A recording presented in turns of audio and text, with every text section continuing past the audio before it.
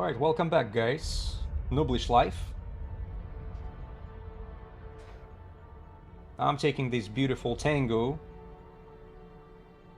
And we're going Panola Paatama again. Because that lady escaped from me more than others so far. And I just cannot let it happen.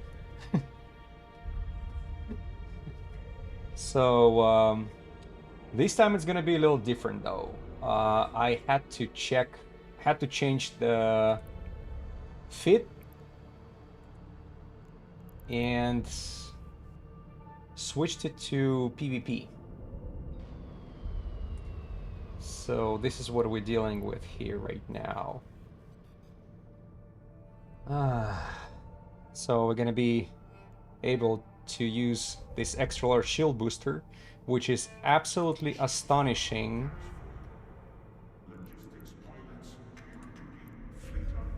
When it gets to, you know, boosting the shield right there. Take a look at that.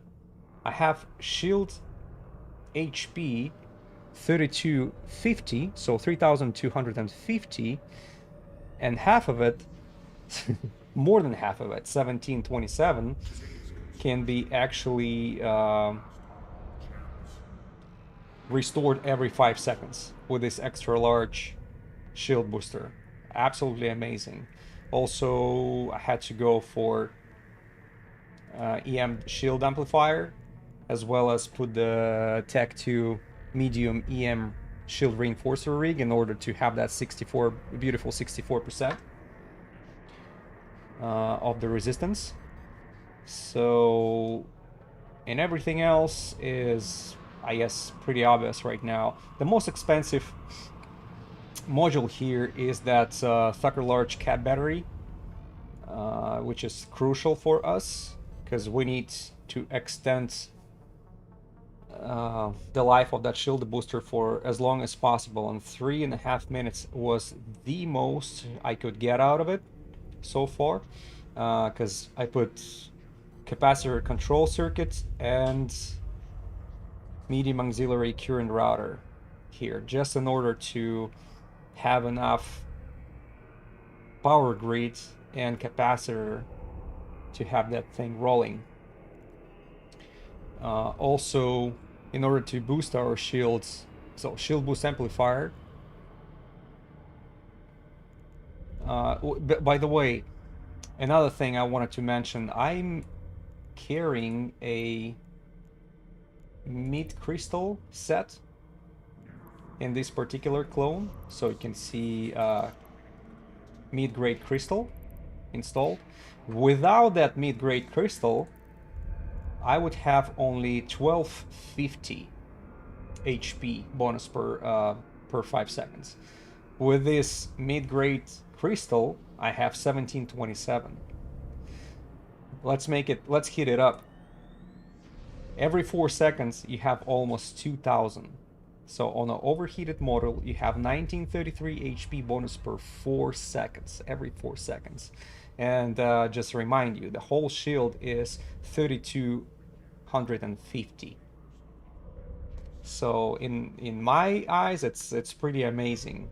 The only thing I'm afraid of is an Alpha Strike, obviously, because I will not be able to survive in Alpha Strikes, because we went from 65,000 EHP on our defense to 17,000.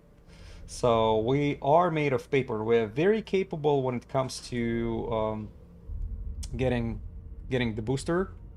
Getting the shield booster out. Recovering our shield, but surviving the Alpha Strike, that's gonna be a challenge. So hopefully we're not gonna encounter suicide gankers. We still have some chances against them, but not with the big Alpha Strikes. So if it's gonna be spread out all over, then yes. But other than that, it's gonna be very problematic. Another thing I had to give up is is my velocity. I'll show you what I mean by that. The rigs that I used to have, where they were, I had 3 medium hyperspatial velocity optimizers in order to get that astronomical units per second to almost 7, right? And now we have only 4. So that's our default for Tango, 4 astronomical units per second. Another thing changed, obviously, is alignment time, because Nana, what do you call it? Nanofiber. Damn, why my memory doesn't work today. Yeah, nanofiber inertial structure had to go also, because I had to install a coprocessor as well as the reactor control units in our low slots. So as you can see, I had to give up DPS, I had to give up the agility in order to have that shield booster capacity. Yeah, but that's crucial for PvP, for solo PvP, which I hope we might get today. Who knows? This is something I had to skip previously, whenever the opportunity would present itself, because I didn't have anything to pinpoint our enemies with. This time I brought just a... Oh, thank you for subscribing on YouTube. Gary Steak. Gary Steak. Welcome aboard. Welcome aboard. So, yeah, as I was saying, we have War Scrambler Tech 2 this time. So if we're gonna have some opportunity, we're definitely gonna go for it. PvP opportunity, I mean.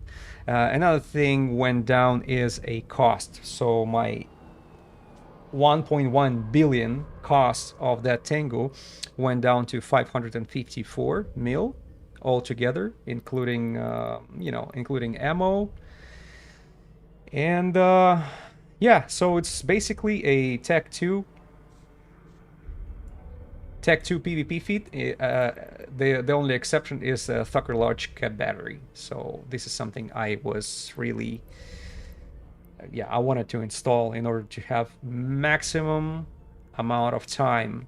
Oh, by the way, when the extra large shield booster overheated, I have less than 2 minutes with this thing working on in a regular mode is 3.5. So this is something to watch for. But anyways, if Suicide Ganker is going after me and I have to overheat that thing, all I need is 20 seconds. All they need is just the one shot, probably, right?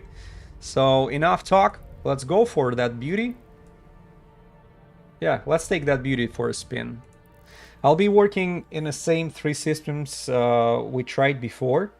So it's only, I think it's under 10 jumps of Jita Forge region. And yeah. Hopefully we're gonna get a little more lucky than previously. Let's fun begin. Actually gonna start the timer since my aligning time changed, as well as warp speed time changed. I want to see how fast I can do, because previously I've been able to cover all these systems, all these 3 systems, under 25 minutes. We'll see how it's going to change this time. Oh, and somebody left a Guristas Holer behind. Thank you very much. We're just starting. We already have a unique unique NPC. That's good. You just need to... Oh my god.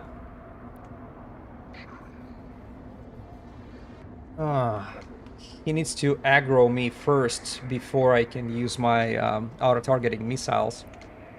Since it's a... Oh, thank you. Yeah, Guristas, I saw your falling. Appreciate that.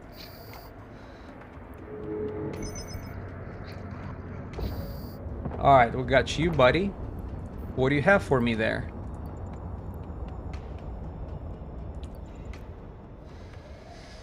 Alright, we started from 3 titanium, but that's, I'd say this is a good sign, you know, for the starting of the stream. Right? The first belt we go to, we see a hauler. NPC hauler. That's good.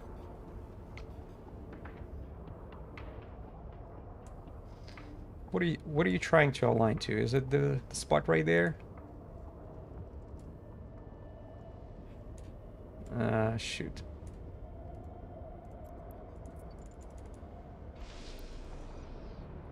Sorry, I got stuck in the freaking in the asteroids there. Warp drive active. Oh, I see a dish is joined. I don't know if you have to probably watch the... Yeah, what's up, buddy? As you can see, we're using PvP feed this time. So we're not going to be skipping the PvP opportunities.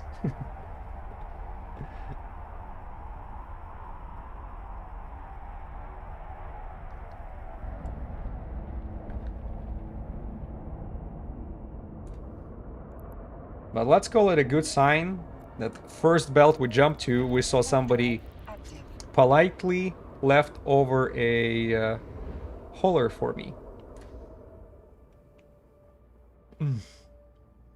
Who knows, maybe that means Panola Paatama is just around the corner.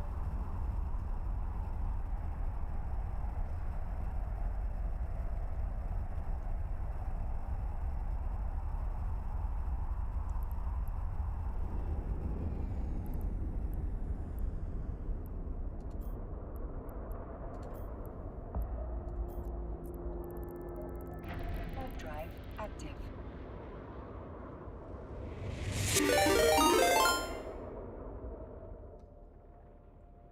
Oh, thank you for raid. Thank you for raid, I appreciate that.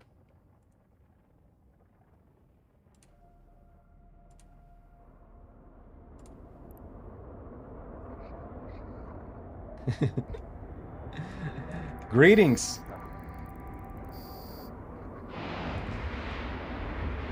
H43S gamer, I appreciate the raid. Thank you very much.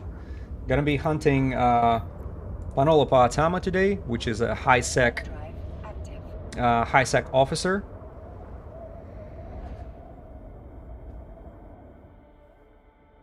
Okay, hates for sure. Got it.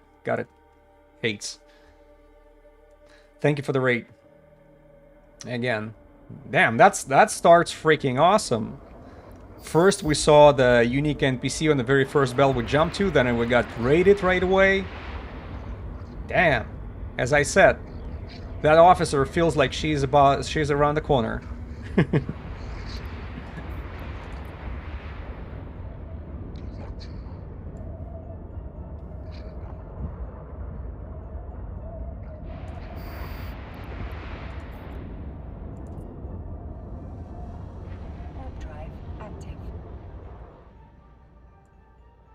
Have tingling sensation to come over and see. Yeah.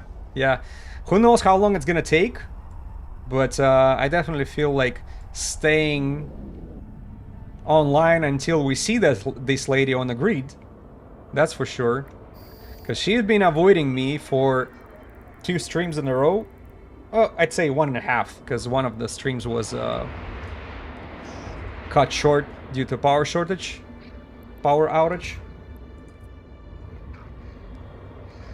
Another thing about hunting in Forge is what I love is we actually can see the prices of all the modules we're hunting right here, since we're next to Jita somewhere, you know, not far away.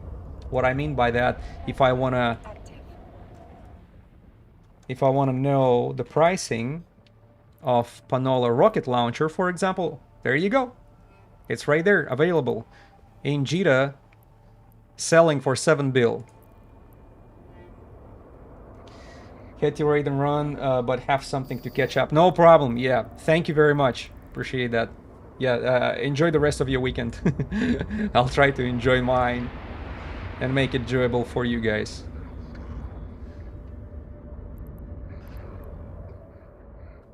So 7, let's go for 8. Thank you. Take care. Take care, Hayes.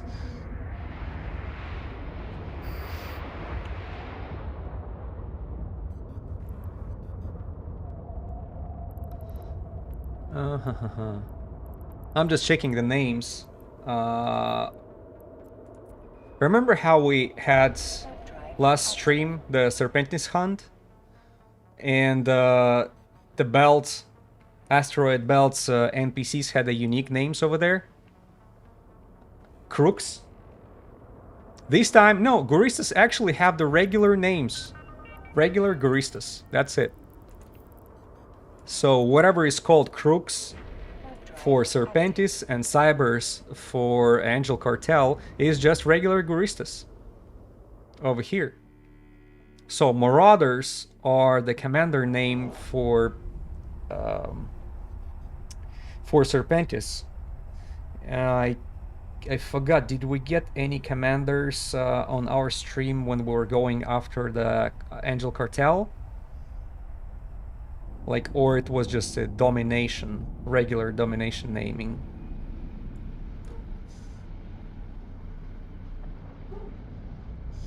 Yeah, it seems like it's gonna take a little longer for us this time since I had to give up on those rigs. The hypervelocity. The jumping faster. This time we're a bit slower, but we are more prepared for PvP situation. So, just in the beginning of that stream, I was showing my my PvP feat I'm gonna be using today for the hunting.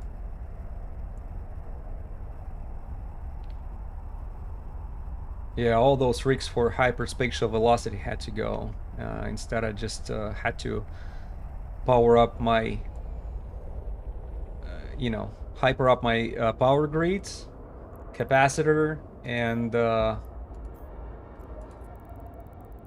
put a plug in that hole of EM resistances of Tengu, because 30, was it like 30% with the multi-spectrum shield hardener is not enough.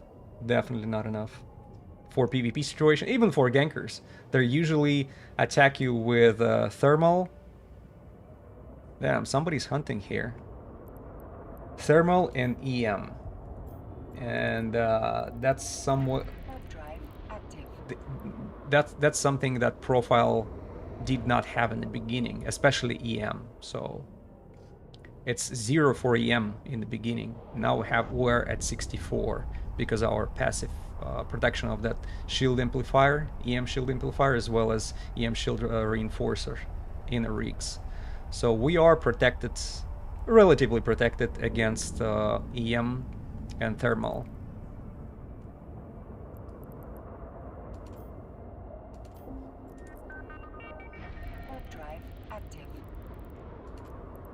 Yeah, I wonder what happens with renaming everybody but not Guristas for asteroid belts NPCs. Did CCP forget about them? Or just that was the plan? Or there is some sort of lore backup? Have no idea. Looks like a human factor to me, honestly. Yeah, I didn't realize how much of a crystal set has the effect. The mid-grade crystal I have pushes my 1250 every 5 seconds to 700s, over 700s. Over 1700, I'm sorry. So we have what? 1727 HP bonus per 5 seconds. And if you overheat it, it's every 4 seconds over 1900 with a shield of only 3250. Damn, Everywhere I go, I see yellow racks. That means somebody is up to this hunt as well. So we're really going in the footsteps of somebody else.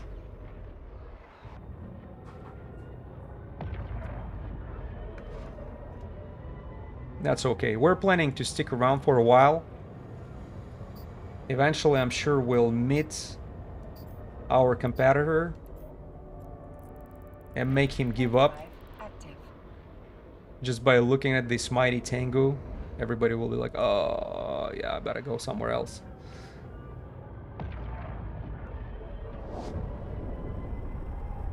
By the way, I looked at the kill board recently for Panola Paatama.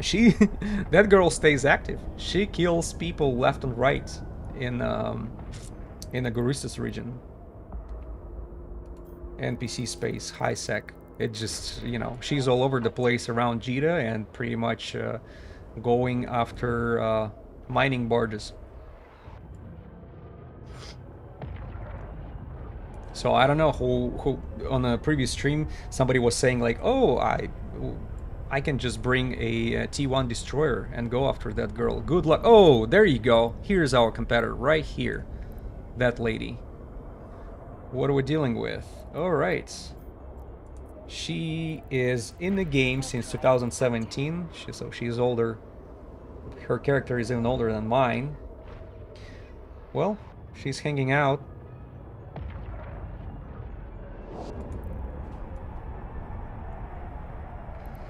Where's that girl? I'm gonna mark her.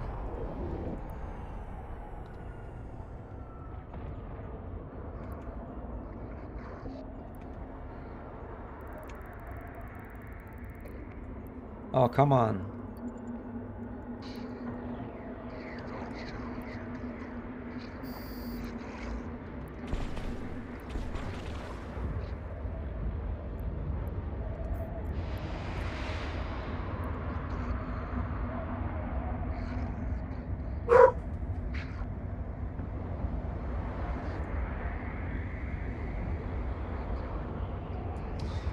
Yeah, my DPS went down from almost 500 to 300 per second.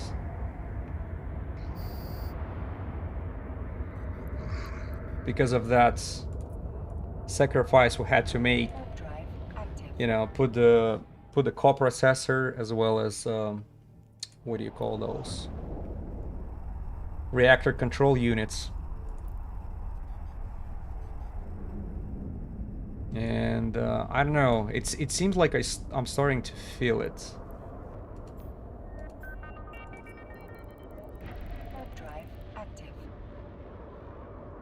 Usually it's like, it used to be 1 or maximum 2 volleys were enough in order to get rid of NPCs. Now I'll pay a little closer attention to how many rockets they eat with their face before they explode.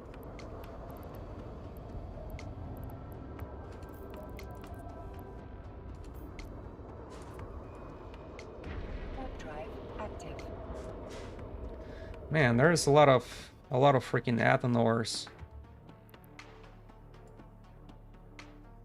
I hope I'm not making a mistake skipping the Athanors. Since somebody mentioned that the citadels are also a spawning points for the officer, but that's only a rumor. I did not have any confirmation yet for that. So if you guys know, share with me. Maybe I should include. Maybe I should include going to Athanors as well. But so far I've been, you know, I know I'm solid on asteroid belts officer spawning, but citadels? No idea.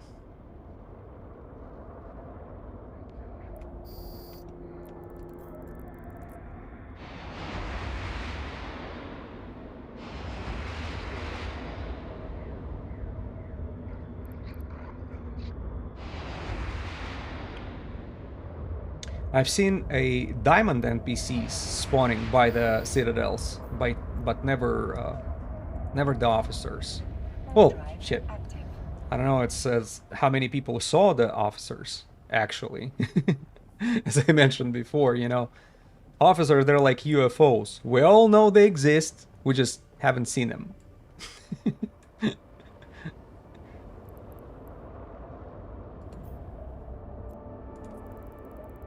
Warp drive active.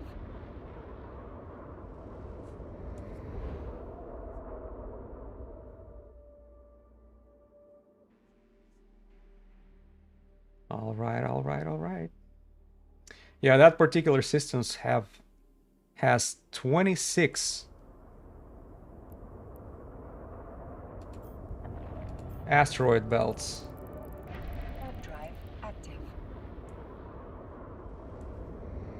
That's a huge asteroid field for one system, so you can stay busy in it.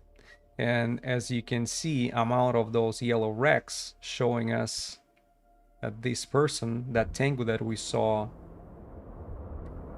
she's being busy clearing that up for us. Warp drive active. Tengu, Tengu, Tengu. Oh, is it gonna be one of those streams where I have commercials every freaking few minutes? Hope not.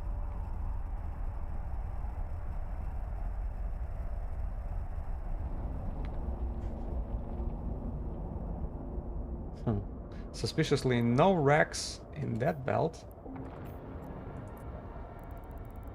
Warp drive active. Alright, no biggie. Whatever she skips, we pick up.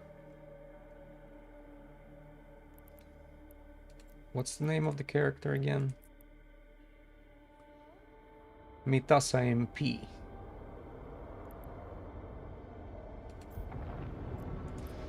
She looks good, by the way. Drive active. Good looking character.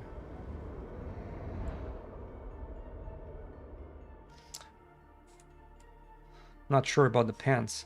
Oh, that's one of those Jita shoes. I know they're pretty expensive. I still have a pair. It just they don't really match any outfit if you look at them. Warp drive active. She looks like she stole every piece of outfit from somebody random. But the portrait is cool. Yeah, portrait is very beautiful.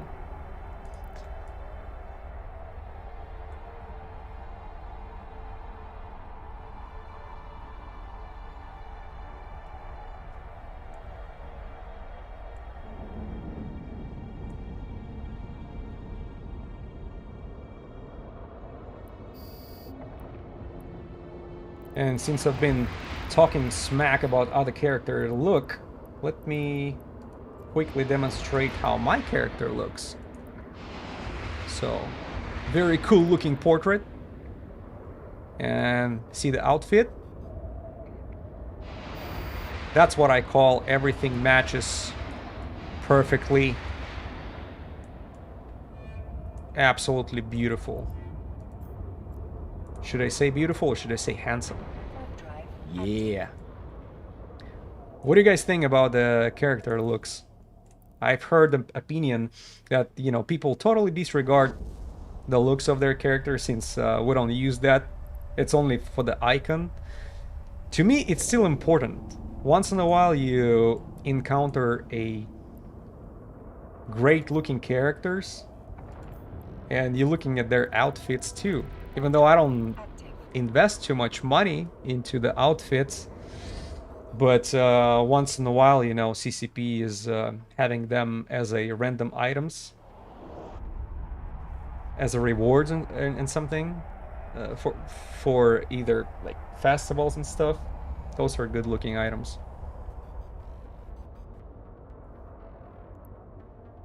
I know some players are making their characters looking like crap on purpose.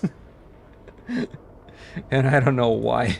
You know, just to make it funny, just make facial features as ugly as possible. I could never understand because you're gonna be the one who watching it the most. So observing it daily, unless you made it for fun and that really makes you laugh, then it makes sense. Otherwise, it's a little weird. Because every time you like turn that on, you look at that character before you pick the, out of these 3 portraits you have, and the feeling you have is, brother, ooh, what's that? And I don't know. For me, that would be not a good option to make. As you can see, I'm trying to save time by pre-aligning to the next point, either Stargate or other asteroid belts, just to save a little more time, since we are not as nimble as we used to. So it's a little bit more actions. More clicks than I'm used to, when you're optimizing the process. For the officer hunt, you wanna jump fast, but that's gonna be a necessary sacrifice for PvP capabilities. We're gonna be slower, we don't hit as hard, but we can take damage. Long-lasting damage, not alpha strikes. No, not alpha strikes, since we have only 1700. No, not, yeah, 17,000 EHP. That's it. Man, I can't imagine. How many coursers can take me out?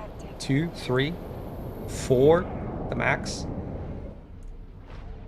But that's in case if I don't do anything at all, or if they hit at the same time altogether. Because I actually put the big hope in that extra large shield booster, which is amazing to me how you can fit extra large shield booster into a cruiser.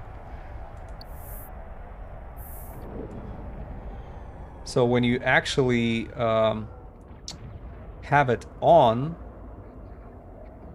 it recovers, it boosts up 50%, over 50% of your shield altogether. That totally feels like you're flying the Marauder. When you have your Marauder Bastion module activated, and it's it boosting the shields or repairs the armor crazy. Like you have like 40 or 50% jumping right away. That's amazing to watch. Only over here, it happens every 5 seconds or every 4 seconds if you're overheating. That's pretty amazing. I'm trying to... Okay. Yeah, I'm trying to keep an eye on the local as well, just to see if that competing Tengu will be in local. So far, she's still in the previous system.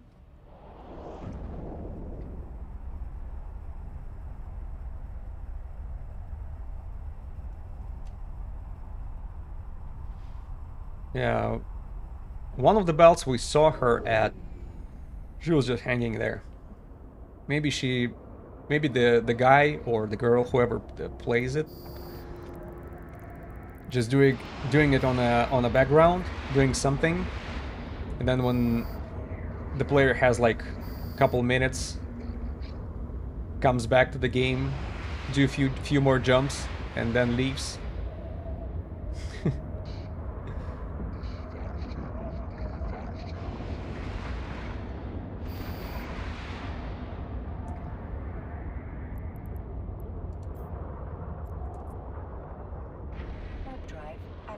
Oh, hold on. No, stop.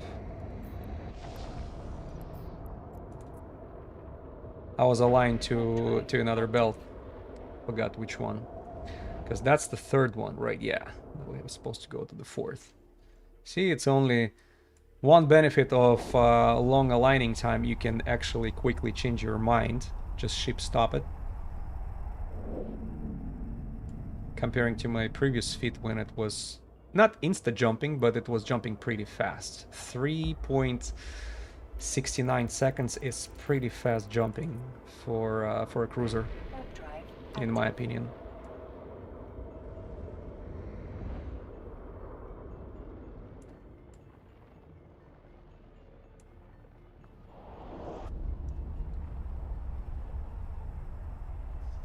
Alright, I'm trying to keep an eye on a stopwatch here. So we're on 26 minutes, and we are in the middle of our third system.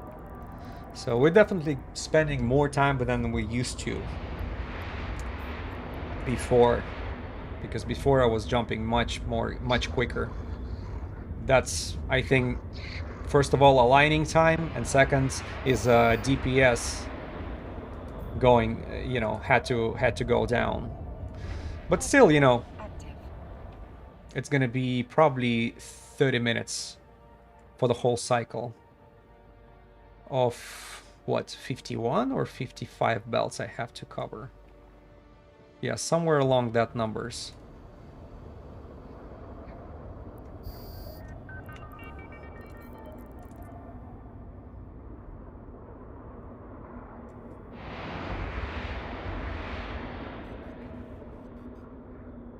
The system where I'm at, by the way, Raisin, at the moment, if you're checking the Zekil board for the officer, I think I saw that system name more than others for spawning, you know, for spawning the officer and having that officer killing one of the mining barges, or whoever it, you know, that officer manages to catch.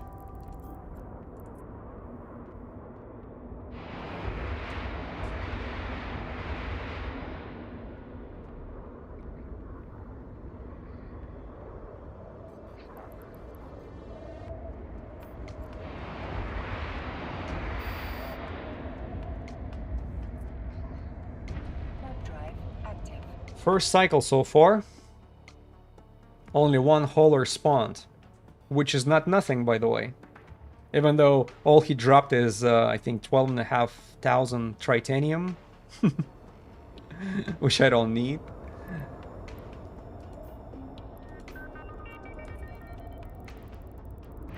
Damn, 29 minutes.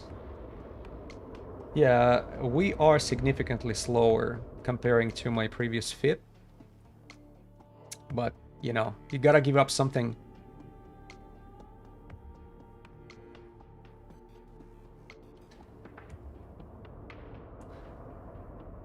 Maybe it's gonna be, make sense, jump between 2 systems only instead of 3. Because I give more than enough time for all the NPCs to respawn.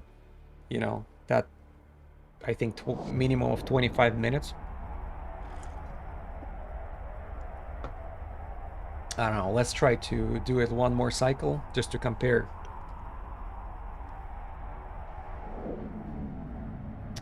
Ooh, mobile tractor unit. Should I get a suspect?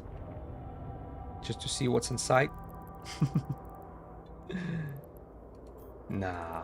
Maybe at the, you know, towards the end of the stream, if nothing exciting gonna happen. Which I doubt. Because, almost every single stream, there is an opportunity presenting itself, like either somebody with a suspect, you know, collecting somebody else's racks. Oh, who do we have over here? Oh no, that's just a Hornets. By the way, it's a Tech 2 Hornets, right? So why don't we pick it up?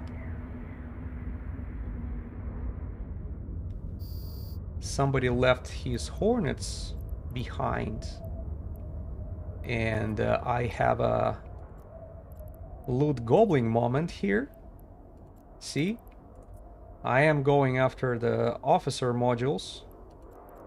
But I'm not gonna say no to a free drones. I know it's laughable, but Drive active. it worth something. Yeah, 353,000 per each. Is it what Jita have them for? Yeah, that's exactly right. I'll take him. The only issue is a, cargo space, but I have plenty. In order, if the officer decide to spawn, most of the time, couple officer modules, that's what you should have enough room for. Or maybe bunch of what? Bunch of faction modules. I think it was 6 or 5 when we catch the Blood Raider.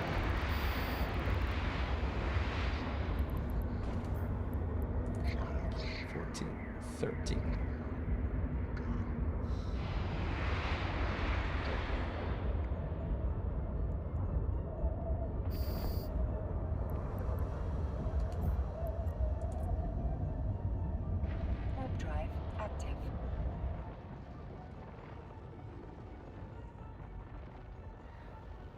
By the way, subsystem remain the same, so visually it doesn't change. It doesn't change how Tango looks.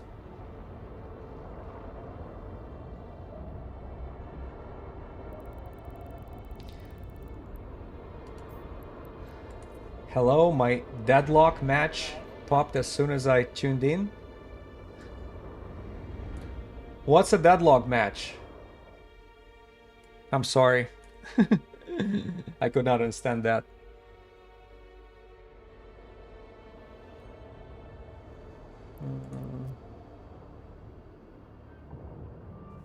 Oh, Schubert. Okay, got it.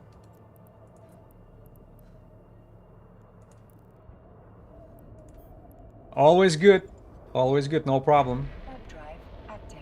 If some butts require some spanking, you know what to do.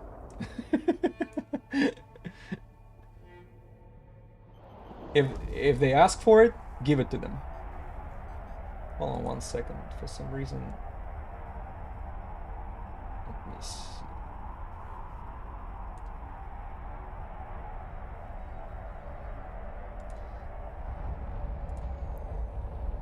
Sorry, I had to change some. Because I see something changed in how my camera is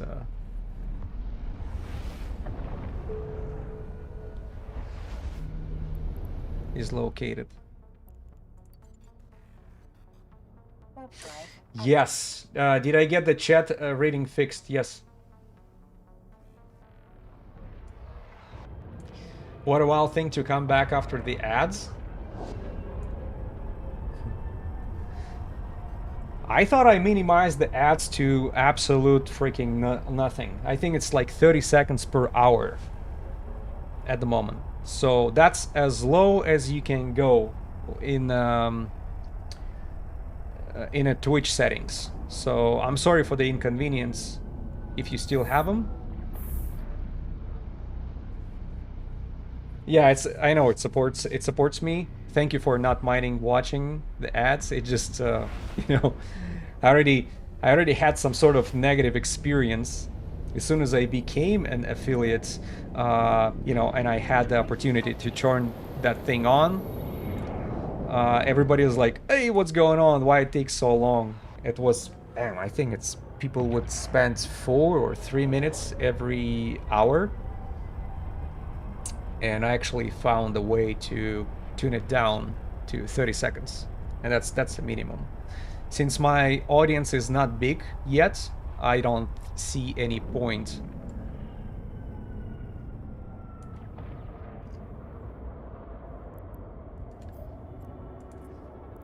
Oh yeah, I had to tone mine down from like 3 minutes to 30 seconds. Yes. Yep.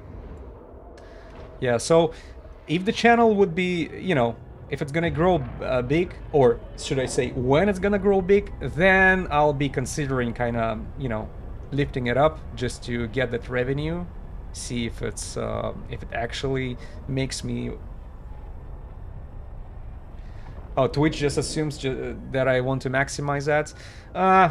Well, Twitch is not wrong about it. It just I understand it makes no sense in the beginning of your streaming career. You know, right now I'm more I'm trying to make it as chill as possible. You know, I'm not asking for subscriptions or donations or anything like that. Just keep it out of your mind. So we're here to enjoy the game, and when it's gonna be enough people, you know, so somebody will be willing to support and things like that, then I'll bring it into this streaming routine. But so far, don't even worry about it. So I'll try to make it as not interactive as possible, you know, just smooth experience, gaming only, talking only. Don't worry about money.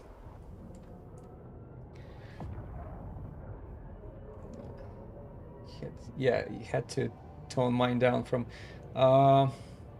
Gertie, are you also streaming? So I assume you do, since you mentioned that you had to tone your downs. I'll take a look at the channels and definitely subscribe back to you guys, because Hates was the one who rated the channel in the very beginning of the stream, so I owe him a subscription. Following. Oh, thank you for following, Gertie. Thank you for following. I'll do my following back as soon as the stream is over. Appreciate the following. Oh, did I? Damn, I keep doing the same mistake. If I'm aligned to somewhere, because before with my aligning time is low, I wouldn't worry about it, but now I'm aligning and then I automatically pick the next.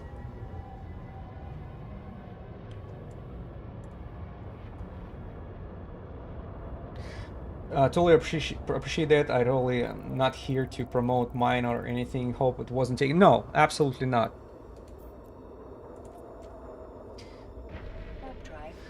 Started Eve last night. Total new bro, as they say. Oh my god, you're in the beginning of amazing journey, and I wish you luck on that. This game will provide you experience which is hard to compare to anything else that gaming industry has to offer. It's very unique in many ways. So welcome to the brotherhood. Enjoy your experience. Yeah, and if you're a beginner, trust me, I'm a beginner too. I wish I could share or promote your channel more, but unfortunately I don't have much audience. So Gertie, whoever here is you know, can stick up for the new bro of Eve or in Twitch career, Gertie is here, you know, welcoming on his channel as well. And by the way, he did not pay me for saying that. I'm just being nice to new bros.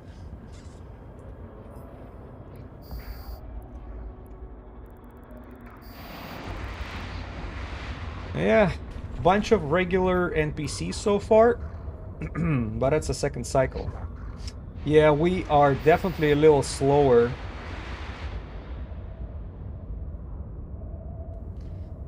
Comparing to our first fit, but that's okay. That's okay. I'd say probably 20%.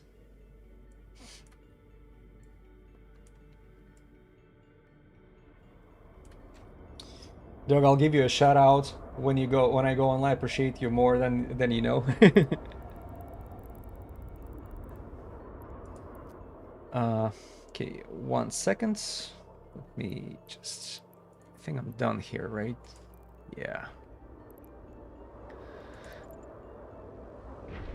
That's the ace. I appreciate it more than you know. Yeah, no problem. Thanks.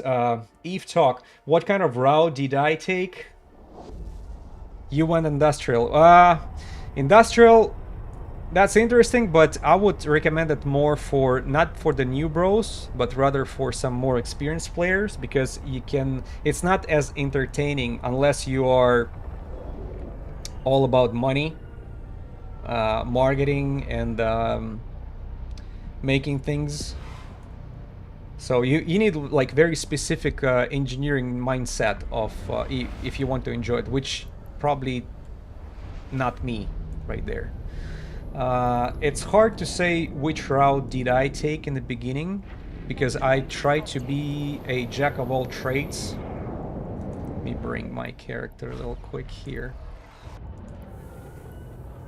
See, my skills are kind of spread out all over the place, and that's a mistake for the new bro. So try to utilize 3 characters of yours of one account as much as possible to kind of distribute the roles between them.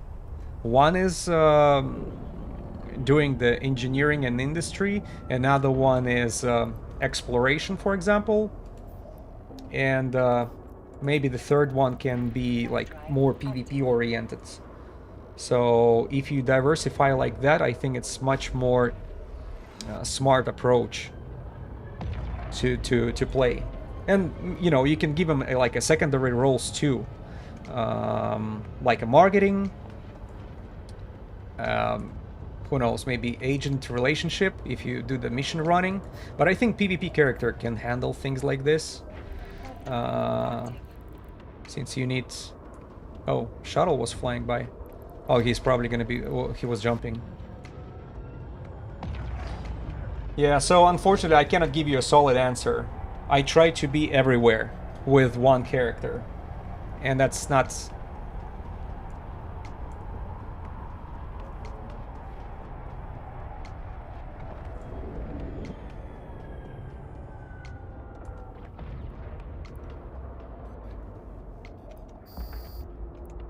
So Nidoki will definitely do that. I just really like space mining and any space game, lol. Well, you're on the right path then, you know, because mining you can do a lot of that in EVE Online. It just makes... I've seen people giving up on the game, or you know, mining would make them sick after a while, because you know, you're repeating the same thing over and over again without really getting any huge, like, either adrenaline rushes or big rewards. And I know it's rich for me, for a guy who jumping between the belts here, but at least there is a chance of officer to spawn, which will give me this rewarding feeling. But with mining, I just don't see it that way. And you know, but if you enjoy it, more power to you. So I was thinking mining. Let me jump to another one real quick. I was thinking mining, but if it is more just that, I will have definitely take a deeper look. Yeah, take a deeper look. Try to use whatever you mine, you know, use for the industry. Then it kind of, you're gonna be building that chain in your mind that, hey, I was the one who collected that resources, and then I turned them into goods, and then I either used them or sold them on the market for a big profit, and then use that profit for fun in this game. Like, that's what I'm talking about. I don't know, build a capable exploration ship, like going for maybe Tech 2 explorers and go into wormholes, have some adventures over there, or going for PvP career on one of your characters. So use that money for fun. Maybe not going like crazy. Do not blink your feet too much. Using regular T1 ships with the Tech 2 modules. But take him to the dangerous space. That will give you... That will play with your nerves so much.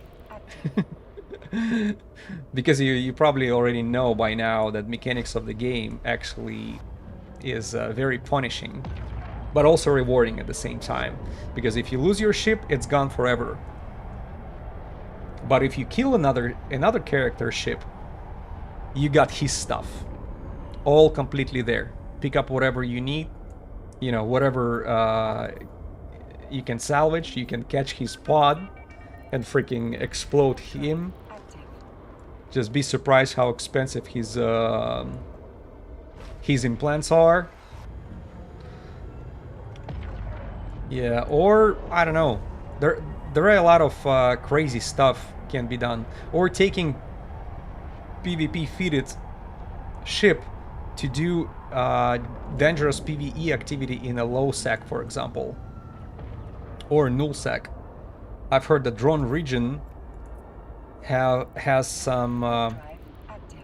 very interesting sites to go through, and you can do it on T1 destroyers.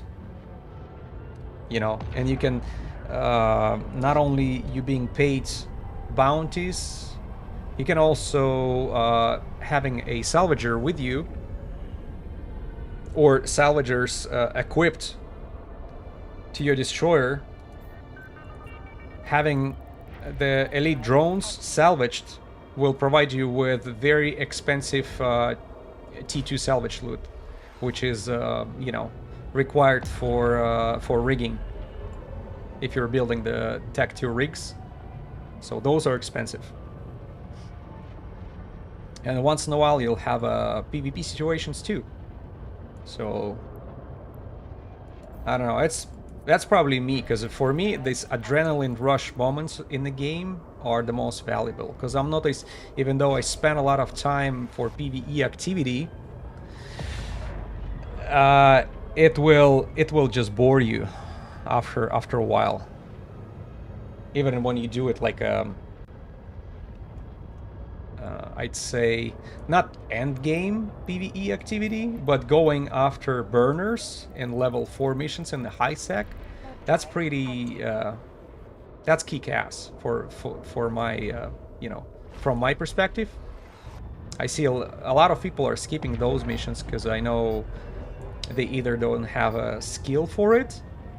I mean, their character is not skilled enough to do the proper feat, or they don't want to invest enough money into building a proper ship which is capable of doing those missions. But they're very rewarding. So it's a lot of loyalty points you can make, turning them into profit. I'm talking specifically about level 4 missions, Drive active. especially burners. Plus, the burners will give you enough challenge to it will provide you some sort of PvP vibe. You will know what it's like to deal with overwhelming opponents. You know, how to overcome it.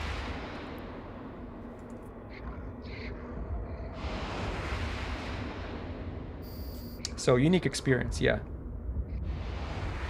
And guess what? Once in a while, you'll have your butt handed to you on a plate by those burners.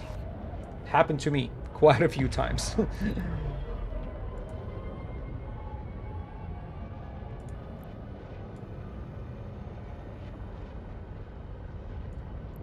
By the way, do I oh, that girl is still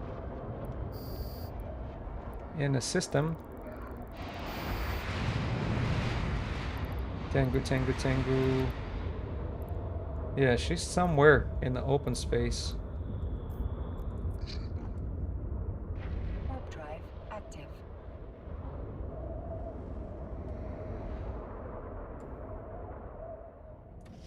Well, we still managed to find NPCs on a few of the belts here.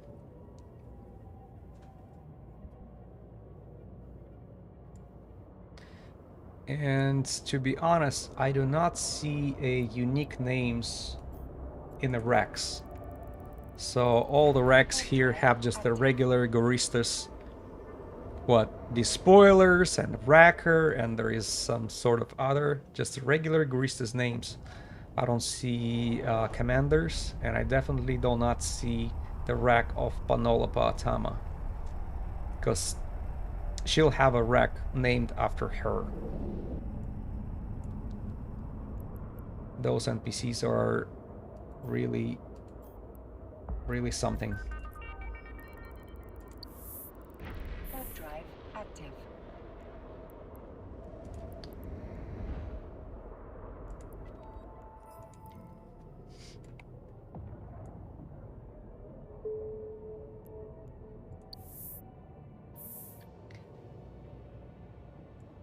Oh, there you go. She's here.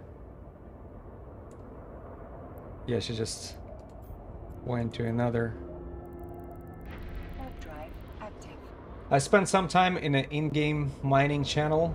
Consensus is mine wormhole gas for the new bros in a cheap venture for decent starter ISK. Yeah, thank you for advice. Yeah, I actually heard it from other experienced players too. Like you can, if you are all about cutting corners, that's definitely can speed up your mining mining career and experience. Now that's something I can look at. Yeah, go for it, because that's been proven be very profitable for new bros. It just study little, in details what you're about to do. Even though you're not gonna be, it's not like losing the venture is a biggest loss in this game. You don't care much about it, but most likely you're gonna be suffering from NPCs in the wormhole because they're spawning after 10 minutes, I believe. Once you arrive to the site and start mining, yeah, these NPCs. Sleepers NPCs are starting to spawn, and they will give you the most of the trouble. Oh, 15 to 20 minutes. Thank you. 15 to 20 minutes. Yeah, it's been years since I would take my mining barges to a wormhole. So I can't remember. I used to take a procurer over there.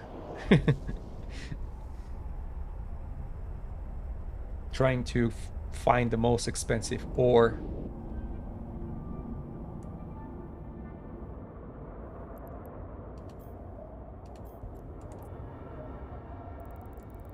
Warp drive active.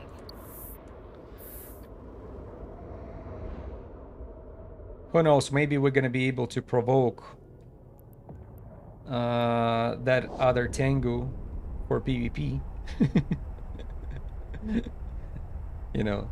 Don't get me wrong, I'm sounding confident, but I don't know how that's gonna go. Because all I have is 3.5 minutes of shield booster, and after that, that's it. But since I'm boosting so much at the same time, maybe it shouldn't be it shouldn't have been spinning constantly, right? It's probably enough spin stop, because I'll be able to boost over 1700 per one cycle every 5 seconds.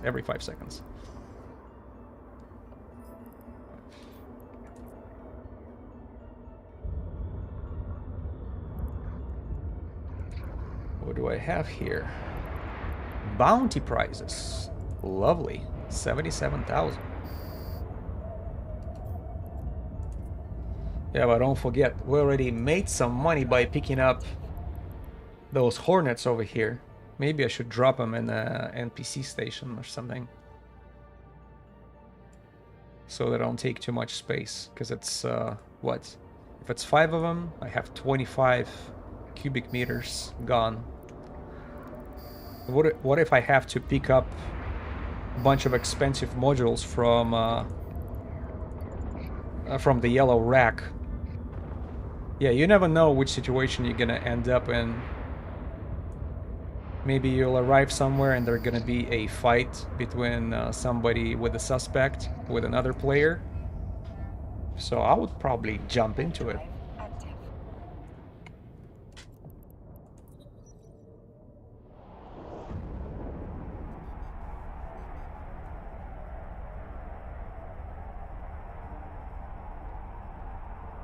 Alright, let's go for Raisin.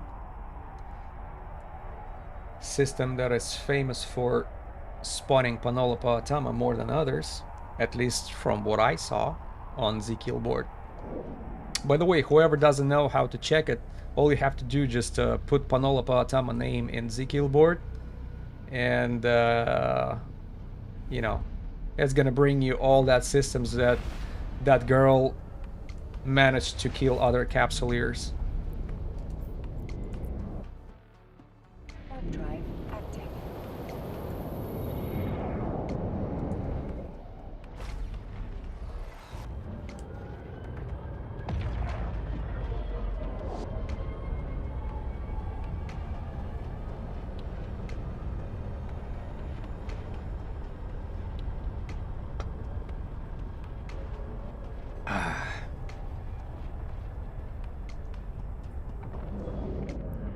Mm-hmm.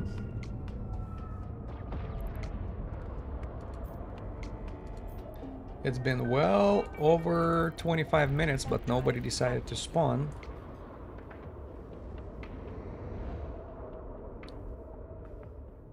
Oh, by the way, Raisin has a income bonuses. 10% bonus to shield capacity, 10% to bonus ECM range, plus the mining speed. Shield capacity. Is my shield thicker over here? 3575. You know what? I'll jump to when we go back to another system. So I'll definitely check it.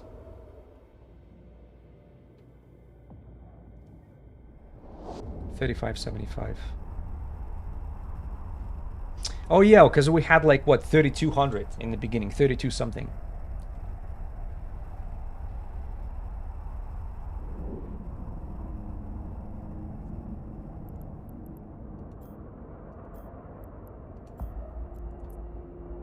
Warp drive active.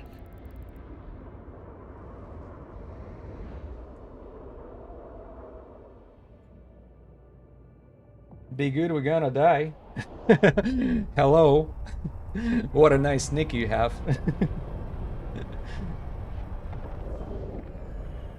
Welcome on stream. We're hunting an officer in the high sec. I know it's an eye-opening for some people, since most of people don't know.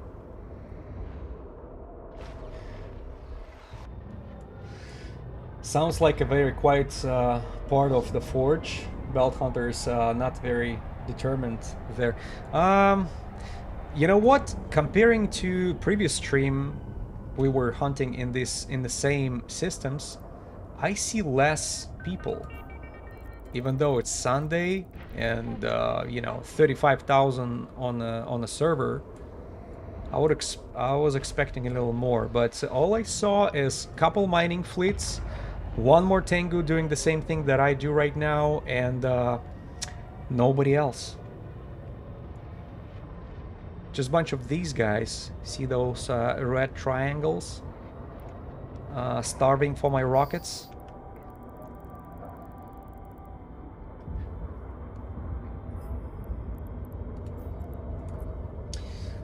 I'm new in the game, like a few weeks. Oh, we're it looks like we're reach with the beginners today. That's good.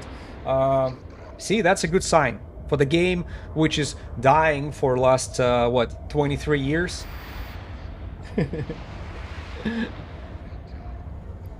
Yeah, it's welcome aboard on the game.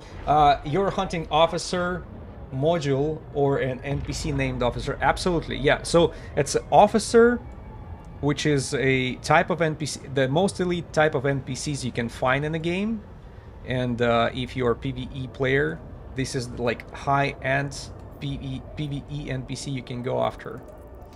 And these guys are dropping officer modules, which look just like that, for example. See that purple sign right there? And that's not only it's named after the officer which it drops from. Yeah, but also it has this purple sign with a star. If I remember correct, it's like if you zoom it in, you'll see a little star there. But also pay attention to the price. 7 billion ISK per rocket launcher. That's what these Panola Paatama modified rocket launchers are costing, and that's what I'm here for. At least one of those babies will will definitely pay for enough fun to go to a low sec. Oh my god. Hold on 1 second. Let me see the messages here. Good to see you at it again. I had a question when you shared the fit. It looked like it didn't fit. You mean the fit which I showed initially in the very beginning of the stream? A large fleet shield extenders put at 6k over power grid. I had 3 of those, right? On my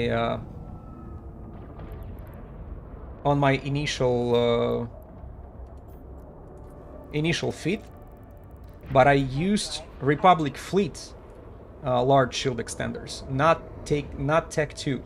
So Tech 2 are much more fit hungry, so they require more power grid. That's why you had to go for faction, either Republic Fleet or Kaldari Navi. I think those are the same when it comes to feeding. You don't know how they feed. I hope you don't. First of all, you should have Amiga account.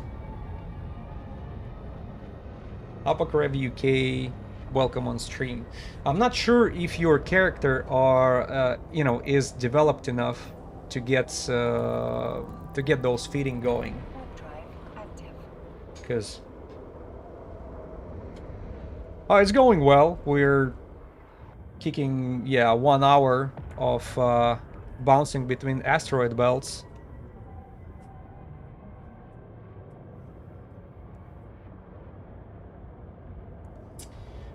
Do I have the feed online? I'm looking at the faction.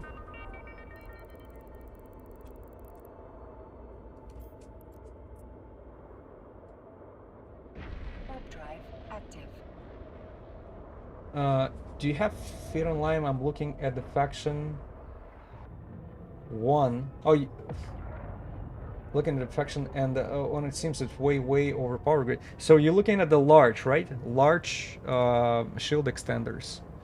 And you're saying 6,000. 6,000, that seems to be a little over the edge. Let me take a look. Because I have the power grids. Power grid for that particular Tango is 1,300. But by the way, I actually extended it.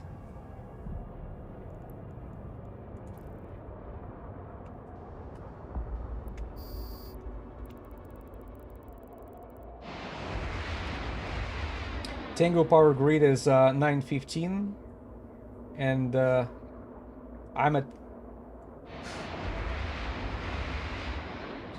and I'm 6,000 over cap.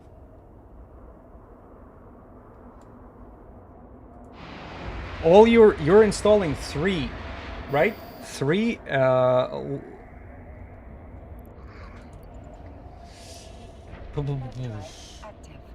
not. The problem is I'm not using the feed that I had before. The feed that I'm using right now is different. It's no longer a passive shield. Right now it's an active shield Tango. So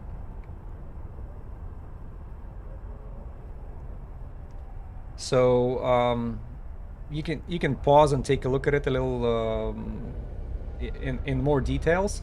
But if you're planning to use passive shield Tango, give me 1 second. I did not save the feed, unfortunately, for it. Shoot, but that happening? No reason. Hold on 1 second. Just making sure. Yeah, it is happening. I'm trying to. You can try this one, or for the mid slots, you can use 3 large shield extenders, then 1 multi-spectrum shield amplifier, then you need then I was using micro warp drive and stasis webifier, and my power grid was just enough to do to fit all that. And by the way, I did not have to enforce the power grid with this capacitor control or auxiliary curing router. Didn't have to do anything of. You see the reactor control units, I didn't have it. I could definitely throw a ballistic control, couple ballistic controls into it, and call it a day, as well as nanofiber structure. So that was the fit. Shoot, did I have a? I'm sure I still have it in Jita. So there you go. That's what I used to have there. Is active or passive nicer? Good question, because we used passive before, and it's quite an overkill. Quite an overkill. So it's definitely capable of taking down the officer, and with over 60,000 EHP for your Tengu, you are not as vulnerable for alpha strikes of suicide gankers. So you're. Oh, by the way, I used mid-grade Nirvana with it as well to try to maximize this shield as much as possible. Yeah, so compare it to what you have right now, what I have right now with the active one, a little over 17,000 HP. I'm very vulnerable when it comes to suicide ganking now. I'm more capable for PvP, of course, but you see, that's the thing with a passive Tengu. You cannot use it for PvP, right? You could have maybe you can replace the stasis webifier with a warp scrambler or warp disruptor, but all you have is your passive shield, and after that's gone, say bye-bye. You know, if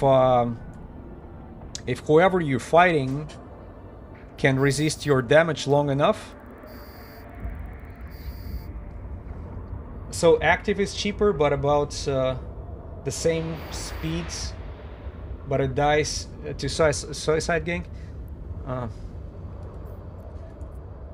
So no, active is not cheaper.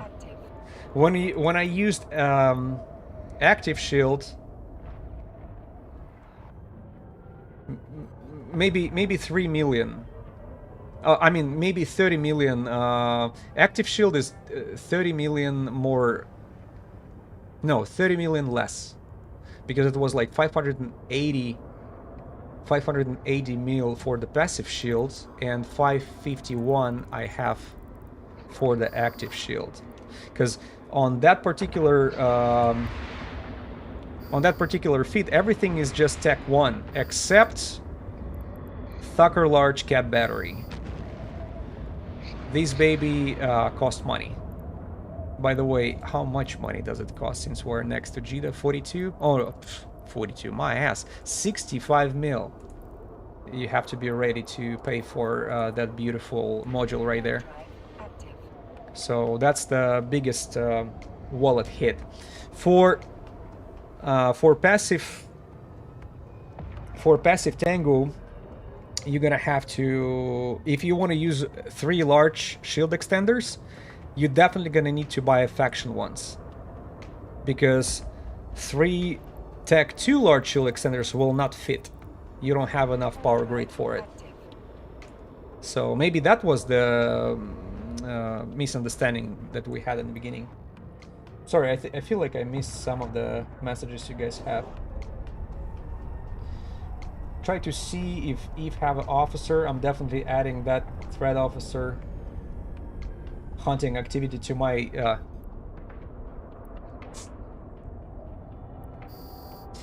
Did I look into a Jagdoll feat for running this? I did, and that would be probably faster and not as expensive as Tengu, but I always wanted to fly Tengu, and that's the first time I'm flying it, even though I do play Eve for like 8 years.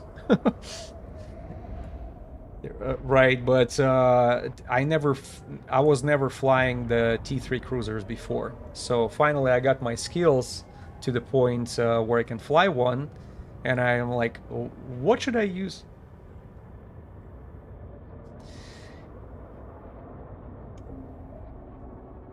You think you made a mistake on the feet somewhere? Sorry, looks like the weapons are oversights or something. Yeah, yeah, that's definitely sounds like it because when you mentioned 6,000 power grid requirement and all you have is 900 on a regular Tengu, that's what that mistake is like. So what I'm using for weapons here is a heavy missile launcher Tech 2, and for me it does the job just fine, even though some people might argue that large missiles, you know, the explosion radius way too big for the frigates, the speed of explosions are way too low, and that's all true, but it's still enough to go through the to go through the armor or shield of these officers. And I tried it out on Makra Osman, Blood Raider officer. So it took like, I don't know, a minute and a half probably to chew through his armor. Yeah, even though I could see that definitely with his small signature, he's able to tank more than I anticipated first, you know. But keep in mind, there is a chance that you're going to be fighting someone bigger than the frigate, right? What if, because for me personally, why I'm flying Tengu with the large rockets is because, oh shoot, why did I do that? At some point I hope to end up in the PvP situation, and that's when these large missiles will come handy. That's when it's going to be a time to kick ass.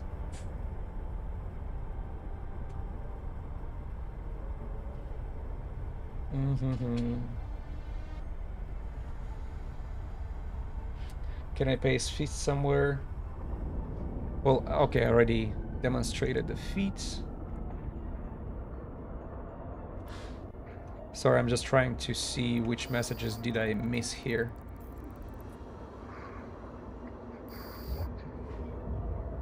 Try this one. Active, passive, nicer, so active, cheaper. How often do I get into PvP situation? Well, when you're like targeting them and you... Oh, shoot. Wrong turn. Not as often as I can, actually, but now since I am in a PvP feed, I will definitely not skip the PvP situation. And what do I mean by PvP situation? I'm not provoking these people for fighting, you know, by looting somebody else's racks. That will give you a suspect, and people, it's going to be tempting for people to attack expensive ship that I have.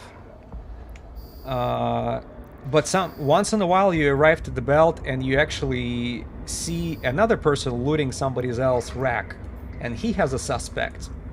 And that's exactly what happened on, I think on the last stream, when I had... Who was that? Like a mining barge, right? He had a suspect, and I was just there. I could catch the guy, I got close to him and got him locked, but I did not have a warp scrambler or warp disruptor. So even if I would have applied my stasis webifier, he would still warp out. So it wasn't... It made no sense. Also, once in a while, with all these jumps back and forth between the systems, I actually see people with a suspect making a jump. So that's your PvP situation right there. Now, another thing we were talking about on the last stream, what if I arrive to the belt and I see other Tengu or other ship, you know, spawning, was able to spawn the officer and he's in the middle of the fight? Yeah. Nice person would probably just call it a day and leave, you know. let the guy have a fruit, I would compete for it. I would lock that officer and just jump straight into the fight. And my second target would be that ship who was there first before me. So in case if he's if I'm able to loot his, you know, let's say the officer explodes and that wreck belongs to the guy because he was here first and he applied more damage, I would still try to snatch the loot. That would give me a suspect, and that's your potential PvP situation right there. Opa! There you go. Dread Guristas. Okay, Dread Guristas, that's the first commander we have for today. Sorry, I got a little bit more excited than I should have, because for a second I thought we were able to. Seems like the active feat could lead to more fun. Exactly, and that's why we changed it to it.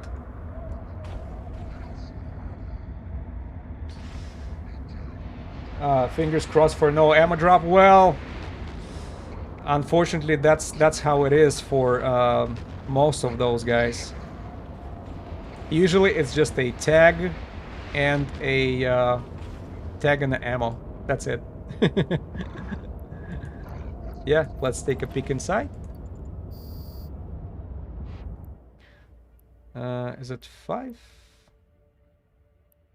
Which belt is it? It is 5, yeah.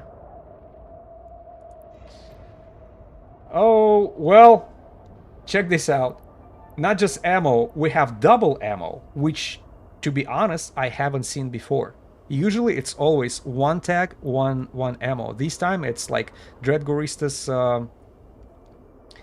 Iron Charge plus the rockets. I'll take all that. Beautiful.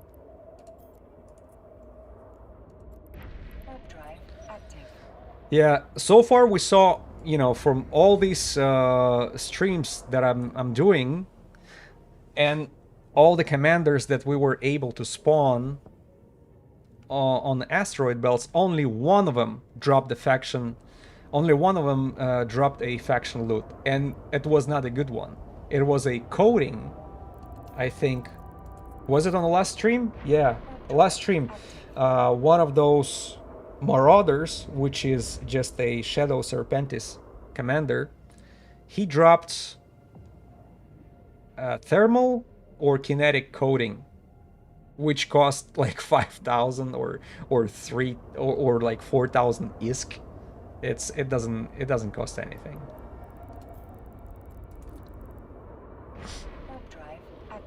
Yeah, so that was very cheap module, even though Serpentis is capable of dropping something good. Like their A types are expensive. They're not A types. Maybe what was it? Shadow Serpentis stabilizers, kinetic stabilizers. Those are expensive.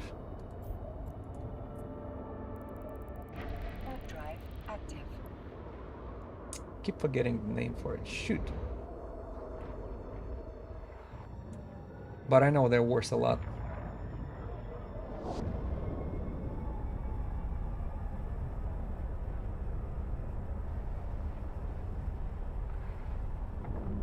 By the way, do I have the competitor in the... Yeah, that Tengu is still in the system.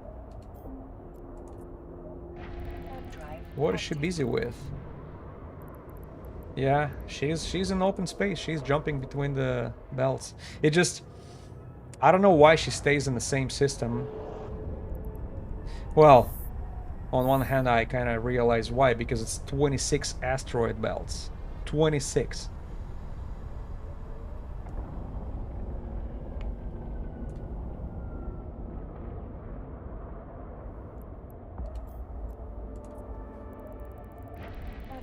So...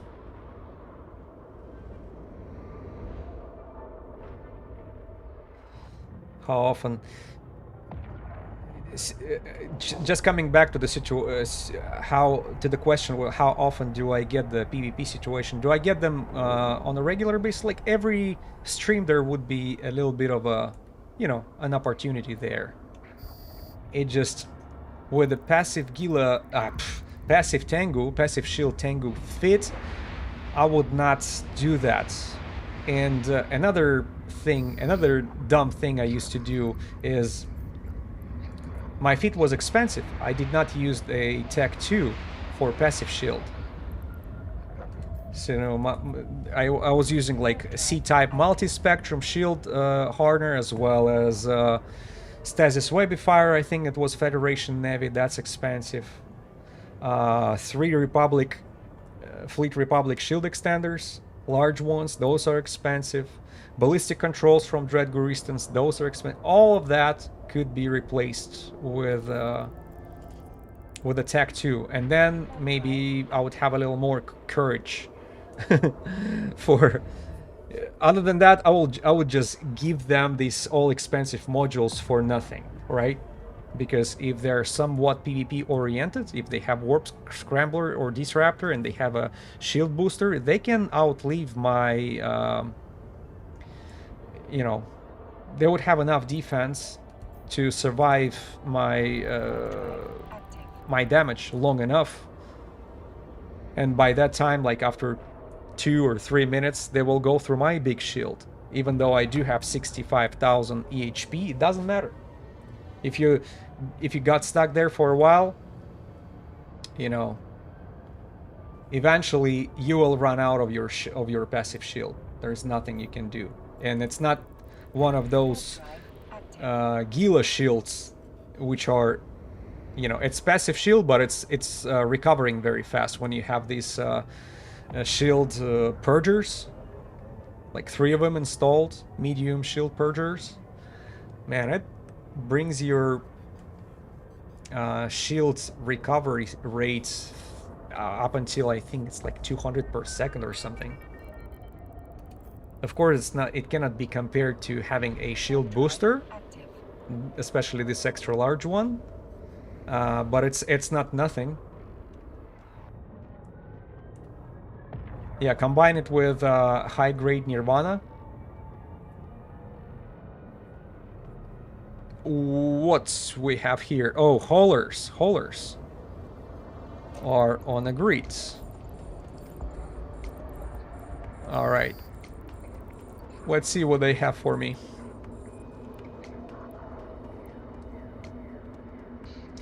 How important is a cloak? If you want to see how important it is, you can definitely check out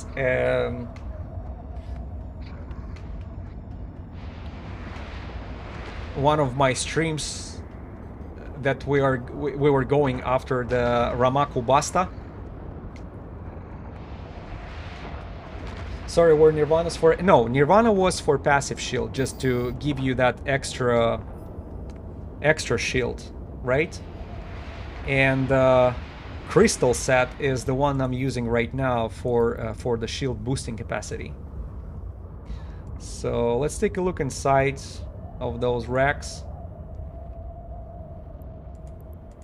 See, that's like third unique spawn here. Oh, Maxalon. I'll take the Maxalon. Yeah, Nirvana is for your passive shield, Crystal for your shield booster, Asclepius for your armor repair. No, we don't need that. Are we at 16? Yeah, let's go to the next one. Warp drive active.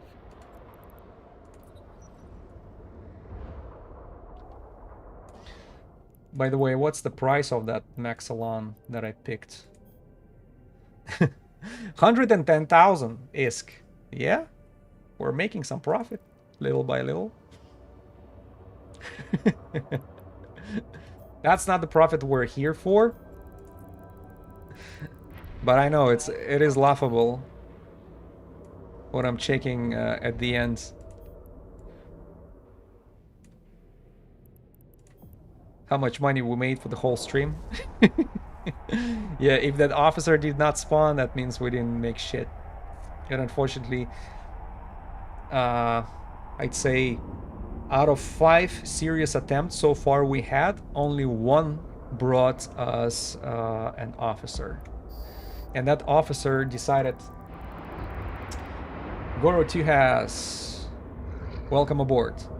Yeah, out of those 5, only 1 gave me an officer. What does it mean? It doesn't mean that we're suck at 80% of our hunting attempts. That means we're 20% successful. All right, that's how I look at it. And Goro 2, thank you for following. Appreciate it. Welcome aboard. So that 20% of success still keeps me going here. You know, and money is not, well, honestly, money is a motivator, of course, but I haven't seen the real money yet. And Panola Paatama definitely capable of giving that that money chance, because as I said, she drops rocket launchers, which worth 7 billion ISK in JITA, and they're selling actively. I know that AT ships are using those. Whatever that AT ship, which is looks like a Jackdaw, they're using they're using Panola rocket launchers all the time. Drive active. So there's definitely a market for it. As soon as we get the officer module, whatever it is, I'll put it on the market for sale. And after that, I have enough budget to take that Tango, probably without even any changes. We take it to the low sec, going after the low sec officer, which are cruisers. And I believe that fit is capable of taking the cruiser down too. It just, you're limited on your time, because you have only like what, 3 minutes or 4 minutes of active tanking. But I think that's enough to take down the officer and whoever arrives with him. Drive active. Are low sec officer more valuable? I hope so, because the high sec officers, they're frigates, so they will give you the smallest size modules, right? When it comes to freaking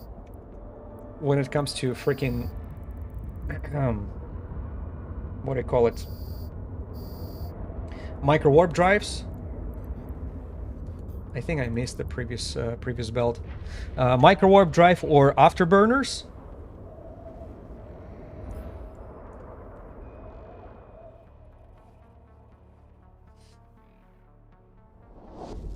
I haven't seen the money either, and I had 1 spawn on me last event and Solitude. I even forgot the officer name. I think you mentioned it was since it's a Solitude, we're talking about Galente space, right? It was Asine. Damn, what's her name? I already forgot my previous Asine Hitama. Yeah. Sorry, I had to check there a little quick. Asine Hitama, and if I believe, you know, if that's what you got, who you got, that's she was flying a what, Daredevil. Drive active. Yeah.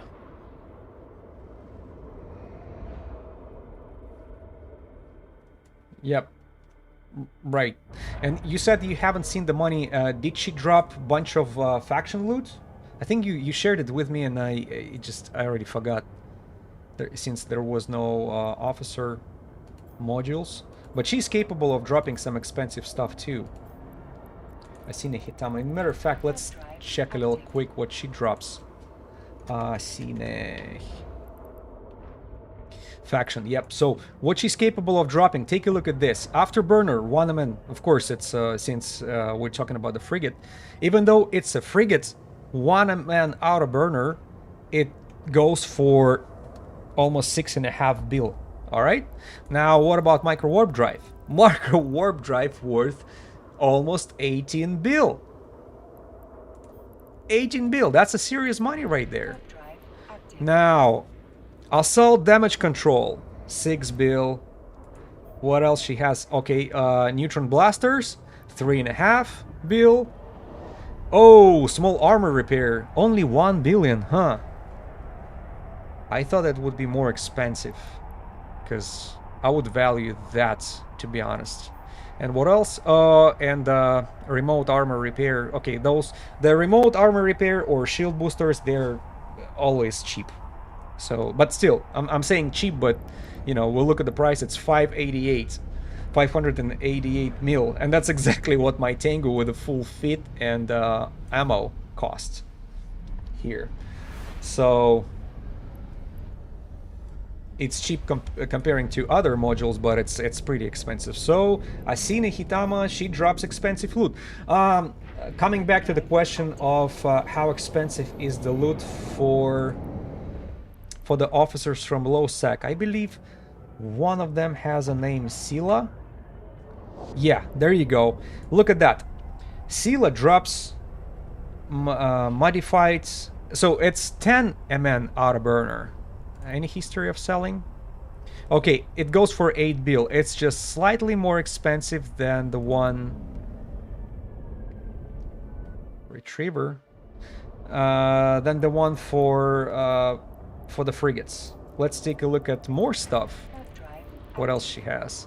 Okay, 425 millimeter autocannon. So we have around 1.5 bill price. Now look at that. Micro warp drives, 11, almost 12 bill. Okay, modified medium remote shield booster, a little under 1 bill. Okay, and we have medium. So medium shield booster is 2.5. So I'd say price-wise it's probably almost the same. Almost the same.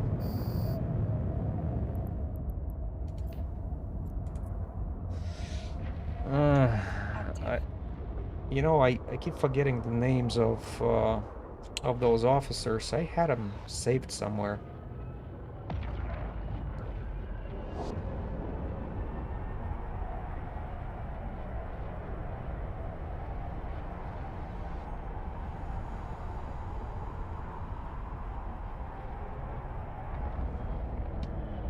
Possible value, yeah. So looks like cruisers are more top heavy, but actually similar over possible value. See, you're spot on this one. So now you're taking more risk, taking your somewhat expensive ship to the low sec, right? But what if you are after that particular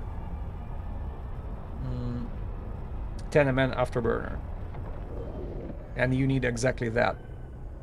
Then that's the only chance to get it, unless you're, you know, rich enough to just straight up buy it off the market.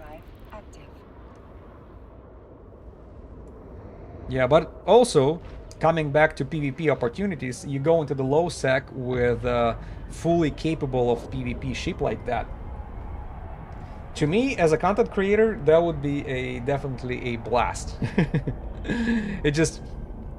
Since I'm low on money right now, I can't afford it at the moment. But as soon as I have a officer module dropped and sell it on the market,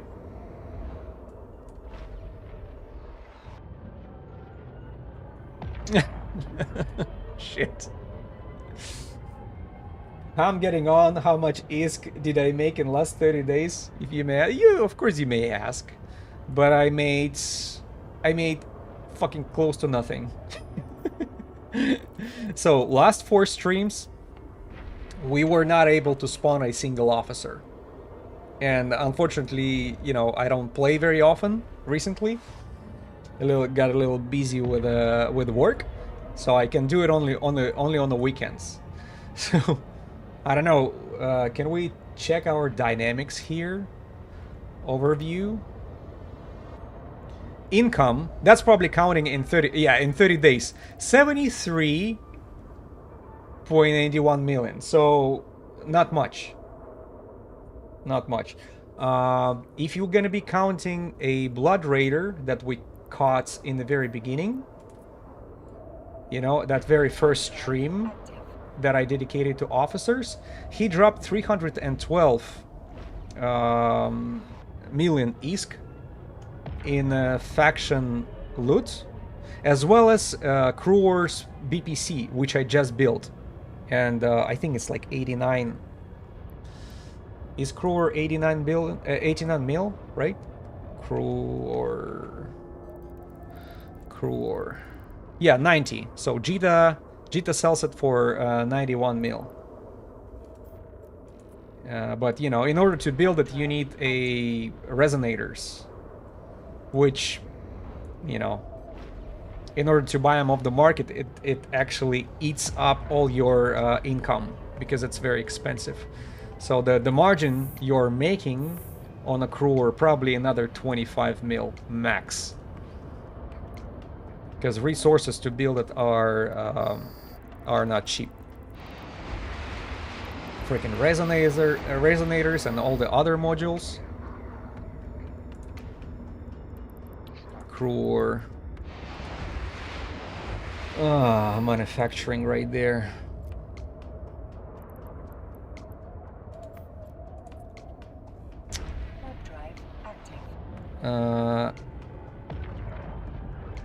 Hold on a second.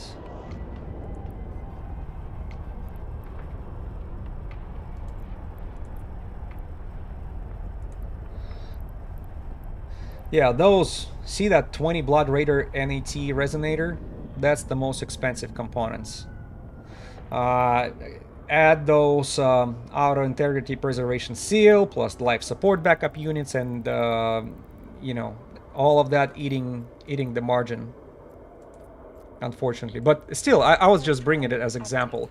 So 312 plus the BPC, which costs another, usually it costs like 20 mil for the copy of the blueprint, and it brings us to 330.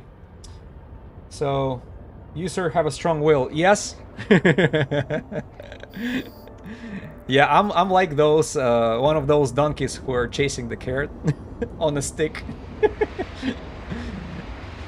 But it's just, to me, it's entertaining. I don't do it for profit.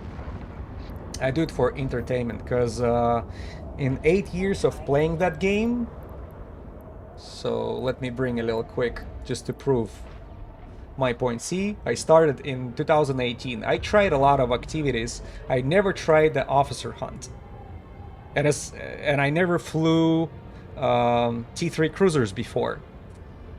So to me, I'm training myself to be comfortable with the T3 cruisers before I take it to a much more dangerous situations.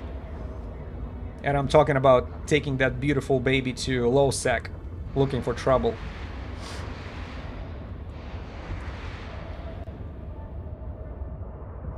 Yeah, and another thing, to be honest, oh, he's leaving, and he's leaving to nowhere. All right, say bye-bye. That's the first one. That's the first NPC who survived today.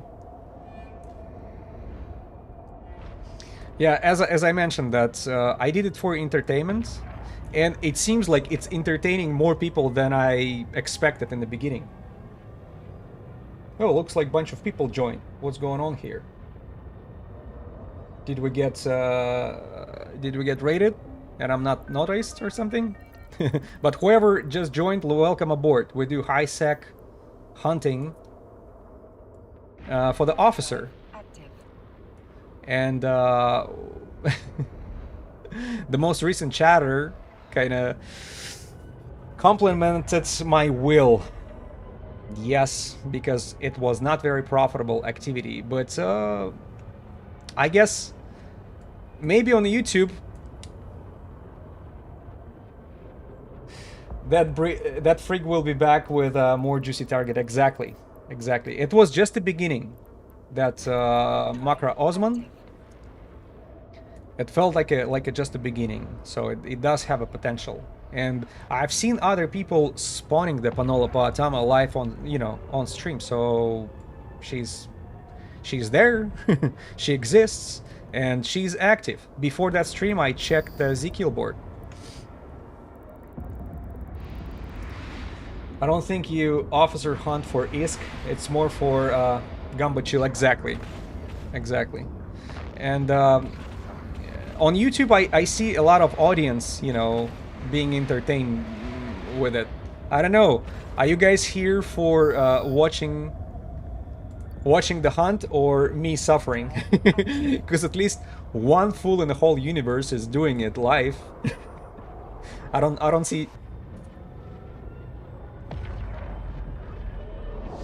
Jimo Hedron, welcome aboard. No, you are showing up for our feeds more for YouTube than was a lot of no e-videos on YouTube a couple days ago. Now they're starting to pour in, and therefore, while it was hard to see live streams for EV, okay.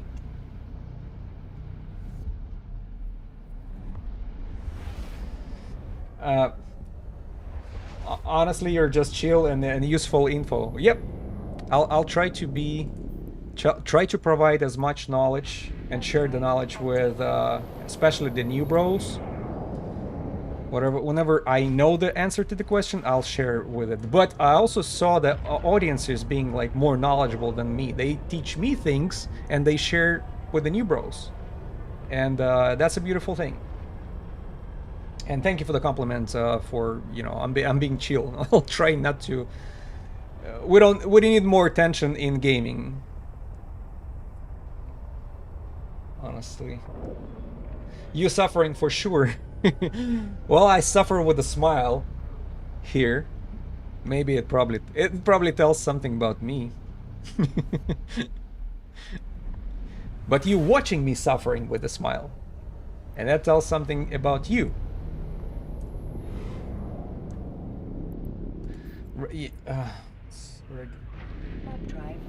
Community love. Yep.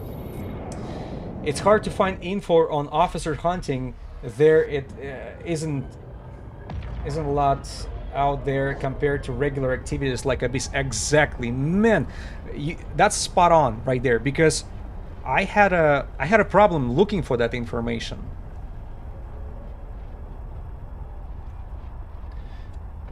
Been playing since 2003. Love seeing new streamers. Yep.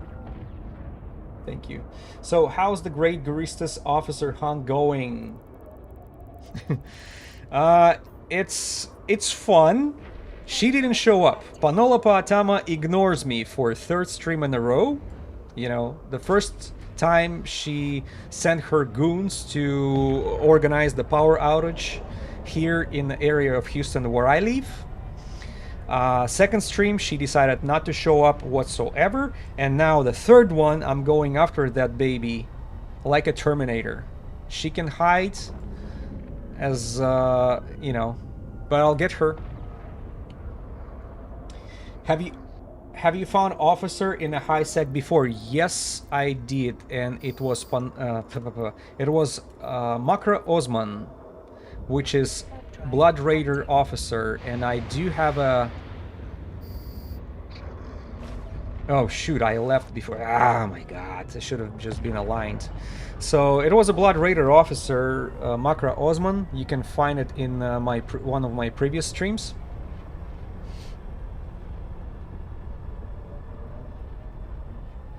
There's a lot of arcane things like a warp here, wait 5 minutes, then check each other belts or something. All these unchecked information I would not trust 100%. What do we know solid for now about the officers in the high sec. They spawn in the systems of, you know, NPC space of 0.5 security level, right? That's what we know for sure. They also have a tendencies coming with a wave, you know, bringing the escort with them. It's one officer plus bunch of destroyers and frigates. That's solid. Other things, the spawns are taking from 20 to 25 minutes in the belts. So if you're, like you see, I just destroyed NPCs on this belt. They will not be spawning for next 20 to 25 minutes. There is not a point to come back. So when you're building your route, you have to kind of plan ahead. So how many belts I can cover before I come back to that particular one. So at least minimum of 25 minutes supposed to be between them. That's what we know for sure. So they don't spawn more often than 20 minutes. Oh, thank you for following. Welcome aboard. So, as I said, there is not that many things we know for sure. It's only, like, you can find them in the NPC space of 0.5 security. And if you want to know exactly where they spawning, you have to check Ezekiel board. That will give you an idea. So all you have to do, just type the name of the officer and bring the info, and you will see those, you know, the list of unfortunate capsuleers who were victims.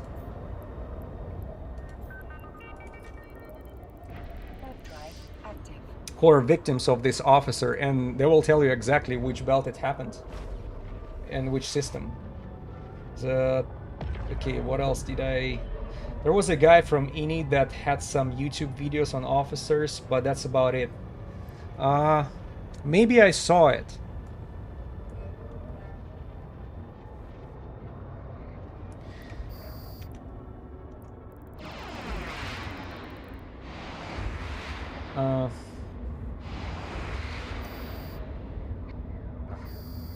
Look. Sorry, so many messages at the same time.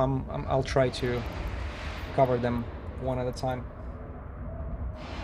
Maybe I saw the videos of that Init guy too.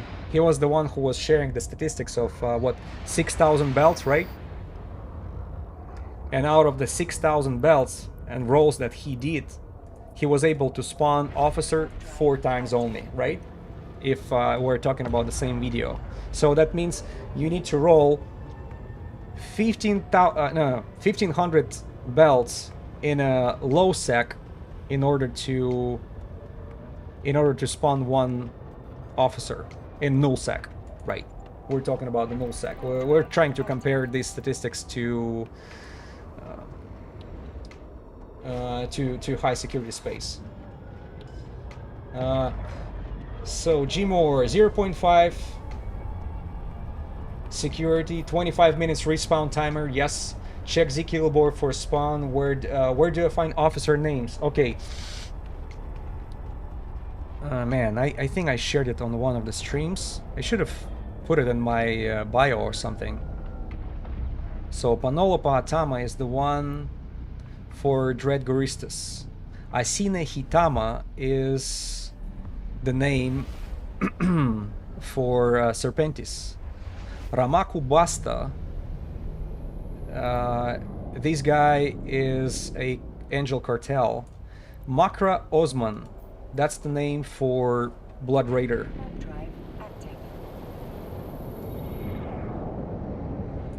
Yeah, that's the Blood Raider. And 1 second.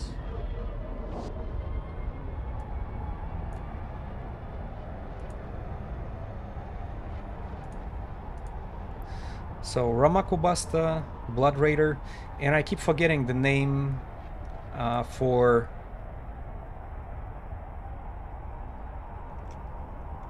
what's her name? For Sancha. Usaras. Usaras, man. What is her last name? Give me 1 second. I'll find it. I'll find it. So Usaras Koirola. Jesus Christ. And look, I know it's hard to catch those names.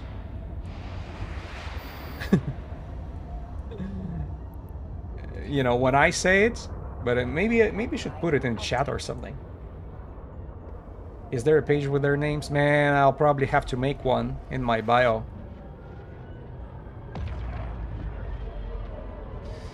I've never gone officer hunting before. You know what? Let's really do it right now. I'm gonna create a quick list and put it in a bio or something.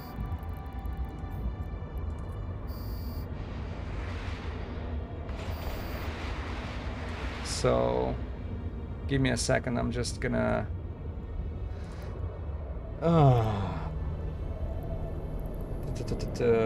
Where are we at?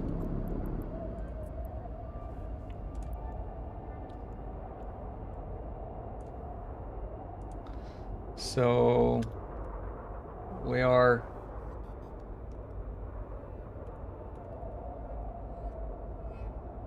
Panola, Paatama. That's Guristas. Ramaku Basta. Angel Cartel. Asine Hitama. Serpentis. And Makra Osman. These guys from Blood Raider. And Usaras. I don't want to misspell that. Let me double check. Usaras Koirola. Usaras Koirola. Yeah, these 5 names. Let me drop it in a super chat here for everybody to see.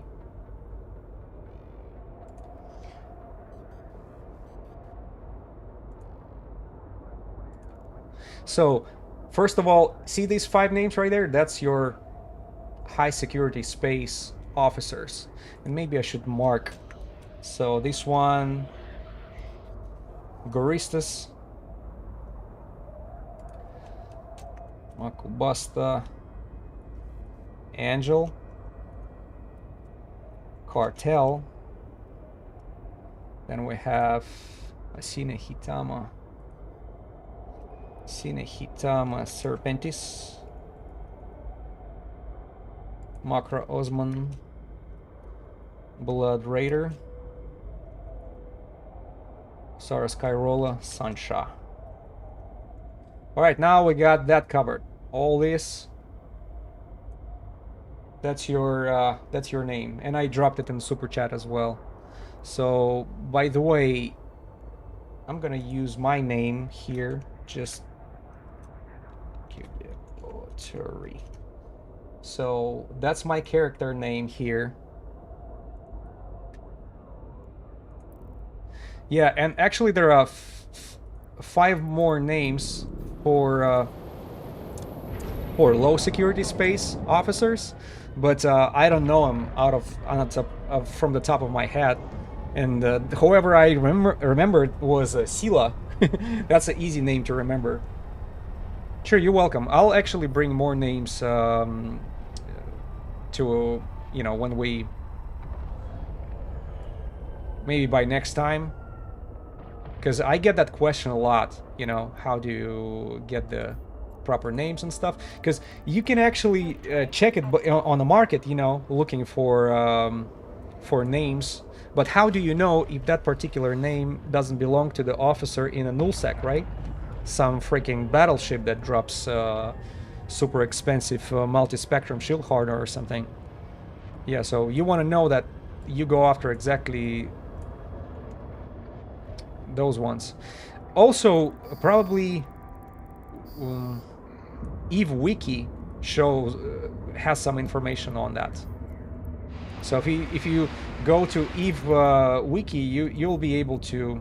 I think it's like Wiki University. That's the name for the website, and just put officers there, and it will have an update from December of 2024, when the high and low security officers were introduced to the game with their names and brief description. It's not gonna tell you exactly where it spawns and things like. Maybe it was updated, maybe some more details were added, but it was just in-game description. Plus, I think it will give you a little more info what kind of EWAR they do, because they can like either track these you or newt you.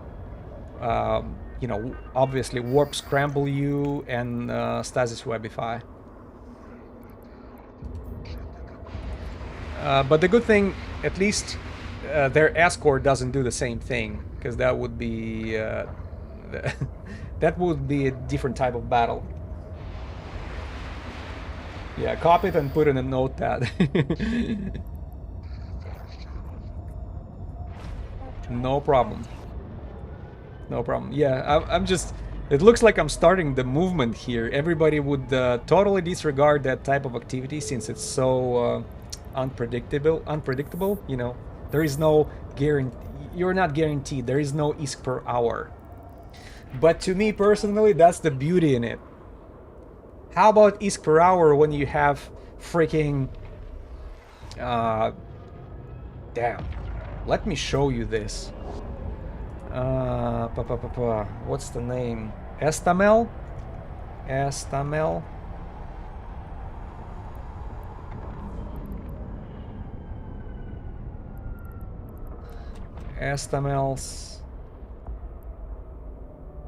Estamel's modified, right?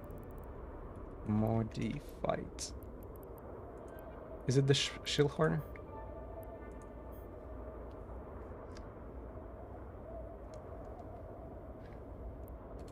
Look at that. Look at this officer drops. 120 billion ISK per multi-spectrum Schildhorner.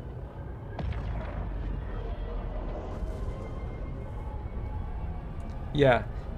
If I remember correctly, that's a Sansha battleship, right? The Nightmare officer. And don't get me wrong, this guy kicks ass. You cannot take Tango over there, right? You need some either Marauder or I don't know what people are using. Carrier? You know, you need something big.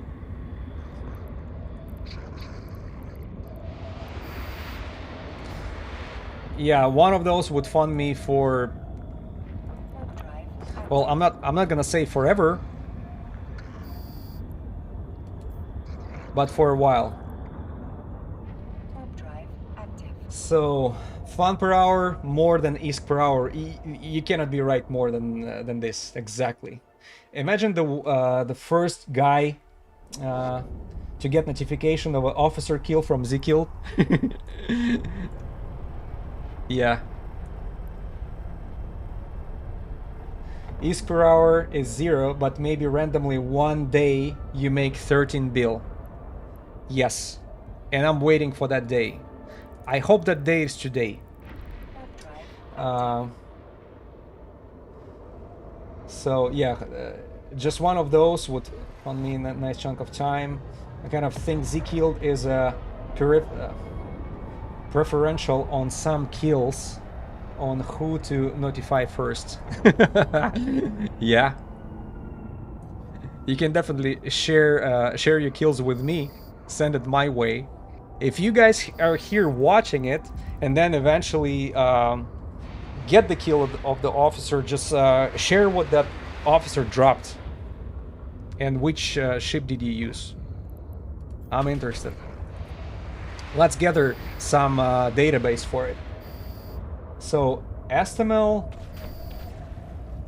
Oh, and just skill injectors, 120 bill. Estamel Tarchon or Tarkon is a Guristas officer. Okay, it's a Guristas officer. My bad. So not a Sunsha. Drive active. Oh, did I probably jumped to the wrong one. I'll go to 12 after that. Yeah, so did you find that info on Eve Wiki? Because I'm trying to get a good information source where you can get as much as possible on them. Drive active.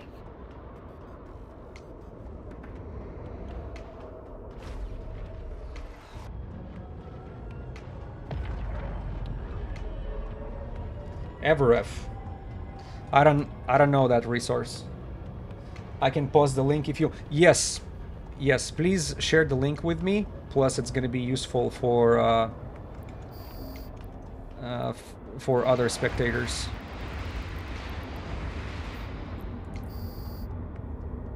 Oh, thank you.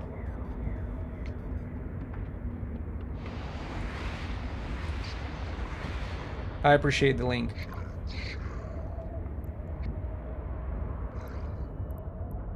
Let's go to the next one, and then let me make sure I save that link a little quick. Yeah, I got it. So this is where you can... This is where you can get it. Perfect. Alright, hold on, let me back.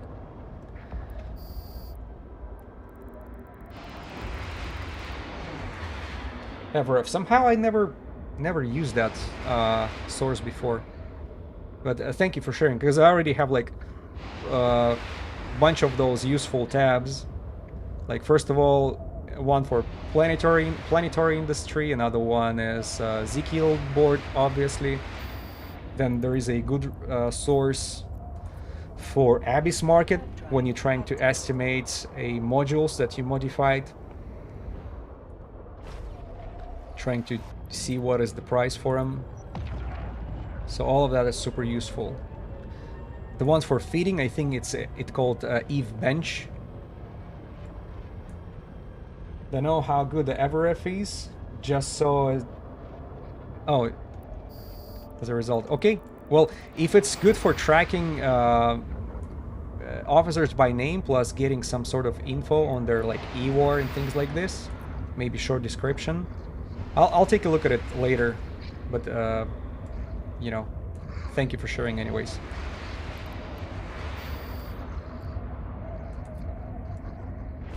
Drive active.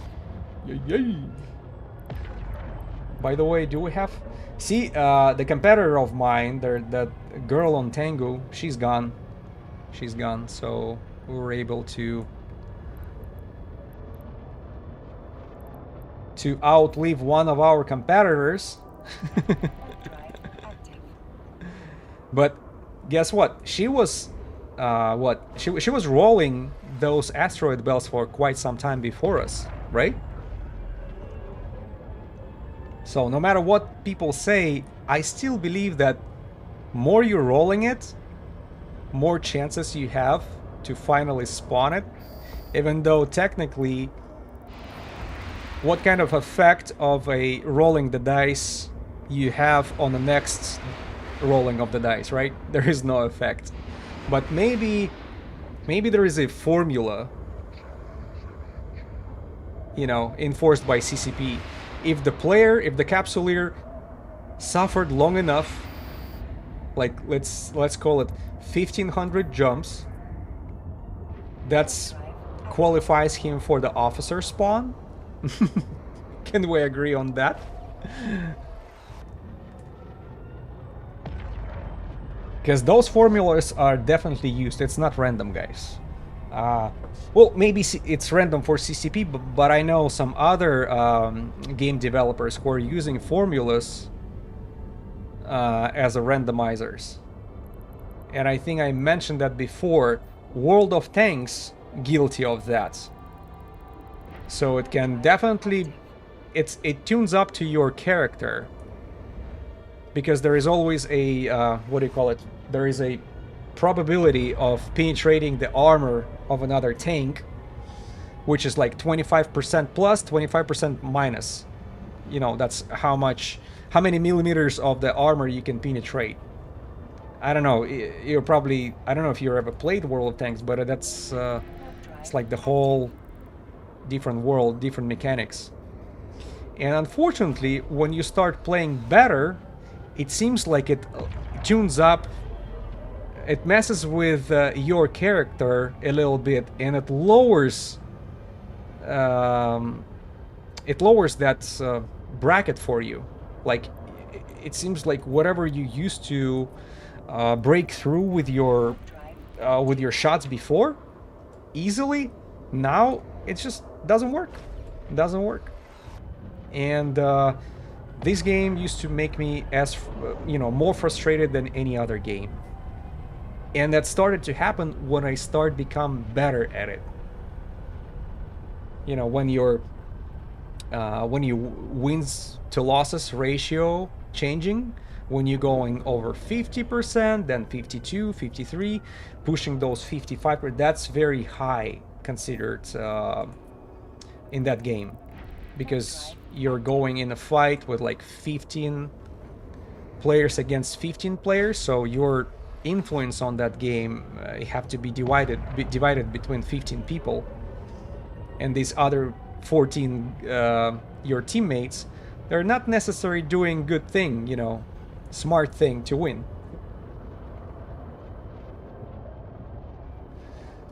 You only get angry at games after you got okay with them. Yeah, but by okay you mean experienced. I don't know how to fix that. Games start fun and then get less fun and more frustrating. Yeah, probably especially the online games, right? Online projects. When you invest more time to it, you research. I think the skill's supposed to pay up. Like, for example, more experience you become, more effect you do in the battlefield, more rewarding it should be. But in the World of Tanks, it seemed like the game punished you for being more effective on the field, on a battlefield, when you're causing more damage, right? You're collecting more frugs, doing all these kills, or base conquering, and whatever brings your teams to the win. You're just getting the maps, which absolutely suck. If you take in the light tank, it brings you to the city. If you take in the heavy tank, it brings you to the huge open space. If you take in artillery, it just pretty much delete the game for you. Yeah, it's an inside joke for all the World of Tanks. Nobody likes artillery over there. Yeah, more experienced. Yeah, looks like more into it, more picky you become. But you see, it's justified for World of Tanks. I'm still standing on that, because what pisses me off is you cannot be punished for being skillful and experienced. If you're more effective on the field, you should do more. You should be able to do more, achieve more. Like, when people see your statistics and you end up in on their team, that should mean a lot. Maybe balancer of that game should try to bring somebody as skillful against you to make it more entertaining and more challenging. Not throw you against noobs. But that's maximum. No, instead it just decides to, okay, you will not be able to penetrate the armor of your opponents anymore. It's gonna be on an absolute lower edge for you. You're gonna be thrown at the maps, which, there is a map and there are like 2 spawn locations. And the perfect game design assumes that level design assumes that you should design it the way both spawn points have the similar advantages and disadvantages. So at the end you should have like 50-50 statistics on winning and losing. But that's not the case. Some mobs have like so imbalanced spawns over there that you're like, okay, if I'm spawned on that mob, like on the south side or on the north side, you already know that most likely you're gonna lose, and there's almost nothing you can do about it. Yeah, and that comes from experience of, dude, I can't remember how many games I played in World of Tanks. What is my account? Maybe like 17,000, which back in the days considered a lot. Probably not anymore, since it's been so many years people playing that game. For me, it was a lot. All right, enough talk about World of Tanks. How about talking about the games who make you happy? EVE Online, yeah. Speaking of happy, where's my officer?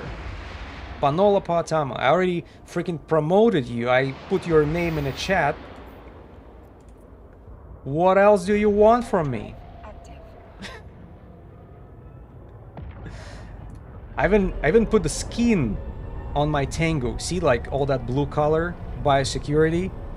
I think it's very matching the space of Caldari. Plus, it's kind of in a Panola Paatama color.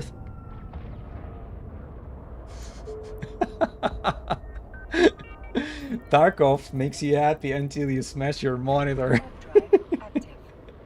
Yeah. Well, another thing about Tarkov, which I never played, but I do know that once in a while you're going through the vibes, right? On servers. Just everybody getting reset to 0. I'm sorry. If I play so many hours in something, invested all that time and effort, you cannot just wipe my shit. That would piss me off every time. I mean, maybe it is challenging for some, but to me, oof.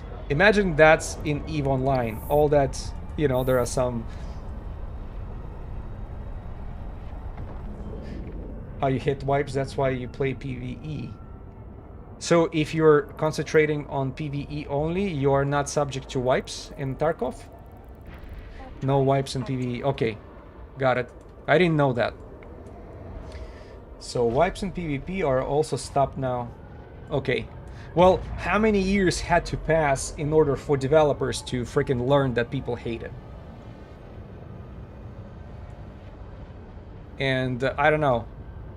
You have to be sadistic to your own self in order to keep playing through something which makes you unhappy on a daily basis. Correct, no wipes in PvE. Okay, I got it. Maybe one day I'll try the Tarkov, but so far I enjoyed that EVE Online. Yeah, way too long. Yeah, so far PvE, EVE Online just does it for me. As soon as I have more time to play, which is probably soon, it's gonna be a schedule for me, at least 3 times a week, not just once a week like I have right now. So 3 times a week, at least 4 hours per stream. We'll make it solid, and I'll try to do a chill playthroughs through the single player game, which I missed. Oh my god, I missed so many games. Yeah, there is so much to do in EVE that you can really play nothing else. That's correct, but as a streamer, you gotta keep in mind that EVE limited to a very very tiny niche. I take breaks, but if I had one game on an island for the rest of the life and nothing else, it would be EVE.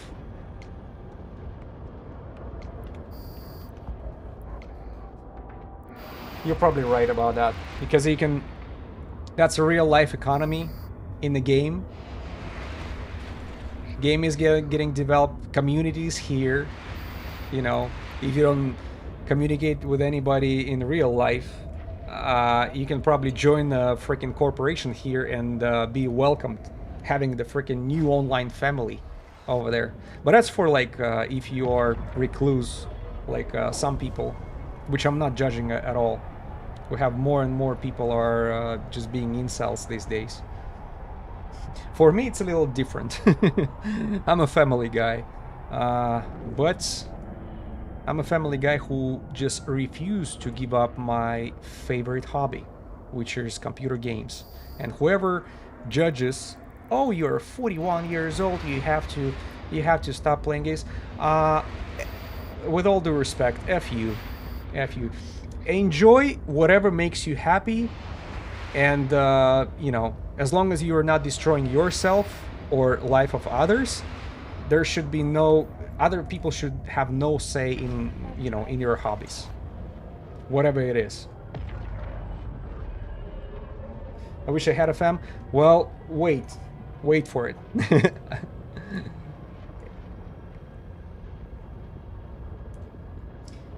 Mate, I am 57 and still playing games and got my daughter into the games. That's me going into the future.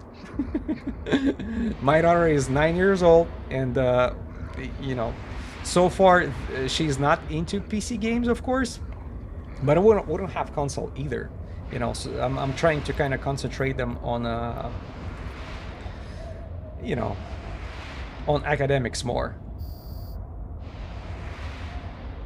But eventually, when it's going to be a time for their hobbies, I don't see nothing bad in the gaming, especially how fast it develops with AI being integrated to it. I think we're on the footsteps. We're like one step behind when the AI will become a part of the gaming experience.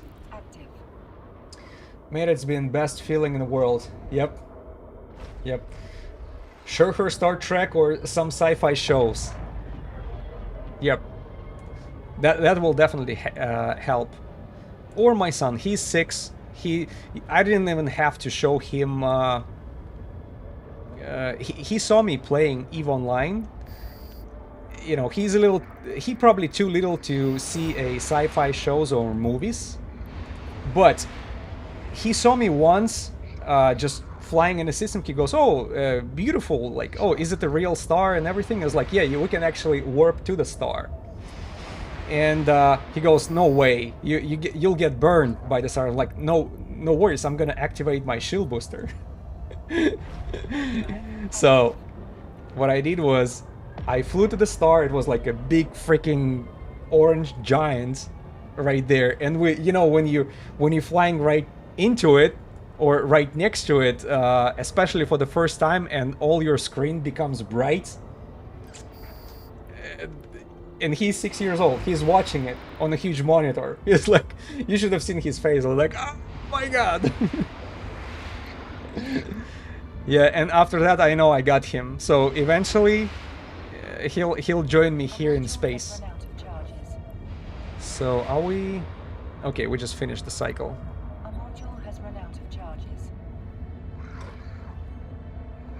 The module out of charges. And these guys still survived.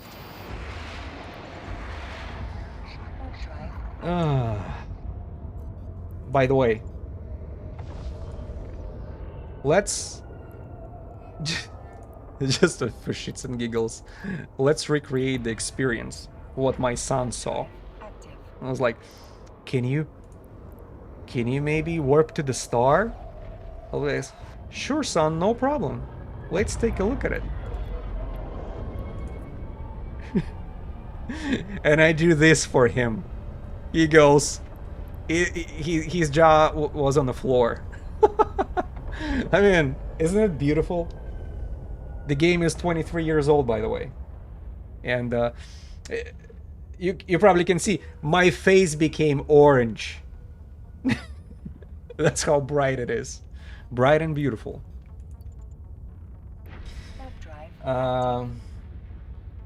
So she'll be brainwashed and Eve ready. Yeah, oh.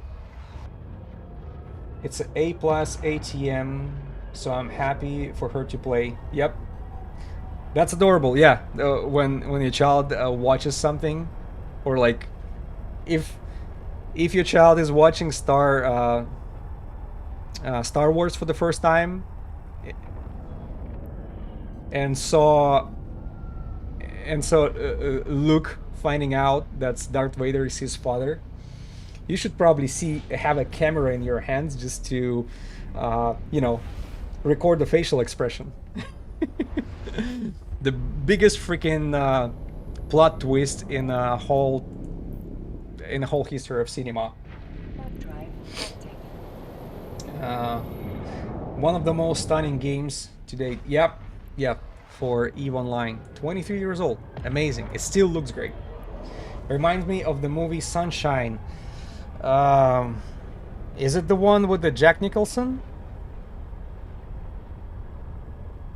No, that's Shining. I'm sorry. Sunshine. Sunshine. That's the... Yeah, Sunshine. That's where they... when they took the spaceship to the sun, which was dying. Sunshine, good movie. Man, I hope have had that experience. Yeah, I remember my dad showing me the Star Wars, and I loved it as a kid. Yep. Yeah, that's great. What do you can possibly compare it to? I mean, maybe having first fishing catch with your father, when you're going with your dad when you're little, and you actually catch a fish, and it's a big one, and you guys are pulling it up together. Something you will never be able to forget, and will bring a smile on your face every single time you remember that.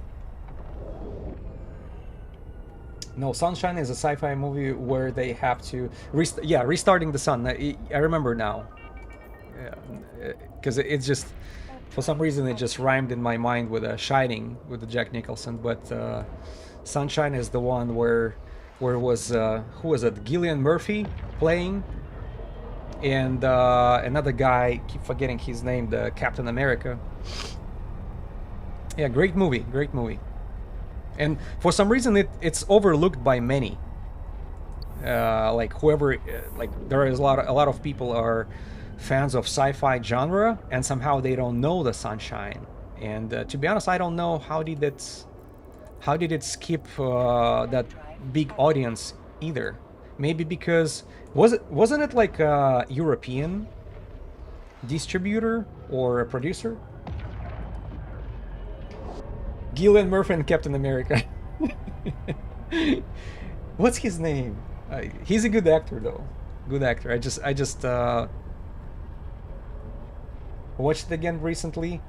I think it holds up pretty well. Yeah, because it's not.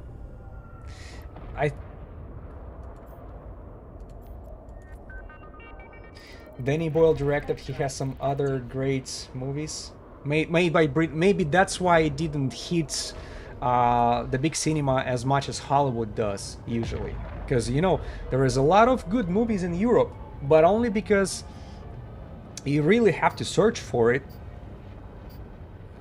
Most of people don't even know, and they consider themselves sci-fi fans.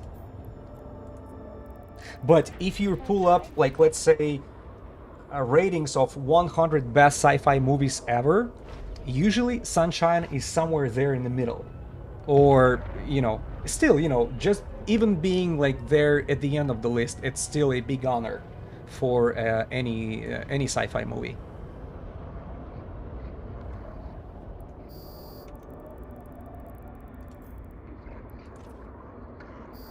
Made by Britain. Danny Boyle. His name does not ring the bell. That's my fault too, because I don't know his name. But Edicious, do you remember what other movies did he directed? Did he direct? I can't.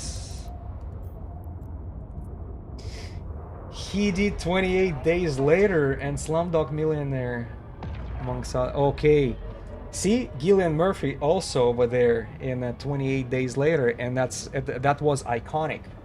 That was absolutely just mind-blowing movie because I love zombie movies too. So sci-fi, zombies, man, we're really hitting the spot on this stream today, or tonight for somebody, because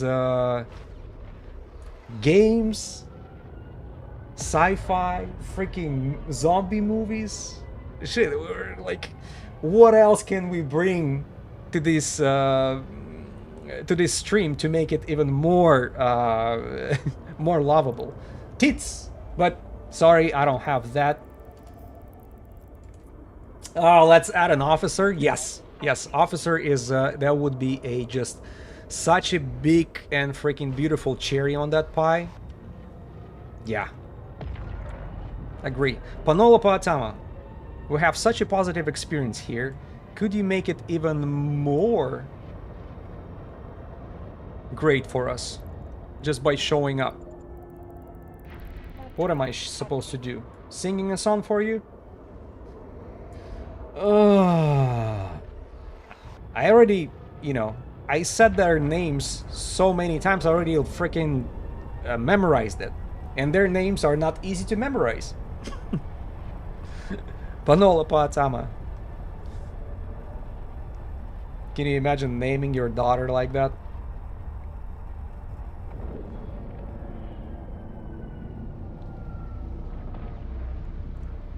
But since she's Guristas, that means Kaldari heritage. I was always wondering, like, on one hand, Kaldari having names coming from Japan, it seems like they all sound sort of Japanese. But also, when I look at the names of some of the systems, it totally sound Finnish to me. Like Hominin and Bominin and some other names. Let me take a look around on those systems. Ikami, Urjola, Raisin, Mila, Hurtoken, or Hurtiken. Hurtiken, that sounds Finnish. It just... Yeah. Finnish Japanese, yes. So my guts were right about it. And that's quite a mixture, What Finland would have to do in common with Japan. Because lore-wise, we're supposed to have some sort of justification of it, right? When the Eve Gate collapsed, how did these two nations ended up together? Maybe they, in the future, mankind, they would have a huge corporations together.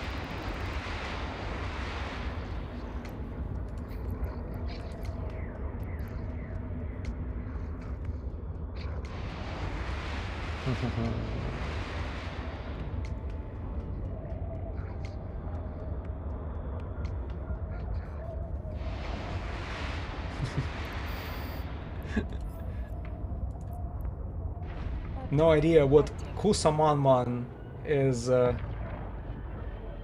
but damn, it's a nice name. Yep. It sounds like I'm eating a banana or something, like Kusamanman. Like who would have who would have come with the names like that? But if you're looking at Eastern Europe and try to read the names of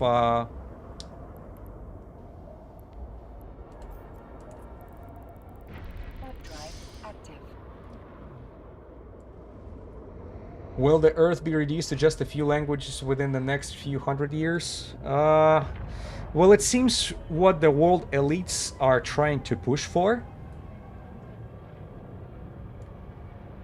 Don't you agree? So I don't know if you want to take...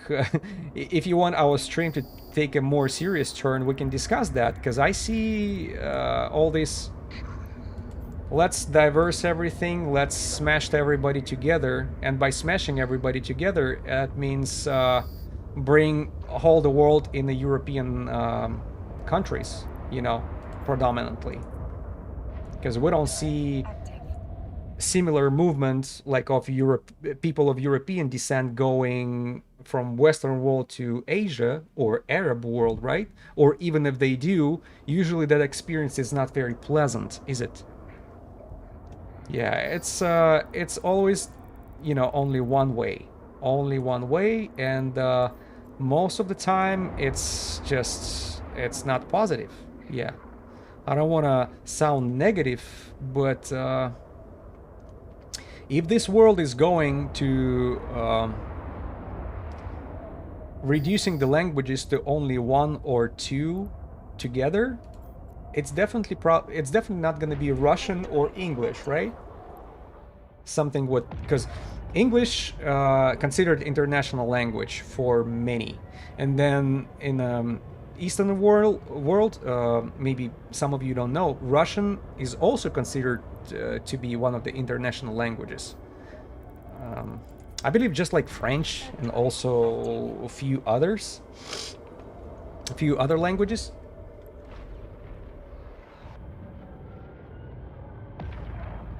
Firefly had what, English plus Chinese as a major languages of humans. Man, we'll be lucky to preserve English language going forwards, because what is the Western, Warp drive.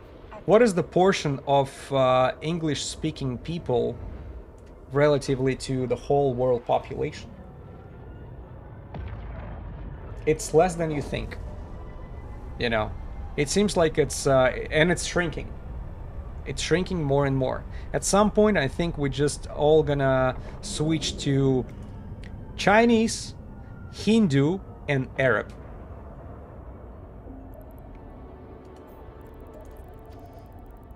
Speaking Active. or native? It doesn't matter what native is.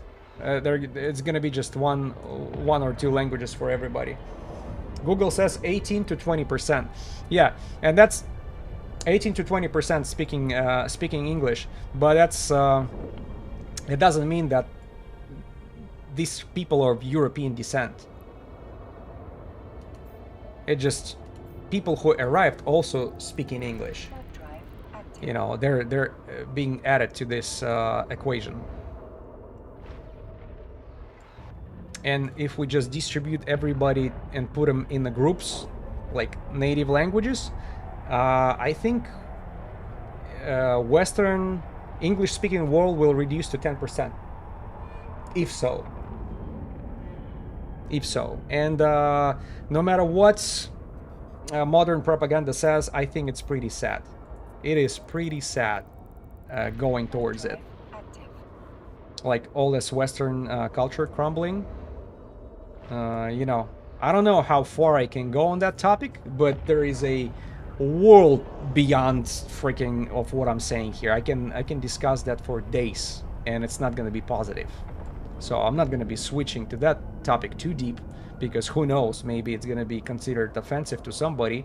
But watching one of the cultures as being Warp drive. reducing and shrinking more and more, especially when you are belonging to this culture, and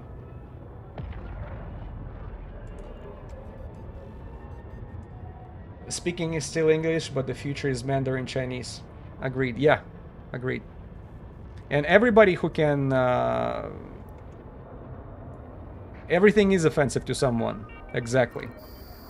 And since, you know, I want to keep my channel going, I cannot go too far on that. And trust me, like I'm full of that feeling for the Western world. And I wasn't even born and raised here.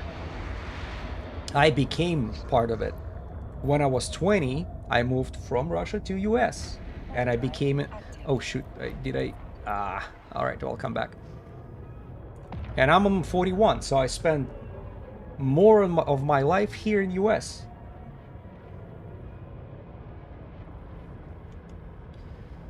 I'd rather have learned Russian than some other languages. I really like the Russian people. I've met and interacted with. Yeah, it's a lot of nice people, and somehow they become nicer when they are Drive active. moving to US. It seems like they becoming a little bit more relaxed.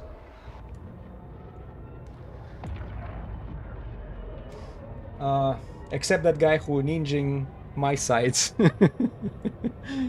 Well, except this bunch of guys who showed up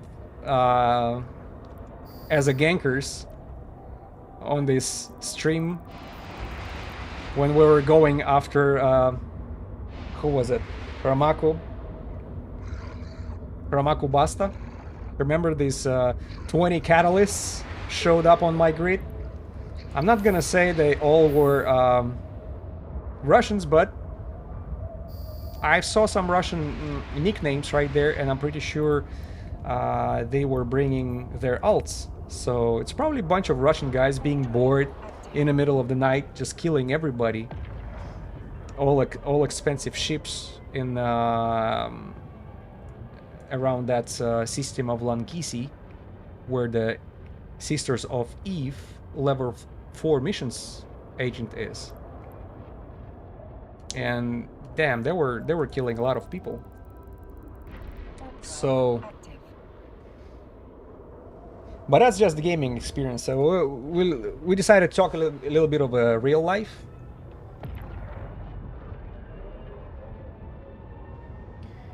It's a normal people. It's a daft politician that mess up the world. Exactly. Exactly. And it's a lot of influence of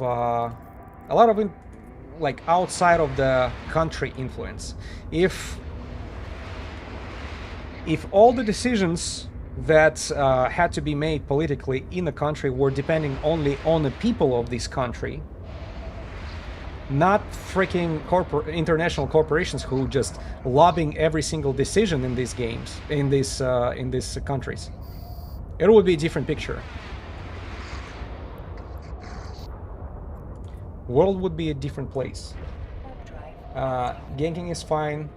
Gotta control the price. Yeah, it was fine. You know, I did not bitch too much. I actually had to switch to a cheaper fit. And these guys kept me on my toes for the whole stream, and it was pretty entertaining. So I'm no hard feelings towards them. Yeah, but speaking of this, who makes the decisions? Yeah, it's politicians, not just imagine, we voted in the politicians who will represent us, right? He was counting on our votes to bring him to the power. And then he started to collect the lobbyist money to click the proper buttons. What the fuck is this? You know, how come this is not a crime in the modern world? You just lied to your constituents, didn't you? You know, from now on, like all the decisions you're making on new laws are supposed to be controlled by lobbyists. And where the lobbyist power is coming from? Money of big international corporations. How you gonna... So, where are the people in this?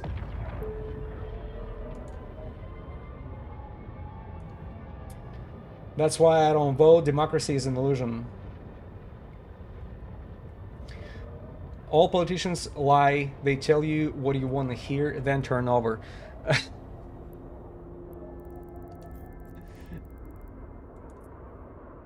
It is. The democracy is illusion. I definitely have some adult people on my stream today. Definitely.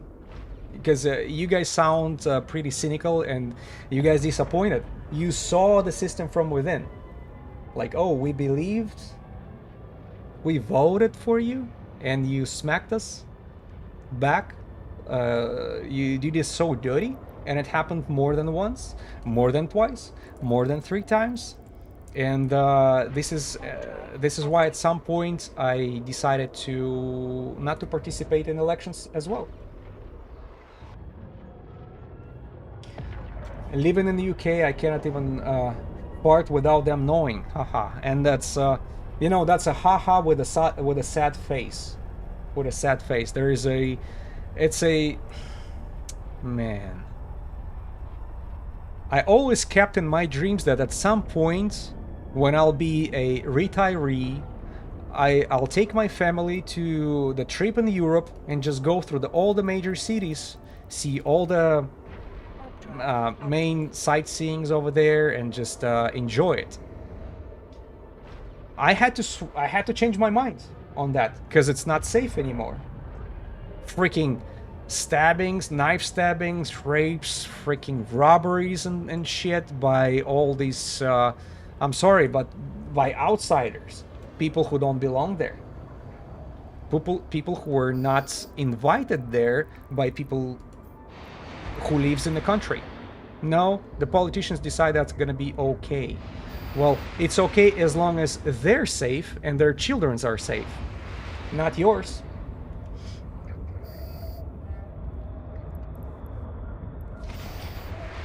I don't do politics and religion. I just treat people the way I want to be treated. See, that works for a civilized world, high trust society, which is Western world, used to be. And that's very important. That used to be at the end. Because right now, guys, you import third world, you become third world. It's inevitable. It's inevitable. And I'm sorry if I hurt somebody's feelings today, but I'd rather be straightforward, honest with you than we have a misunderstanding in the future. That's just my opinion on a reality. It's just the same thing as like you are what you eat. If you eat bad food, your health will suffer from it. You bring violent, wild people who are not, whose culture are not compatible with yours, and it's not. Just leave at their religion teachings, and you will see that they're here to conquer. They're not here to being part of your culture. UK from the outside seem madness. Yeah.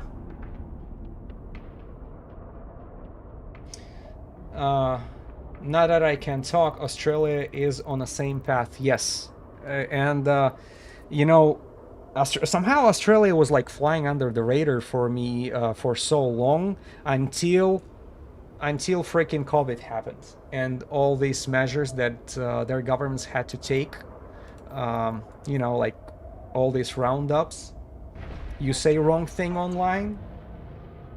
You say some alternative opinion on these unchecked experimental shots we're supposed to get. Oh wow, that mean I'm gonna turn into vodka, lol. Well, it's Sunday, and what time it is in Houston, right? It's 2:43. So I would not judge you from my time frame. Just world outside. How is a Russian Federation held together with so many ethnicities? It didn't. It didn't. Trust me. The tension is pretty hard.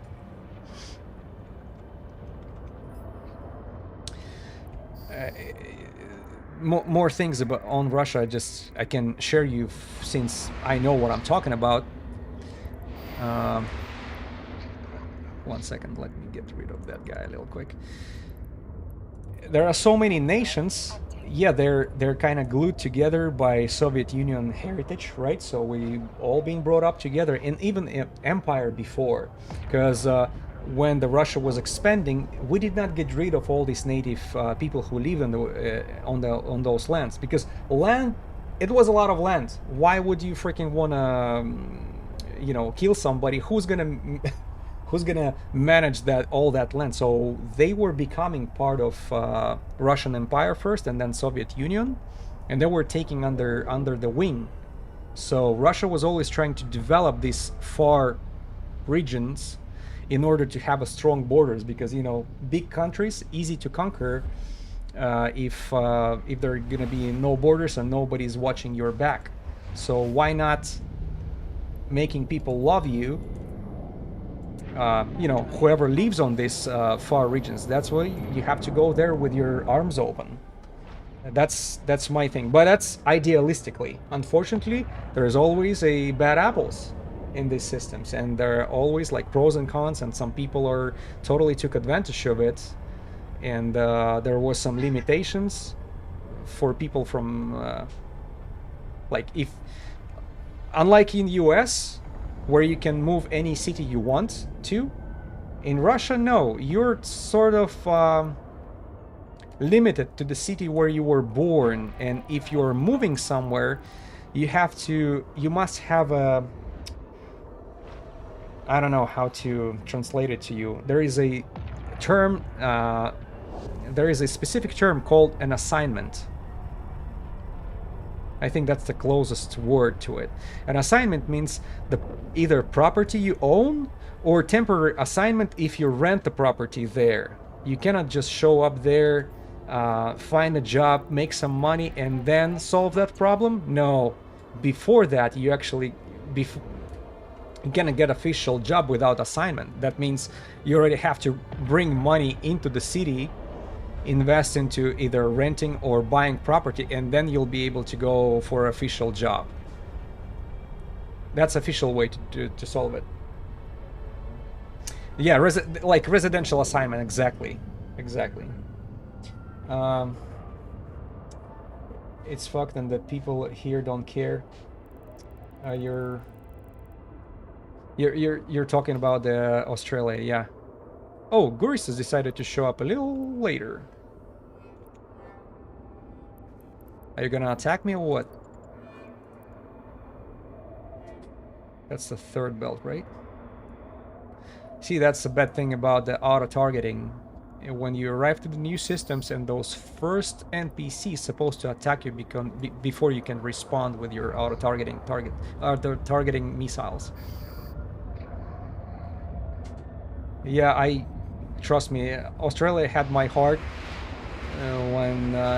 when the people's rights were violated like that during the COVID. I'm like, yeah, there is no... yeah, I was hoping Australia would be a solitude, right? Some safe haven where you can escape.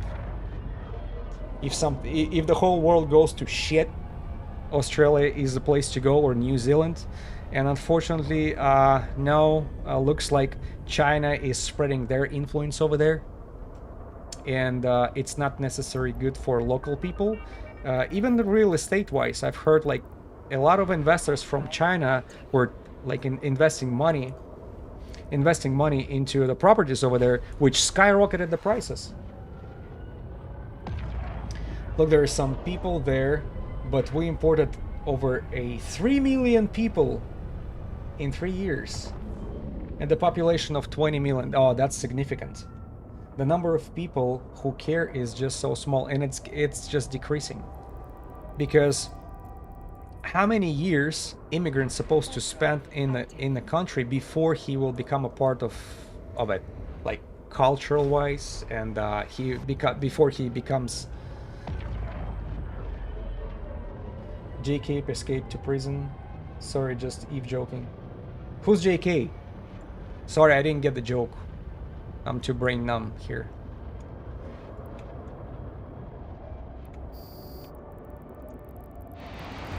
What did I miss? Who's JK?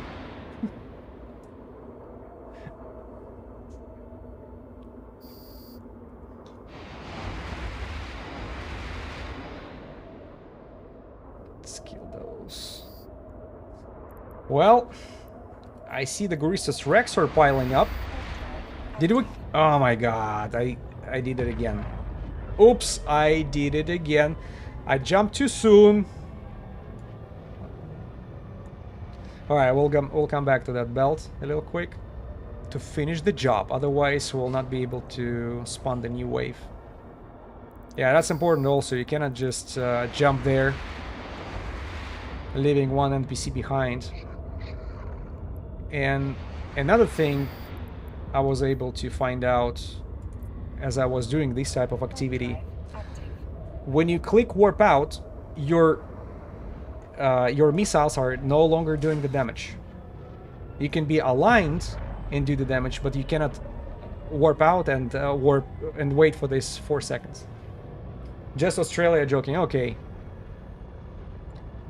If it's not about Dundee the crocodile, then I will not be able to get it. Australian joking.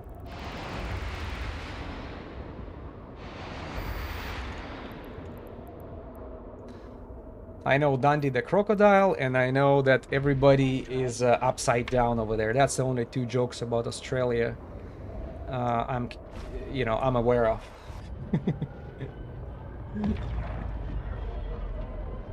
As a matter of fact, I actually have a friend who lives there in Australia.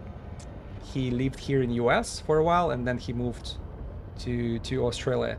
He said he was amazed by Australian women. It felt like even the Australian girls are even more emancipated than US girls. Extremely independent, very wild, and they will not take a single little portion of shit from you. They will hit you hard back. That's his experience. And he's quite a womanizer.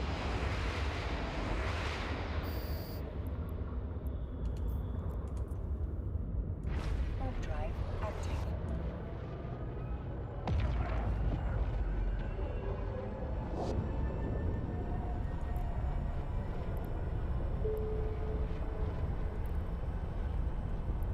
Alright, so far we were able to spawn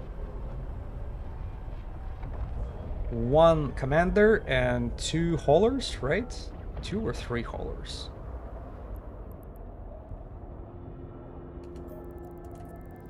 I see NPCs escaping. Somebody told me that that's a good sign also. Women here are independent. Yeah, so that's... and now all women are single and unhappy.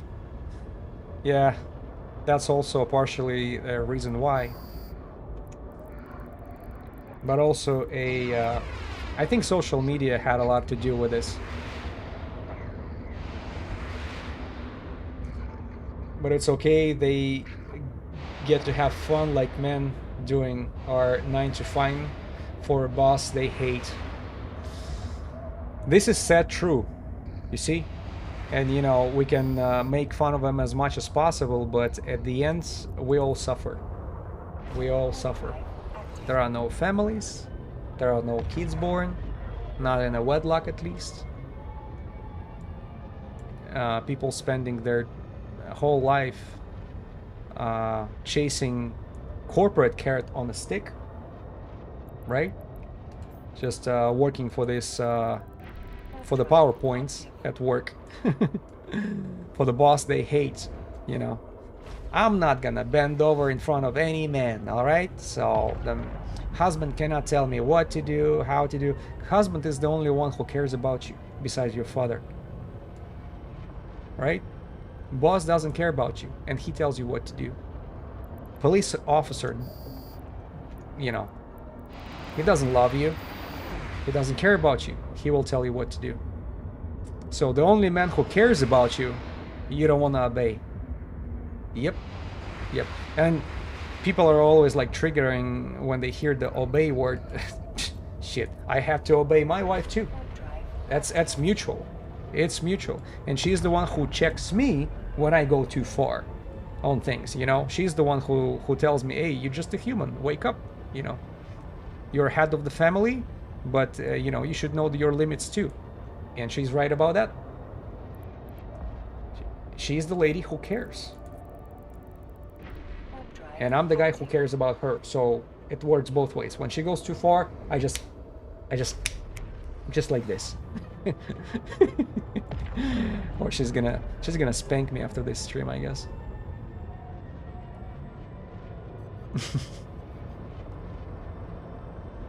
Alright, one more cycle is done.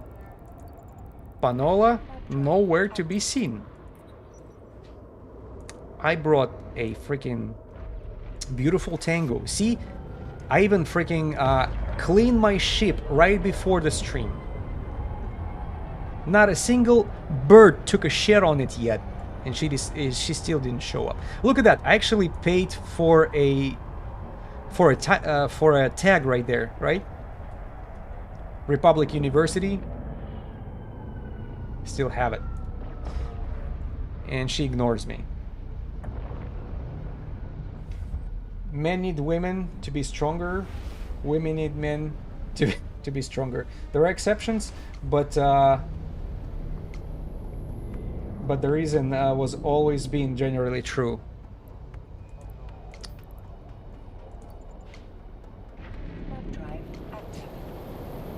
Someone will be sleeping at the couch today. Yeah. It is a possibility. There was a push in the West to pretend that isn't the case. Yeah. Yeah, I don't know. At some points, we'll wake up. I hope it's just that point will not be too late. Because you remember that rule, right? Good times or hard times create strong people. Strong people create good times. Good times create weak people create hard times, and that cycle starts over again. And unfortunately, you know, a lot of us, majority of us, are weak people these days, because we're being lied to, we're being pushed around by our own freaking governments, and there is not much we do about it, right? I've heard the solution: vote harder, right? Yeah, how did that go? Democracy, my ass. Vote harder.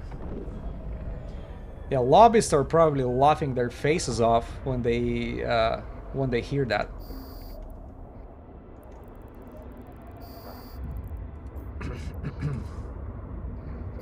I hope things can be fixed without civil war or anything violent. Those situations are way worse than people really imagine it. Yeah, unfortunately, you know, history, the world's history is spiraling. You know, it goes in a spiral like this, and unfortunately, people had to be reminded who they are. And in order to wake up from that terrible sleep, they have to wash their face with their own blood. Even though it sounds like a blood raider preaching here, but you know, this is the case. How you deal with a hysterical person? You give that person a face slap, and then it kind of gives that little bit of a shockwave to this person's brain, and he wakes up, he gets serious, you know. And I think this is the state of our society at the moment. We are in a hysterical state, and we did not get enough of the face slap quite yet.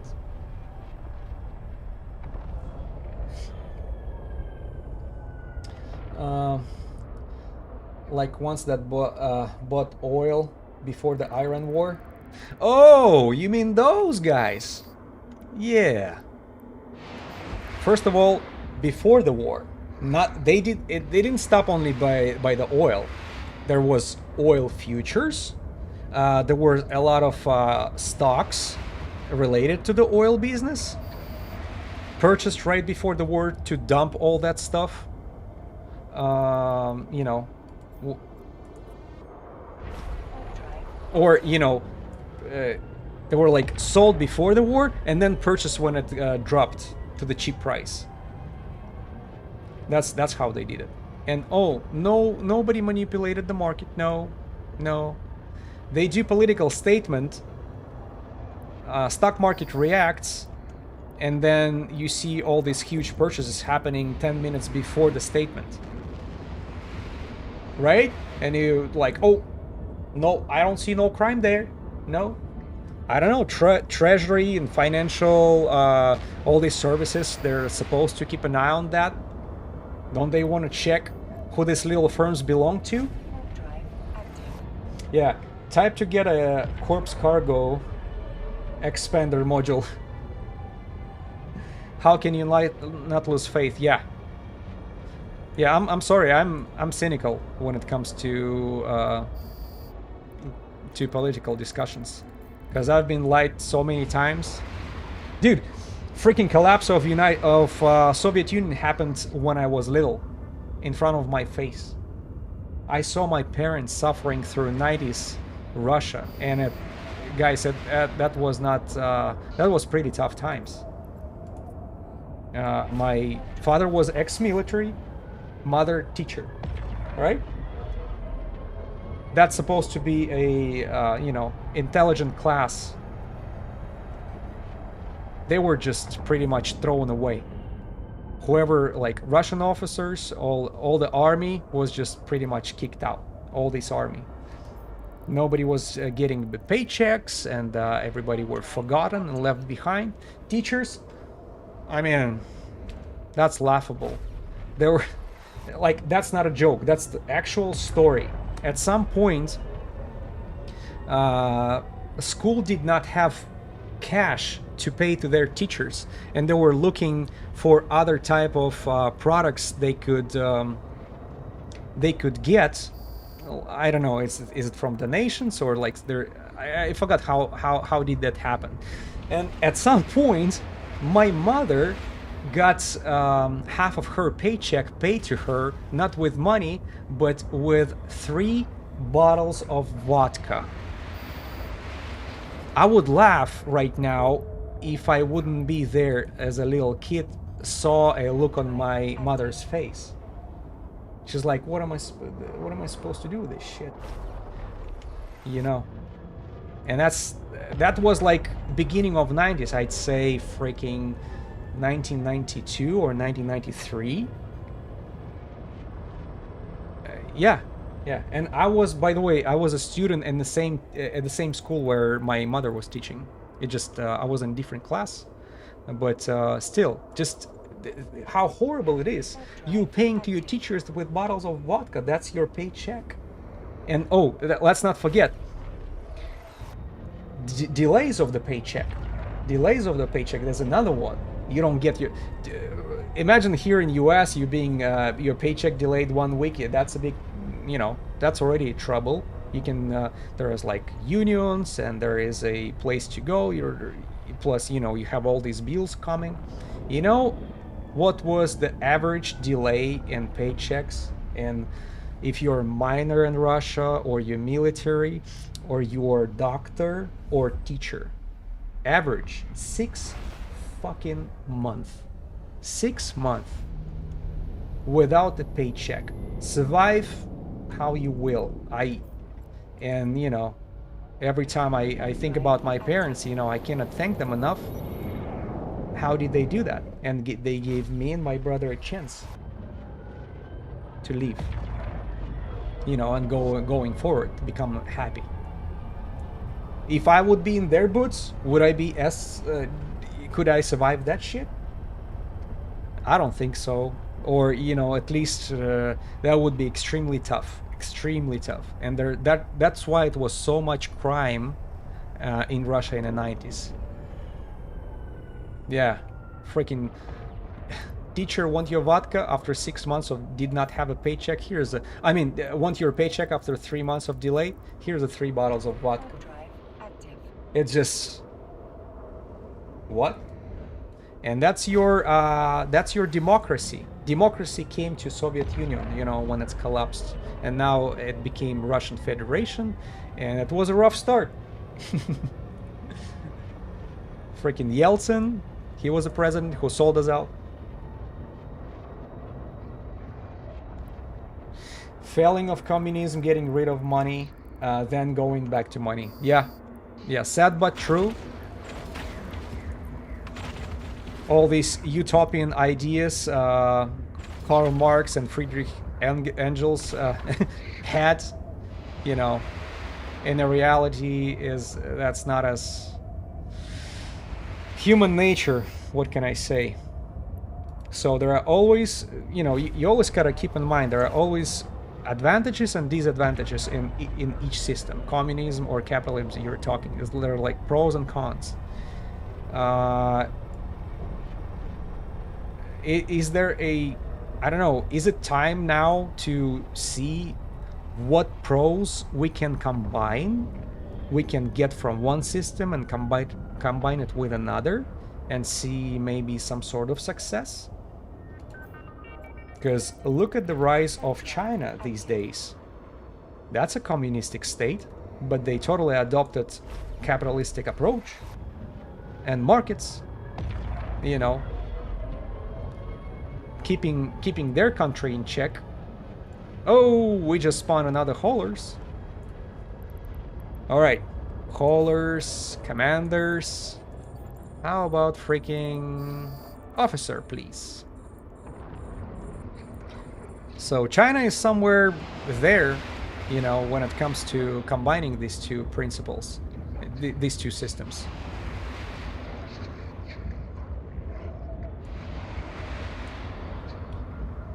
And unstoppable. I call good politics, but I may be wrong. Well, I don't know. It's like a multiple factors played into it. Where is this guy? He's behind the asteroid. Yeah, he's behind the asteroid. So we need this. I just want to check what's inside. And then we go to the next one. Yeah, but there is a way to combine two systems together, I'm sure. And it just big money, old money, big power, just don't want to do that. They just don't want to do that. It makes too much sense. And another freaking scary thing, a scary tendency I see these times, I'm gonna share that with you. That I don't remember if I ever told you. There is something I've noticed. Oh, it's even more here.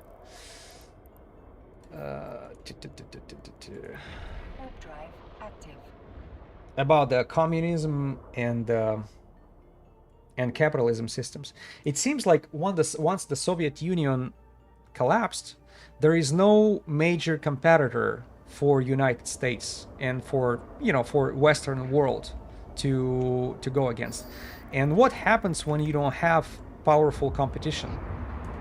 You start degrading. Look at last 30 years, how the things have changed for the workers class in the Western world. Even though automation of the production and productivity goes up, we still have to spend same amount or more hours at work.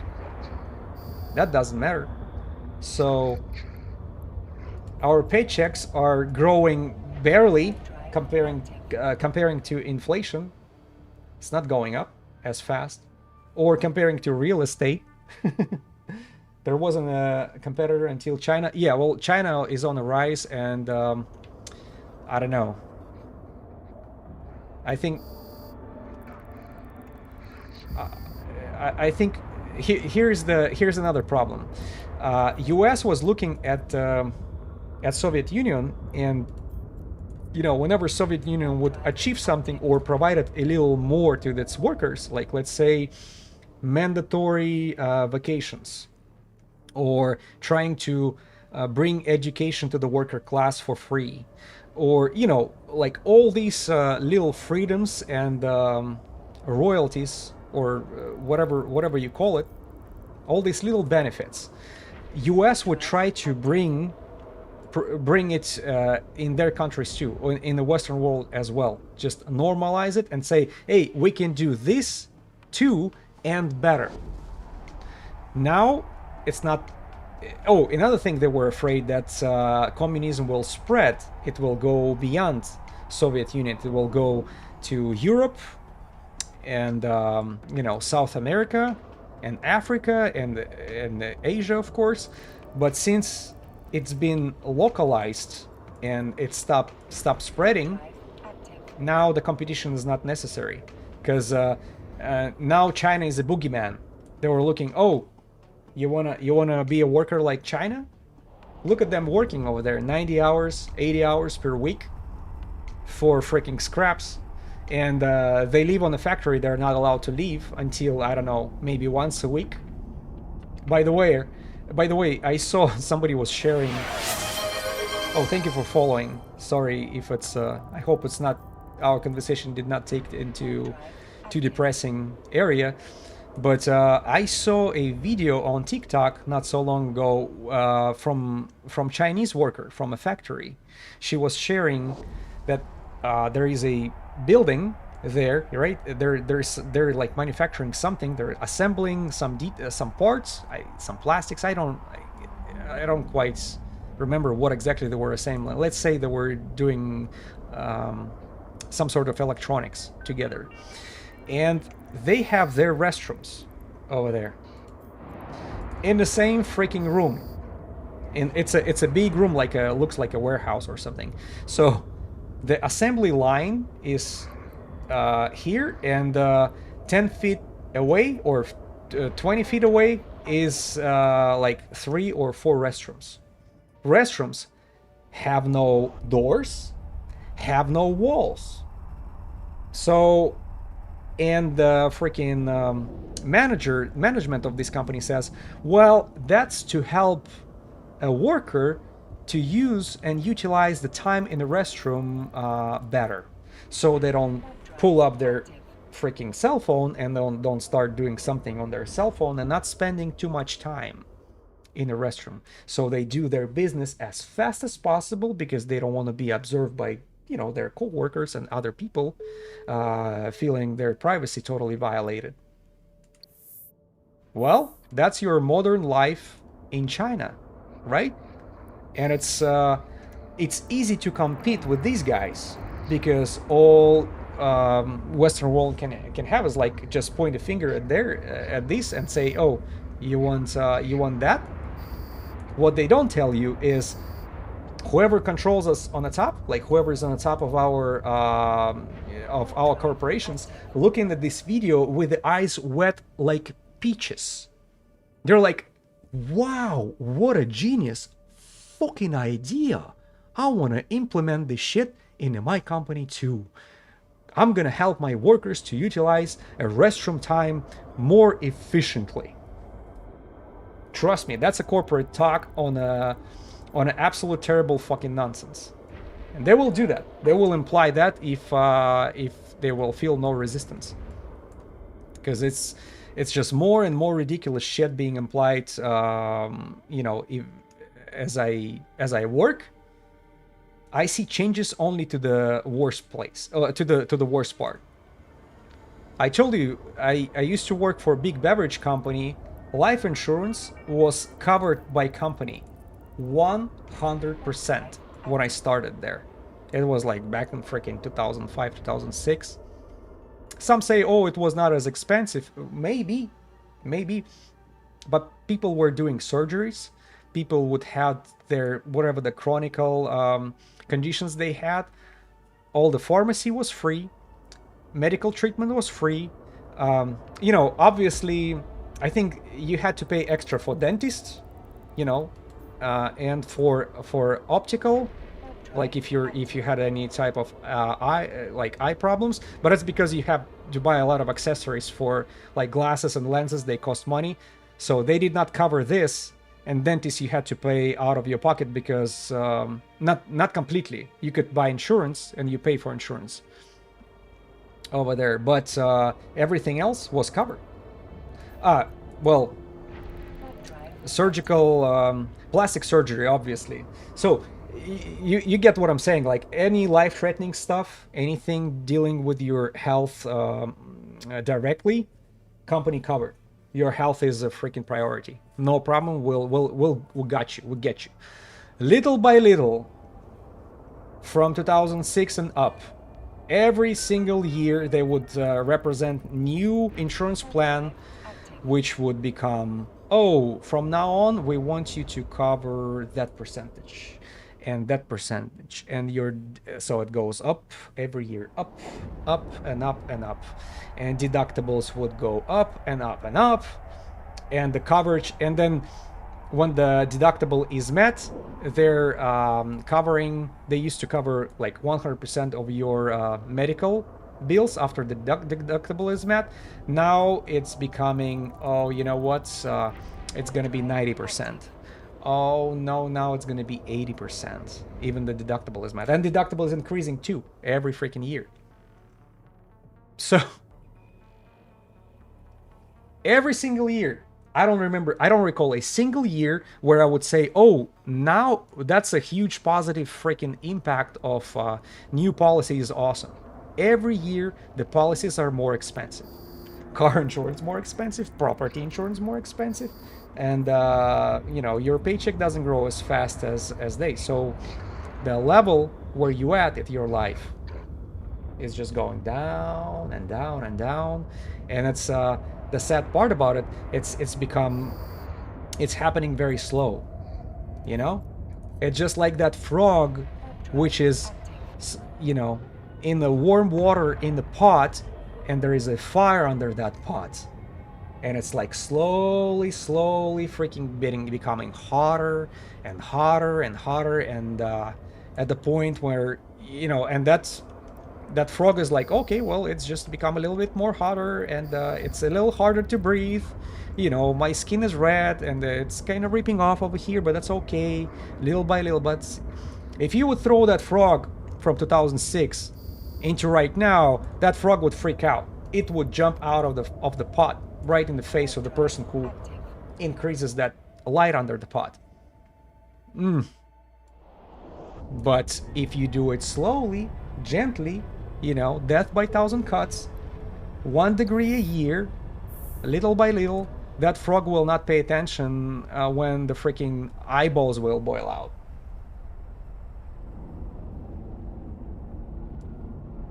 That's how it is. Yeah, I'm sorry, we kind of turned the positive vibe of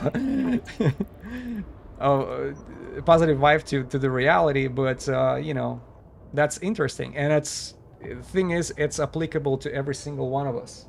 What I'm saying is, it's not localized to only me, or it's not linked to me only. No, every single one of you feels that.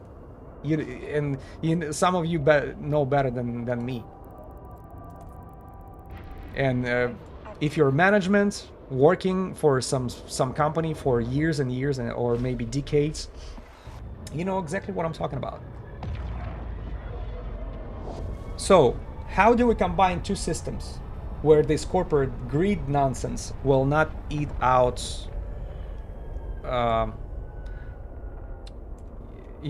the worker from within? Because that's exactly what they're aiming for. They want us to show up for a 10-hour freaking workday, and they want to pay us with a bowl of soup. That's it. Bowl of soup, which will give you enough energy to go through the day and, not die till tomorrow. And then you have to show off with a bowl of soup. Because you remember what these freaking freaks have planned for our future. You will own nothing and be happy. He talks about you. He doesn't talk about himself. That Schwab guy, whatever the fuck his name is. All these fat sons of bitches, leading all these companies and corporations and being a part of these secret societies. Yeah.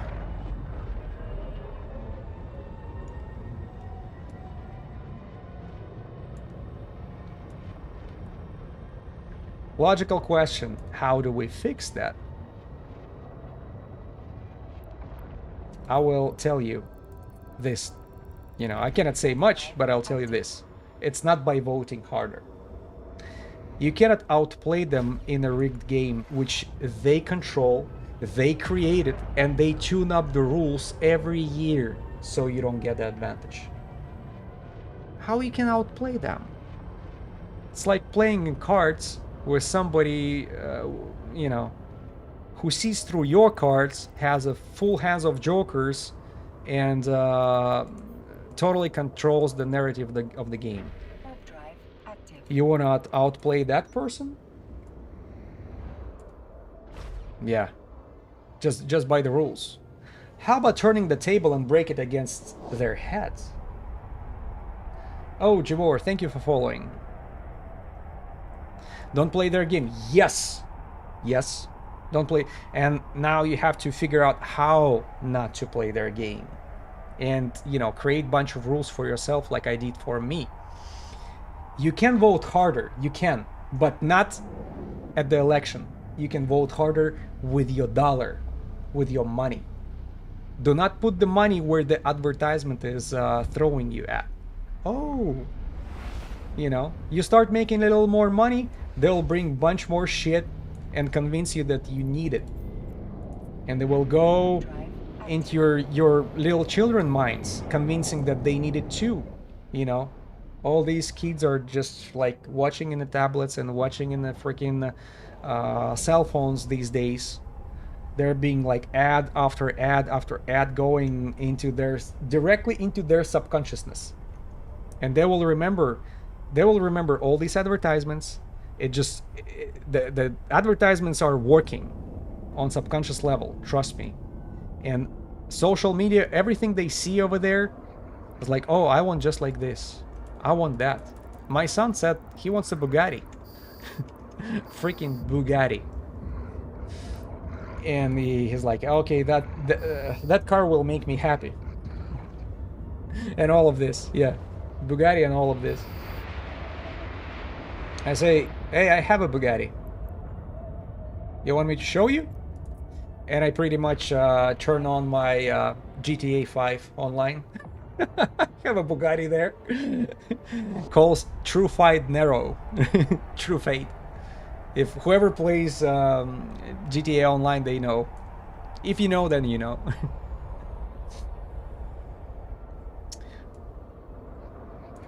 Good luck. Yeah, good luck getting a Bugatti. But you know, I wish my son luck. But I also explained him, hey, the Bugatti worth a lot of money. For that type of wealth, you can. For that type of money, whatever the Bugatti Veyron costs today, you can put it in a high yield saving account, and out of the dividends that's this amount of money will create every month, you don't have to work a single day of your life. That's how much money it costs. Because if I remember correctly, last time I checked, the Bugatti cost like $2.5 million, the one they presented. Let's say it's 2 million or 3 million and a half. 3 million and a half. 3 million and a half putting into 3.5 or 3.2 saving account APR will bring you 120.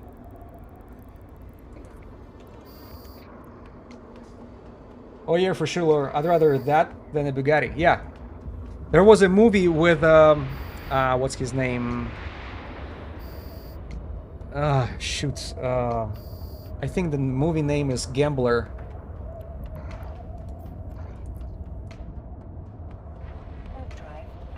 Shoot, I forgot the name of the guy who played them in the movie Shooter.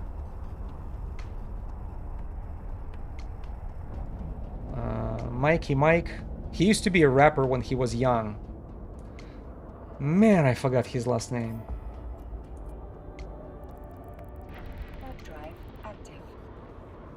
Anyways, he was playing a gambler, and there was a very interesting dialogue his character had with another one protagonist.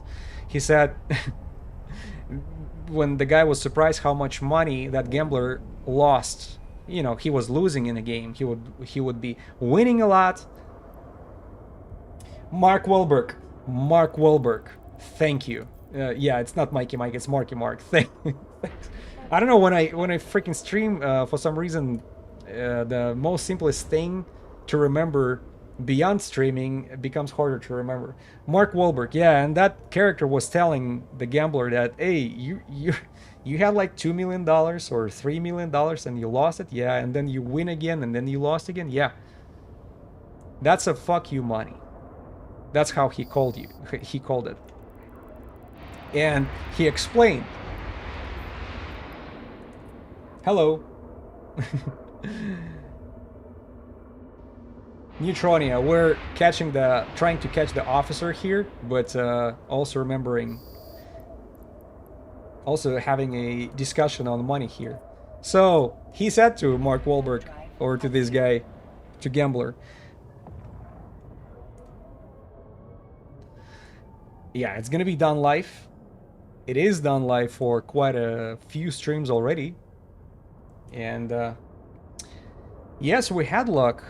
We had luck on our first attempt when the Blood Raider decided to spawn. Makra Osman, that's a crew or frigate. Welcome to Political Free Eve chat. Yeah. So, but anyways, that dialogue I wanted to tell you about. He explained the principle of the FU money. FU money means when you win 1.5 million or like couple $1 million, all you have to do is just you buy a cheap property, which is put the roof over your head, and then the rest of the money goes into high yield accounts and maybe a little bit of an investment to a stock market and stuff like this. And you don't touch it anymore. It will bring you dividends, which is enough to to cover all your basic needs, which will bring you, let's say, 60, 80, like some money under 100,000 from, let's say, between, well, shit, after paying taxes and all that. If you have that money, yeah. But, well, the Gambler had that money, but he still did not manage the investment. He just lost it. He lost it, and that's the problem with a decency when it comes to money.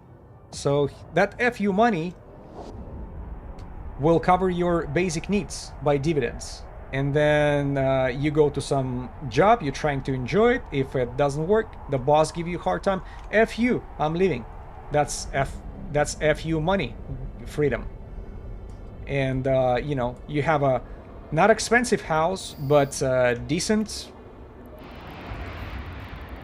roof over your head, and you do some basic maintenance, you pay property tax and property insurance, making just enough money to do all that and be fine with this. You don't go for the most expensive mansion you can purchase. And speaking of all that, remember how we started it. You vote with your dollar, and that's exactly is it number 10? Yeah. And that's exactly what you can do when this money are actually hitting your account. Because at some there is advice to young people these days. You can start saving early. There are so many tools available to you. You can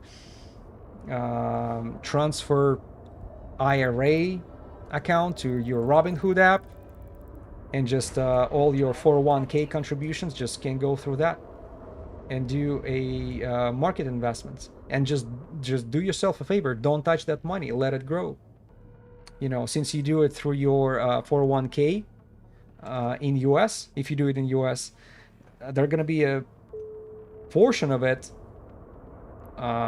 either doubled or 50% contributed by your employer whenever you do the contributions like this. Whenever you have free money, put it in the stock market too for yourself. Because even though it does have like ups and downs, people say, oh, but I just I invested it last week and now it lost freaking 2%. What are you gonna tell me about this? Well, about this I will tell you. Zoom out the graph and look at this market. Just always zoom out the graph. It will be slightly going up, and that's how it is for all these years. Just don't do the panic sales. Don't even pay attention what the market does. If you check your investment in 20, 30 or 40 years, you're gold. You're not gonna end up as all these freaking like an old person under the bridge. This is the worst thing can happen to you, abandoned by everybody. That you're saying that's great if you have that money. You know, it's all started from somewhere. You have to start from little, and you gotta. Another thing, you gotta start early. You gotta start early. You know, I'm guilty of totally wasting my first 10 years in the workforce. Like I think I should have been investing more effectively from my 20s, from 20 to 30. I did not think about it. And then it kind of hit me more and more. I was like, shit, it feels like I'm doing things wrong. And I try to turn things around somewhat successfully. So you cannot just have that money out of nothing. No, you have to start. You gotta start from somewhere, and you have to dedicate yourself, like make yourself an I don't know, any type of schedule, any type of discipline when it comes to finances will pay back going forward. If you invest $100, 20, $200, or up to $500 every single month, which I'm pretty sure a lot of people can afford. We're not talking like 500 for everybody, but no, spend $500 for investments every single month for 30 years. You will end up with millions when you're going to be a retiree. Sorry, forgot about the jump while talking here. Drive active. As long as the giant bubble that half of the stock market doesn't explode, well, for the last 21 years, you know how many bubbles I've seen burst? It's already 3 happened, and it's happened like more frequently. It's just stock market, then real estate market, which was heavily integrated with the stock, then oil. Now we have more oil shit coming in, so it's gonna be keep happening. But that's why. Yeah, the AI bubble is the next one. You got it. The AI bubble will be bad when that explodes, and it's gonna leave the mark. It takes the economy with it. So you're right on that. Just be a little bit. How do I say that? It's really bad for the regular folk, because we look at us and compare us to all these multi-billionaires. But the key to the game is you have to start early, and you keep investing, because you gotta do what these rich people do. They do the investment. You know, only they have a base capital, of course, to start the investment with. We don't. So we build that portfolio. And if you are the one who starts it, probably you're not going to be the one who will get the most fruits out of it. But your children will inherit that, not only the money, but also the discipline and the mentality. And you will give a chance to your family to prosper in the future. You know, that's just our I don't know what it's like, head of the family responsibility.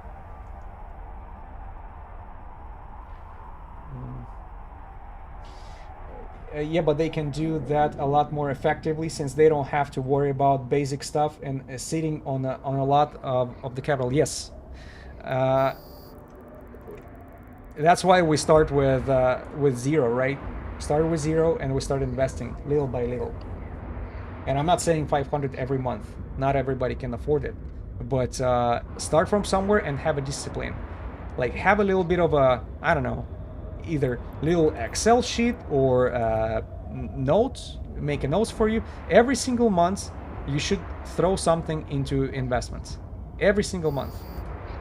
It can be $20 or it can be $500. Somewhere in between, whatever. You can start from little. And then as soon as you see it's growing, that's how you build the discipline. And as I mentioned before, you have to zoom out the graph.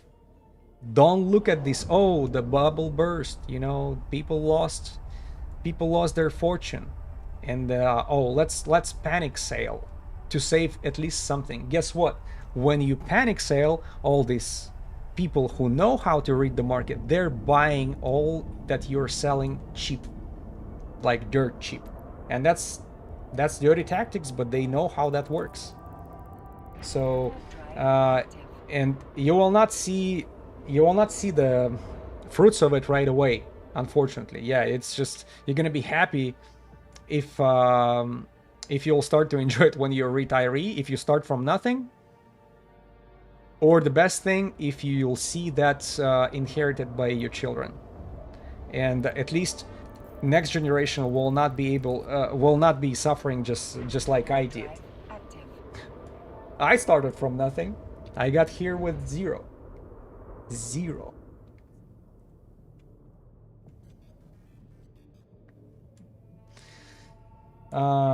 So good advice, but overall hard to achieve. It's not happening overnight.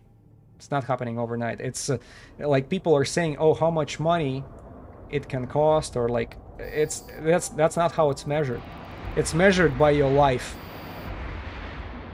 How much money you have to invest? That's a wrong question. How many years of your life will be invested? That's the right question, unfortunately. And for me, I've been investing, if not 21 years of my life, since I've been messing around my first 10 years in US way too much, but at least last decade, yes, last decade. I got out of debt, which I gained during the first 10 years of fun.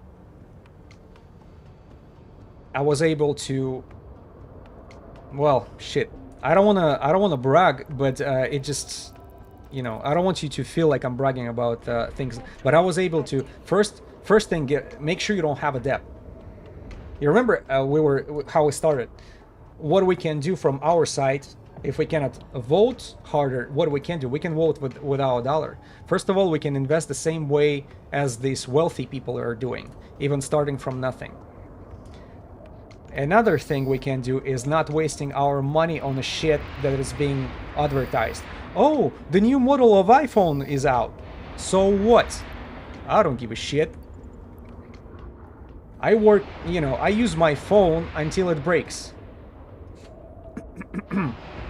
Oh, I paid off the car, which I had which I financed and been paying for last 5 years. Now it's finally paid off. You know what's gonna happen? This freaking dealership will call you and say, hey, the new model of this particular car that you're driving, we have it on a lot. It's just like a hot cake, you know, people are buying it like crazy. It has this feature and this feature and that feature. And what people do when they hear it?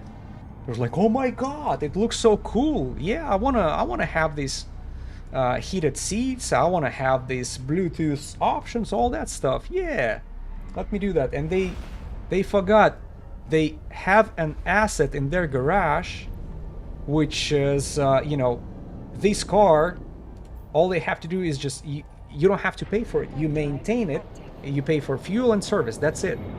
You don't have to send your hard-earned money to who knows who. And if you're buying a reliable car, like Japanese cars, for example, and you take a good care of it, it will last you for millions and millions of miles. Yeah, it's just, okay, millions and millions, I go a little too far, but hundreds of thousands of miles for sure. Can you say that about a lot of new models these days? You gotta be wise about what you're buying, by the way. Maybe not buying the brand new.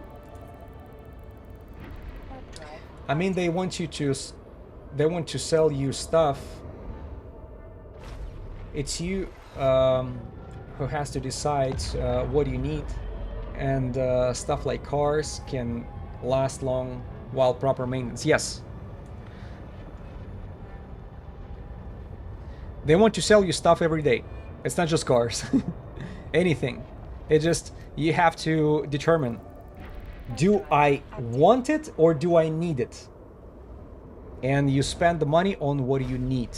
Of course, there has to be some fun in your life, but it must be a limit. If you spend more than 10% of what you earn on fun, yeah, so you're losing that balance. If that's my observation. If you're spending more than 10%, it's just you're on the edge of this big abyss that, you know, at some point you can spend even more. Start spending and spending and spending, and so, oh, that's fun and this cool and that's cool, and you cannot stop. And then you turn around and you are surrounded by all these monthly bills, monthly subscriptions, payments, car payments, multiple car payments.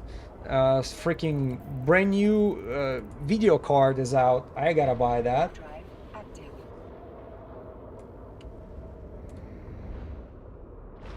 If you just hoard all your money until you're old, will not have fun with it when you're 80, but spending all of it is stupid. Okay. Ooh, look at that. Stabber is doing the same freaking thing. 1 second. And that's one of the new guys? No, yeah, he's about 1 year old.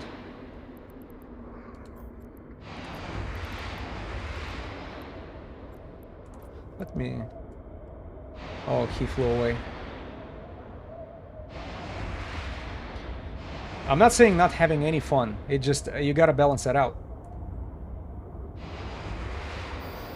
Getting back to Eve, why a Tengu? I always wanted to fly it. It's one of the most capable ships with such a diverse profile. You can use it for almost anything. And since for 8 years of Eve, I never played T3 Cruiser, I finally was like, why not? I want to take that out. I want to take that baby out. Drive active.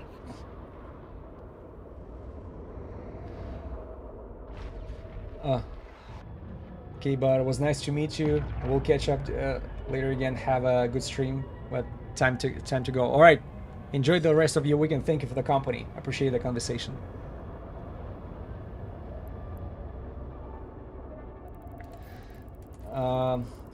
Like the Tango, just wish it wasn't. Have a good one. It just wasn't nerfed into the ground. You know, I probably missed the times when it was not nerfed. That's why for me it's a fresh start. Honestly. Plus now if you're losing Tango, you're no longer losing the level 5 skill like you used to. Yeah, plus Drive active. last but not least, it's absolutely beautiful. I just can't get tired looking at it.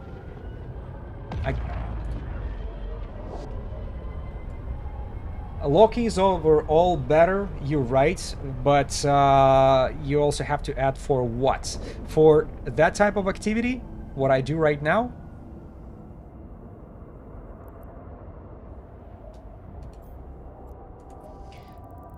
Yeah, I don't miss losing skills when you die.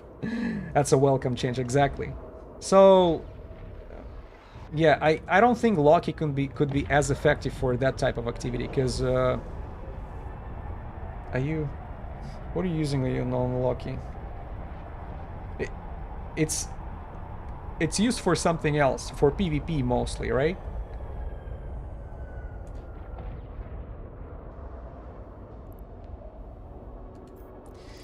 Used to hunt capitals with them, so lost a few. Well, it's probably well worth it.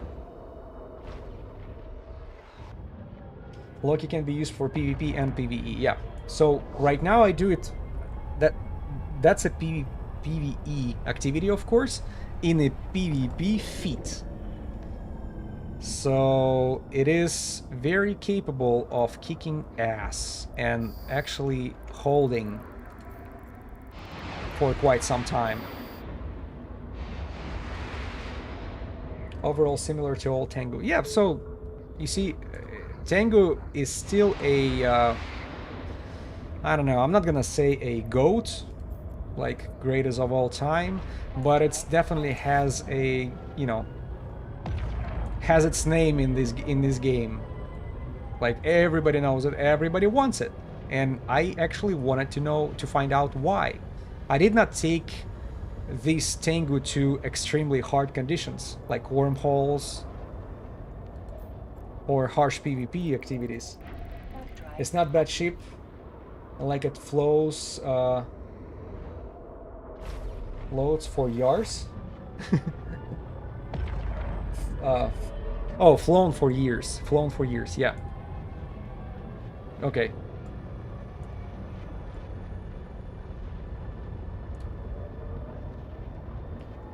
Yeah, beautiful ship. We were comparing it, like, could I take other ships doing the same type of activity? Because pay attention to what I do right now. I don't have to lock a single target. I just activate a, you know, activate these rocket launchers, and these auto-targeting missiles are doing the job. Very fast, very efficient. And if we're talking about what's everybody else, I mean, what I matter is speed for quest, like, yes. And that's why the older fit was used for speed mostly. I was sharing the feat at the end of the last stream, if you're interested. It was a passive Tengu with a very fast aligning time and very fast warp time. Very fast warp speed.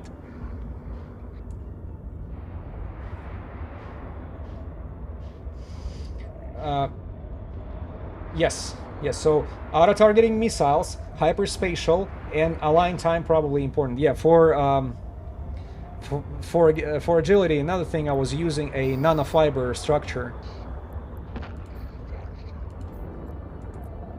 Never did hunt officers. Well, maybe you should have checked that opportunity, because it's totally random. Maybe you see me suffering all this time, not being able to catch any so far, but for you it's gonna be different. Because remember, the very first stream of hunting the officer, he spawned after 2 hours.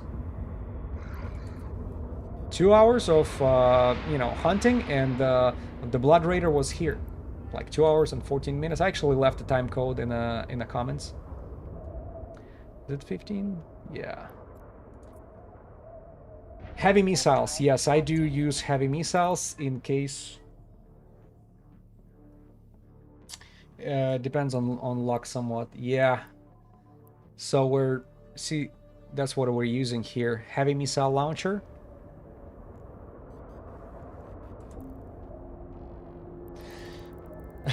What's the big deal about officer? Well, should I tell you or should I show you? Panola.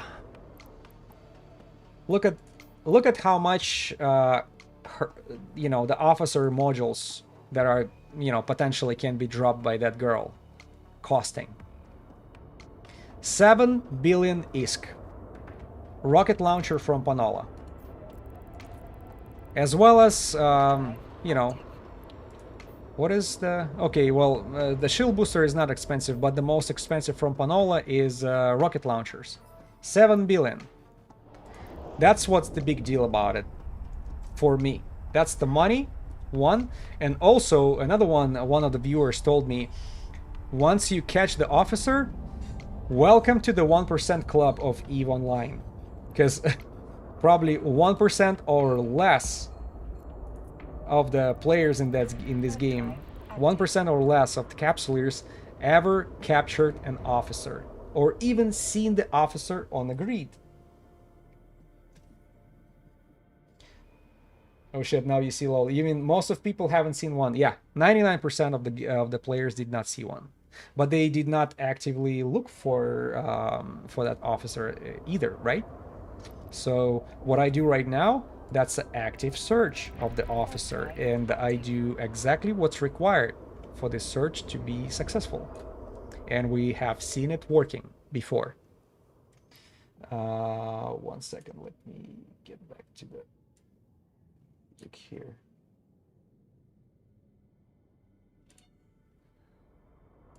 All right.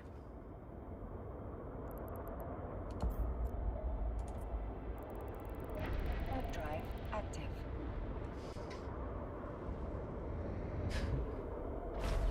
Only spawns in 0.5 of high sec, right? Yes, it is. It has to be a high sec. It has to be 0.5 security space, and you know, the system that you're going through supposed to have plenty of asteroid belts in order to, you know, jump between them and give enough time for the NPCs to spawn, which, as we found out, is 25 minutes. So if you kill NPC spawn on one of the belts, do not come back earlier than 25 minutes to that belt. Otherwise, you know, just you're wasting your time. So what are you supposed to look for is system with enough belts and maybe a couple more systems next to it with... That's what I do. I do multiple systems. I do multiple systems, and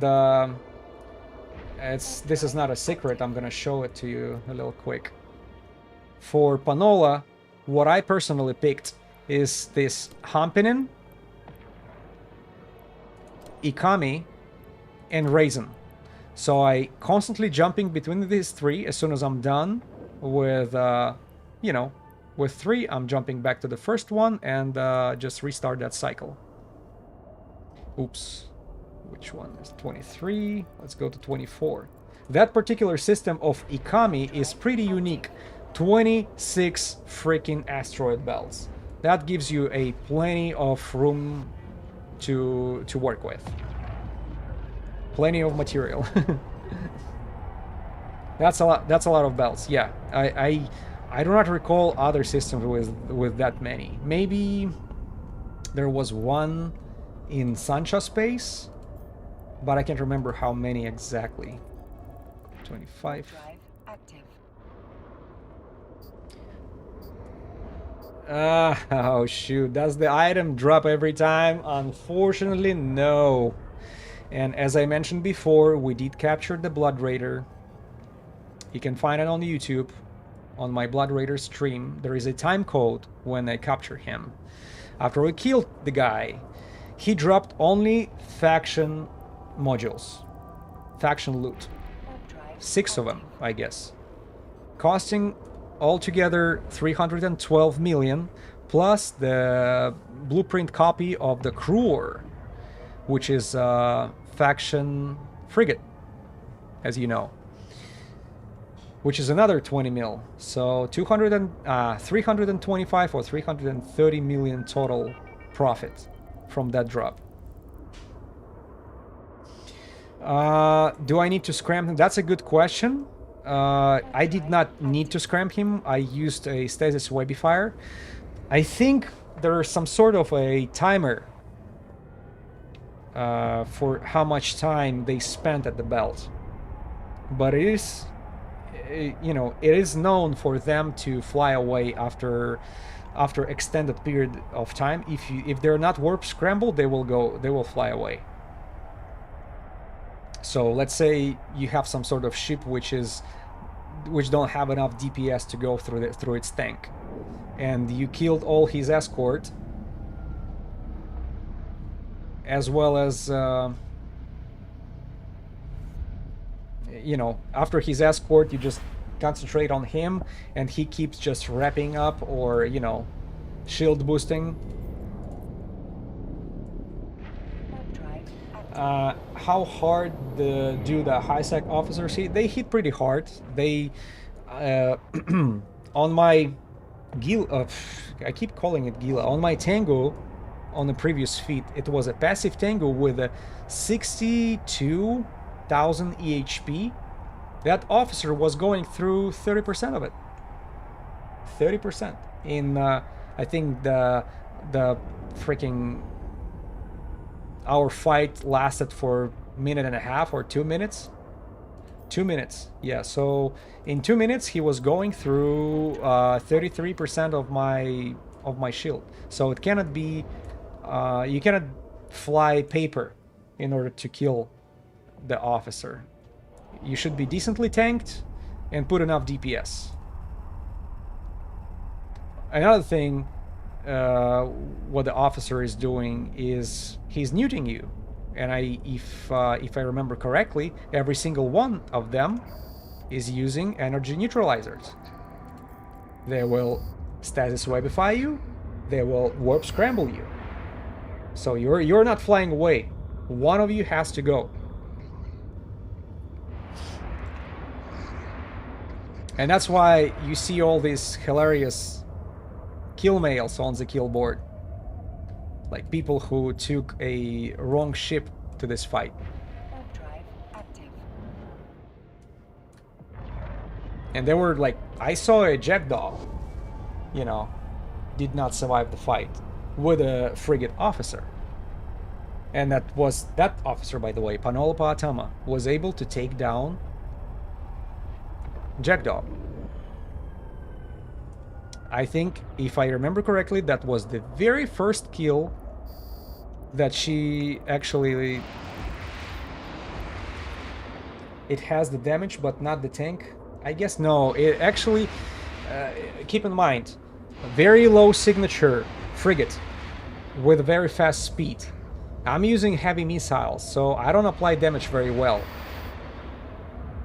to this officer. But I'll be able to apply it long enough, to eventually break the tank. So why not lights? In case if I have a PvP situation. Yeah, I want to apply as much damage as possible in case if I have to fight somebody else. So and I'm pretty sure if we're gonna be a conflict, it's gonna be either freaking cruiser, another cruiser, or somebody battle cruiser, or who knows what. Who knows? Maybe the battleship. I don't know if that Tango will be able to handle the battleship, but I'm pretty sure I have chances because I have a low signature too.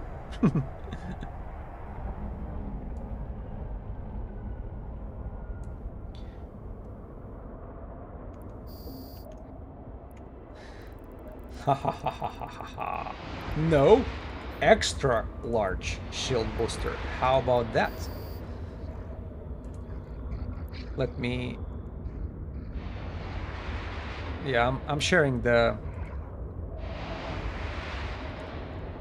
Look at that. Look at that baby. Extra large shield booster with my skills and with mid-grade crystal implants. HP per 5 seconds we have 1727. Overheated 1933. Guess how much shield do I have? 3573 hit points. So in one cycle of 4 seconds I can recover 60%. Every 4 seconds I can recover 60%. That's pretty tough active tank tango right there. It will not survive the Alpha Strike though.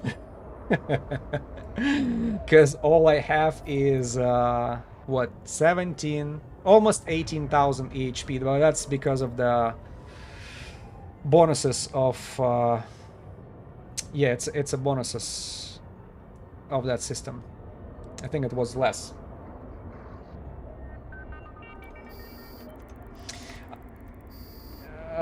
Yeah, so I have 3.5 minutes together, right? Let's just imagine I actually end up in a situation like that when all the modules are applied. Let me look at the simulation one more time. So turn off that stuff. Yeah, so 3 minutes and 30 seconds. Keep in mind though, it will most likely not spinning 100% of the time, right? So most likely it's gonna be, it's an overkill. I will not be losing 60% of my shield every 4 seconds. I don't know how much damage that person's supposed to apply, and that's Tengu with a 196 meters radius of the signature. So when do you need you know, booster like this? Oh shoot, did I that's the wrong belt.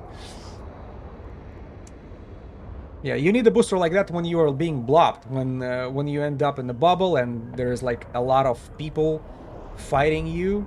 Then yeah, you put that shit on the overheating, and it's supposed to be spinning constantly. But I think in the regular PvP situation, most likely you're gonna be managing it, like stopping and starting, while holding your opponent warp scrambled. Plus I have this T2 10 MN autoburner to help out with the management. And that's my hope, keeping that person under 9 kilometers. Warp drive active. In the PvP, you also expect it to be muted. Yes, that's true. If I go against somebody who's like heavy nuding me, yeah, there is no response. It's always like, remember this, the game rock, scissors, and paper. So there, you will not have a absolute fit which will prepare you for everything. Would work better for PvP. Well, until you run out of charges. You mean capacitor, or the rockets? Because if you mean the ammo, yes, Tengu spitting ammo very fast, but I have full cargo of it, so we'll have enough rockets for hours and hours. But if you mean the capacitor, Warp drive active. PvP would also expect to be muted, except would work better for PvP until you run out of charges.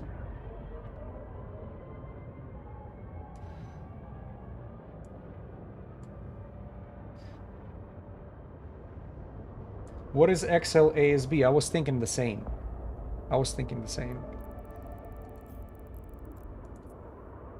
Oh, well, it's not auxiliary. It's a shield booster. So you're not extra large shield booster. I think you are confusing it with auxiliary. That's like whenever you use the charges, like batteries, right? For the shield, and nanopaste for the armor repair. I don't have that. I have only my capacitor to hope for.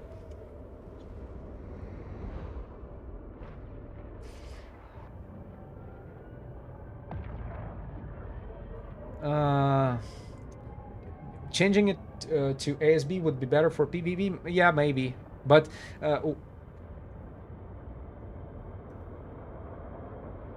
normal extra large booster better for PvE. You're right, but this is not fully PvP fit, right? That's only for being able to handle the PvP situation and being able to surprise your opponent with putting the fight. But I want to take that concept to a test, and I want to bring it to a real PvP situation and work from there. Because trust me, having the auxiliary shield booster is not answer to everything as well, because yeah, it works better while the charges are there, and then it takes forever to recharge that that baby. What PvP do I expect in the high sec rather than gank? Well, there was belts on previous streams where I would arrive and I would see people with a suspect. That's first. Then there is a situation where what happens if I arrive to the belt and I see another person catching the officer.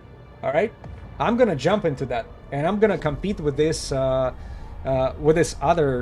player as much as possible. If I lose the damage game and he gets the wreck, I'll try to steal from it.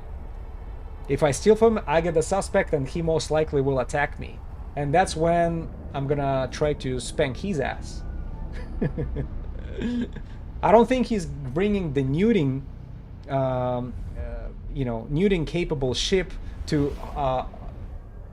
hunting the officer. Absolutely. Looking ahead for the officer fight if contested. That's very well said. That's one.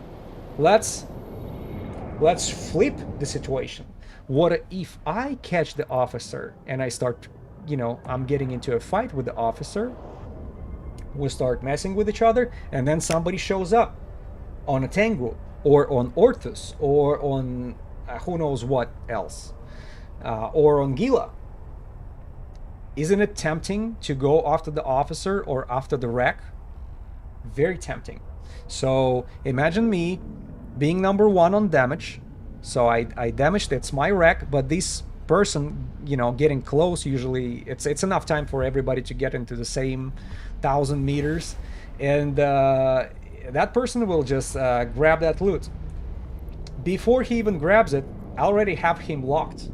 And I'll be either orbiting the guy or, holding the distance to him. And if he grabs it, if he managed to snatch my loot, I start the fight. So, but, taking into deeper consideration what are you offering, taking the auxiliary shield booster, this is what I was planning ahead in the beginning, using that for PvP. But then I realized, well, I can fit extra large shield booster, just, not the auxiliary type. It just, I'll have a limited time on a capacitor.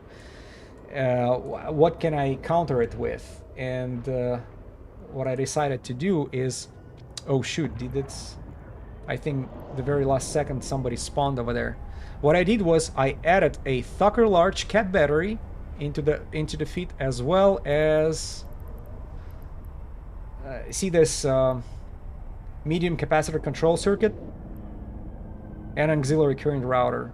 So I think this one is power grid, but that's increasing your recharge time. Yeah, 60. I think it was 68 million ISK. 68 million ISK for the Thucker large cap battery. And that's the best one you can probably buy for this feat. Well, for the reasonable money. Oh, man, they keep leaving. And if I remember correctly, very last second when we left that very first belt, somebody spawned over there. Because you see, they're not spawning instantly. They might take like a few seconds before they appear on the grid. Unless my eyes were lying to me. Yeah, nobody's here. For some reason, when we jumped, it seemed like very last second somebody spawned here. I hope it was not an officer. Drive active.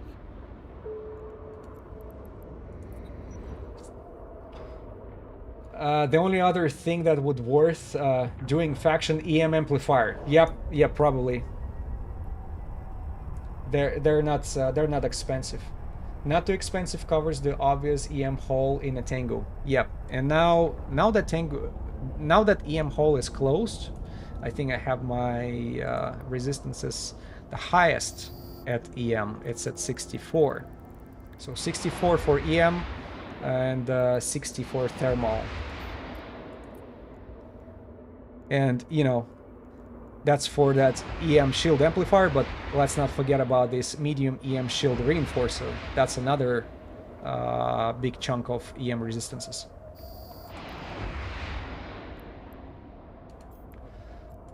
Sorry, I think I missed one of them. Honestly, I fly 2.5 billion ship in the Abyss, so 70 mil for a Thucker is fine. Yeah, yeah. So I decided the Thucker large cap battery is a good investment, and that's EM shield amplifier will definitely give me, I don't know, maybe extra 5% of resistances. Active. If so, I'll be happy. Thucker is worth it. Yeah, Thucker is worth it. Plus, you know, when I put that battery in, I think the capacitor, you know, how long I can hold it, went from like 1 minute 40 seconds to 3:30. That's critical. Plus, with a Tech 2, you would be much shorter on how long you can shield boost. Yes. Yes, and by the way, the capacitor, I think it has more newt resistance, right? Comparing to other modules. I just want to compare it a little quick. So we have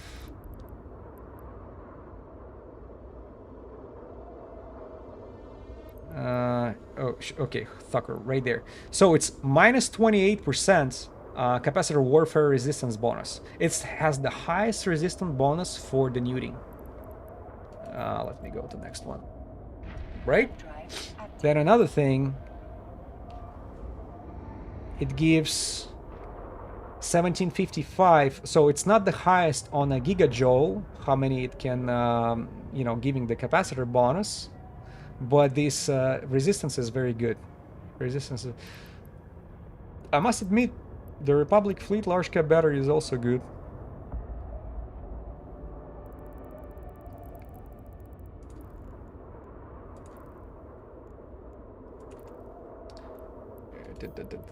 Let's go to the next one. Drive active. Give me 1 second.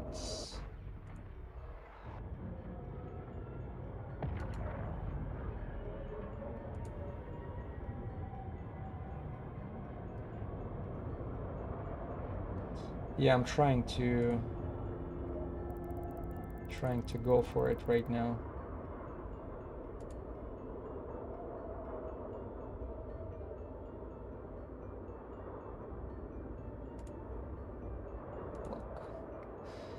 All right, sorry, I just had to do a quick bun here.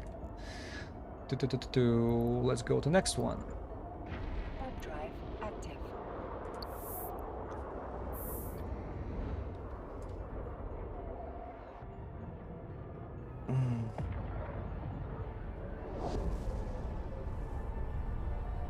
Oh shoot, I forgot to look for the T2. What is the T2 booster for the capacitor? Compare.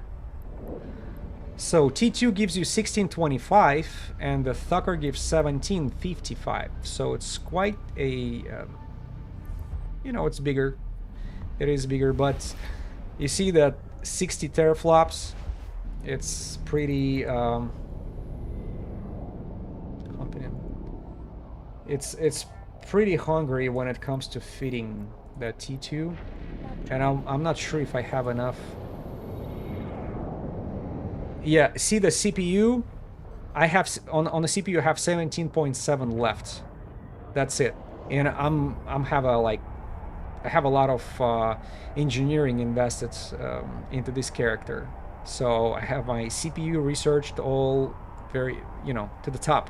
Plus, let's not forget about this. I had to add coprocessor in order to have all that beautiful modules piled up together. So even with me having the coprocessor installed, it's still, I will not be able to switch the Thucker large cap battery for the Tech 2 variant, because it needs another 20. Right? So Thucker, 42, 60, 18. 18 more, and I have 17.7 left. 0.3. Yeah, I know. It's just, I don't want to mess with it too much. Drive active. It just, I start concentrating on simulating, and I'm overall worse because you have less energy, you have feeding wise, it's more hungry. Well, do I have any bonus? Any type of bonus when I install that? You know what? You're right. Let's simulate it. Let's simulate it and just for the shits and giggles. So we're at 3.5 minutes capacitor, right? 28% resistance. If we take that off and put the large cap battery, yeah. Oh, I suck on the power grid. That's what happens here, and it's a pretty big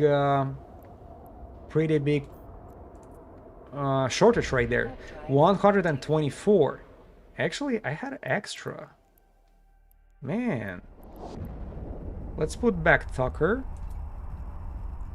I said, let's put back the Tucker. So, on the power grid, I have extra 75. I forgot to compare that stuff. What is that power grid? Power grid, power grid. No, that's capacitor. Am I? Oh. There you go. So it's 280 megawatts for Tucker. Holy shit! It's 480 megawatts for the Tech 2. That's why. Yeah. So you were asking how much a Republic fleet would add. Oh yeah, since it's been. Yeah, let's try the Republic fleet then. 1 second. Just gonna organize it here. Now take the Thucker off. Thucker. And we'll put the Republic. Yeah, I still can fit the Republic. Oh, actually, the Republic fleet will give me 20 more seconds because it's it has more. It has more gigajoules added. Wow. Why didn't I? And it's cheaper. It's actually 28 mil. Yeah, but I don't care about being more tight on the fitting, you know. It is 28, yeah. It fits. You see, you give up 1% of the resistance to the to nuding, which is, I think, is fine. 1%, you know, it's 28, 27. You will not be able to feel the difference. But what it gives you on the top though is extra 20 seconds of active freaking spinning that shield booster. You know, you might be right. Republic fleet large cap battery is quite a beast. And I don't see any difference between domination. Why domination costs more? I don't get it. Look at that. Domination and Republic fleet large cap battery providing the similar gigajoules. They're similar teraflops, similar power grid, and similar resistances.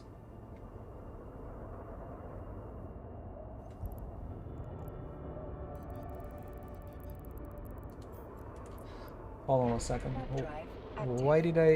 Why I'm not hearing the...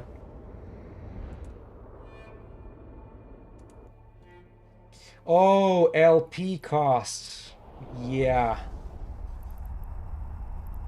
I keep forgetting that. Yep. You know, yeah, probably Republic Fleet large cap battery would be better. I have to check. What about the auxiliary shield booster?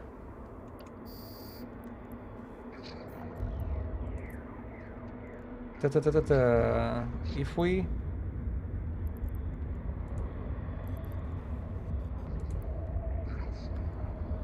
Thucker has the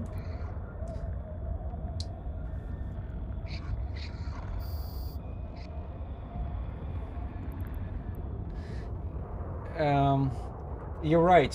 You know, but even with the LP cost, why buy it? It must have some stat difference.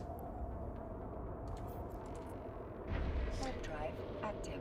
Yeah, not all ships have such a great fitting space as Tango. Yeah, you're correct. You're correct. That subsystems are awesome. Plus the Tech 2 rigging allows you to expand the feeding capacity. I'm trying to see extra large auxiliary. Is it where I'm looking for it? Yeah, extra large auxiliary. So we are...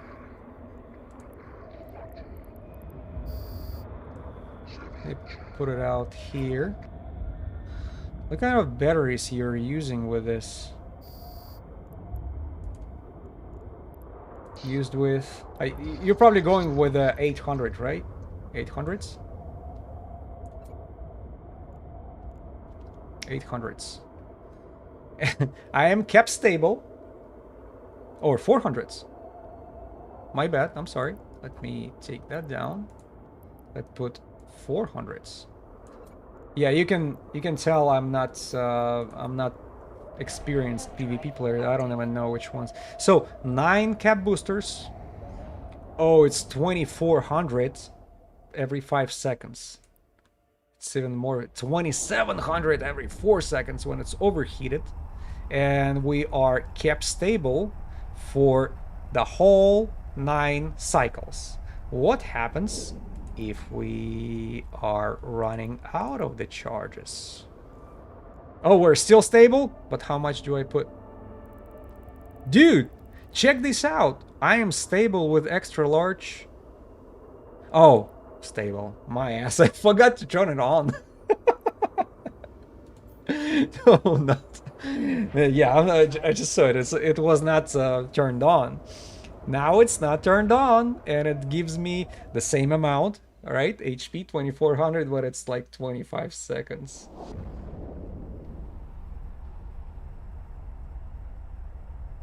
You can obsess a few times before becoming bone dry. All right, well, here's the question for you. Damn.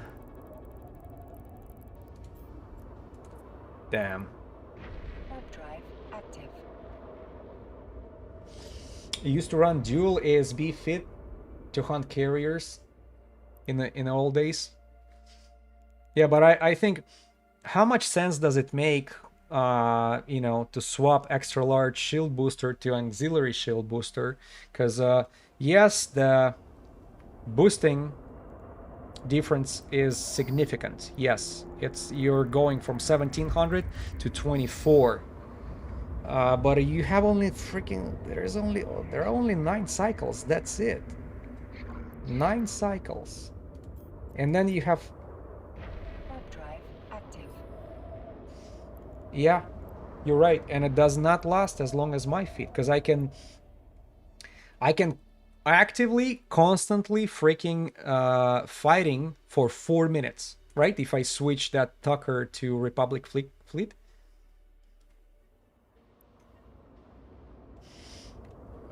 Yeah, that's true. It meant to tank a lot of damage in the short time. That's exactly right. So it's very niche usable. Let's call it that. It's absolutely Warp drive active.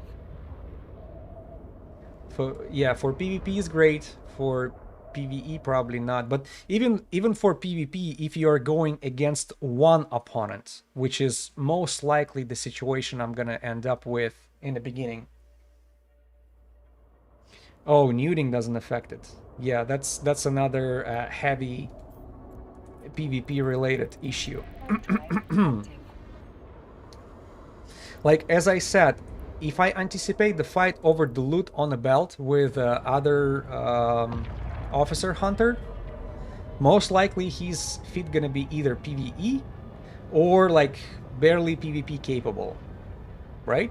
Probably he will not have a neuting, energy neutralizers with him. Or even if he does, how many? Active. Maybe one. And don't forget, he's gonna be neuting himself too.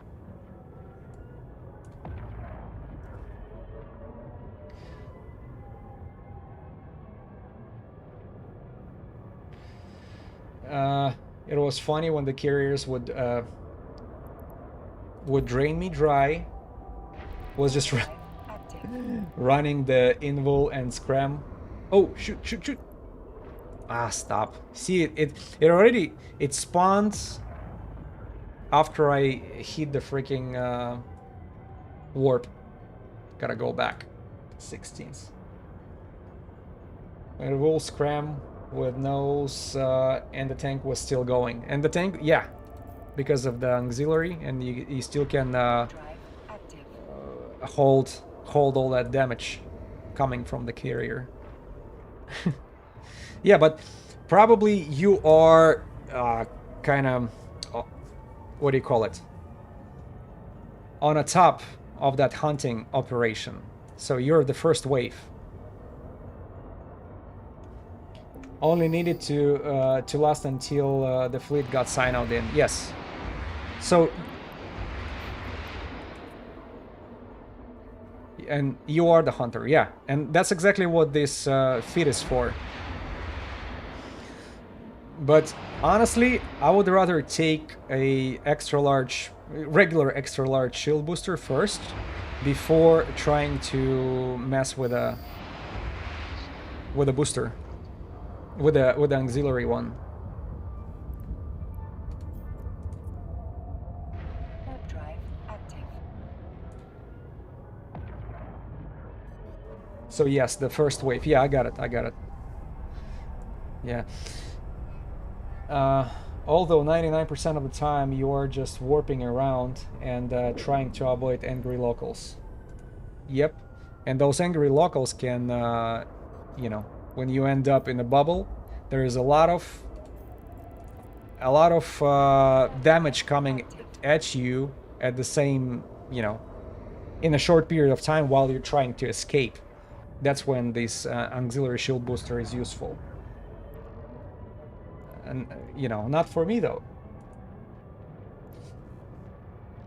My situation is different here. I don't anticipate such a...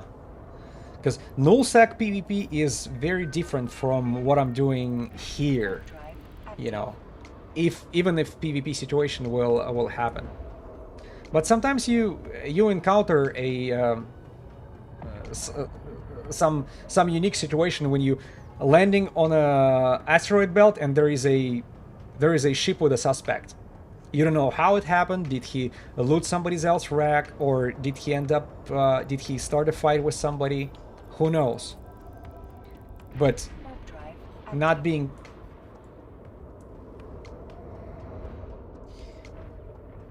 Yeah, don't expect a lot of newts here when hunting NPCs. Not too much point to... Yeah. It has to be such a unique situation where everything should just match perfectly. Like, first of all, somebody has to catch the officer. Another person's supposed to show up at the same time and, being properly fitted for particularly neuting that guy. Yeah, the chances are low.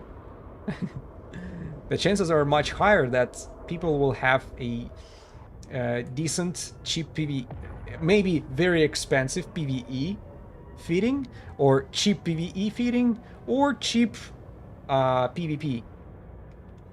maybe similar to mine, maybe a little worse, and that's when I take my chances. Go against them, you know, going Warp drive active. bone to bone. Plus it's Tango, right? I have a lot of expectations from that ship.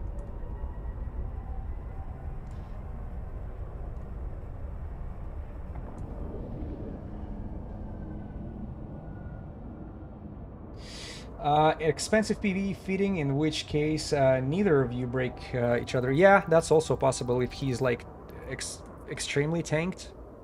Warp drive active. Yeah, but there is also always a human factor, trust me. Maybe on paper we're not supposed to kill each other, but there is always a chance to turn the tables.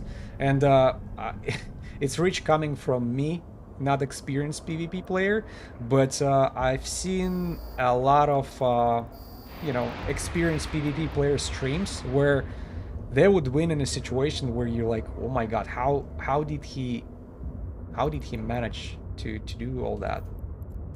I would shit my pants on like first 5 seconds. And no, these guys are actually the streamer I'm particularly talking about is Beast. I think he was considered he was just that fun fest that took place in Iceland. He won the nomination of non-English speaking streamers in EVE Online. His channel called iBeast. This is the guy who I blame for me starting playing that game. Because I just randomly ended up on one of his streams, and a Russian PvP master. And dude, things he's capable of doing is he's on another level. He's very good, and he's very likable, very humble person. A lot of knowledge about this game that I have coming from his streams. So, you know, some ideas, some things that I heard of, like news and rumors. That's a lot of, because I used to watch him a lot. Not even watch, listen. I would listen to his stream while doing something at home or at work. Right now, not so much. But I keep an eye on what he's doing.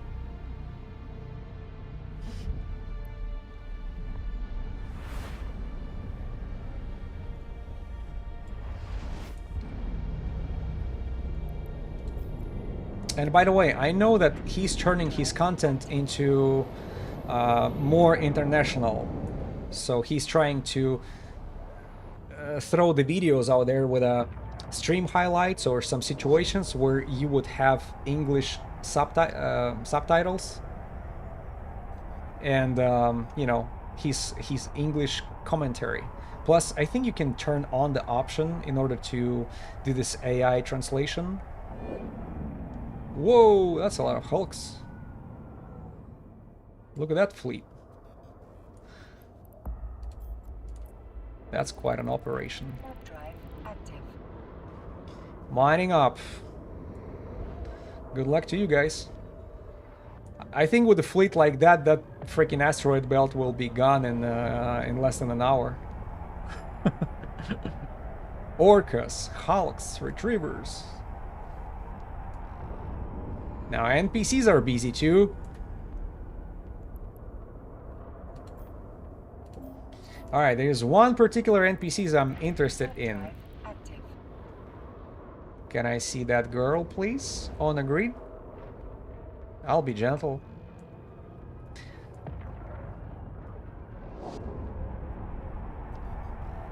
Oh, the AI translation from Russian is pretty bad from the video you watched. You know why? It's because probably when there is a Russian stream in EVE Online, that's a lot of in-game slang is being used. The mining op would not be happy to see my officer. You know, I would I would definitely rescue them from that officer. I would be a hero of the day for this fleet. But on the other hand, I'll tell you this. Imagine how many drones all these Hulks and Retrievers and Orcas are capable of launching.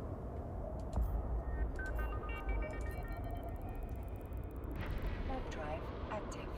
A lot of talk about green. What do you mean green, like faction loot? I would nuke the Hulk. Oh, it would nuke the Hulks, but the Orca would kill it eventually. Yeah, yeah. But I still see a lot of T2 mining barges killed by this officer on Z-kill board. I'd say this is target number 1 for the officer frigates. They kill a lot of these Tech 2 barges, Hulks and Minakaos. Warp drive active. A lot of talk about green. Oh, all right. I know. It's green means you know. I'll explain. I'll explain it to you.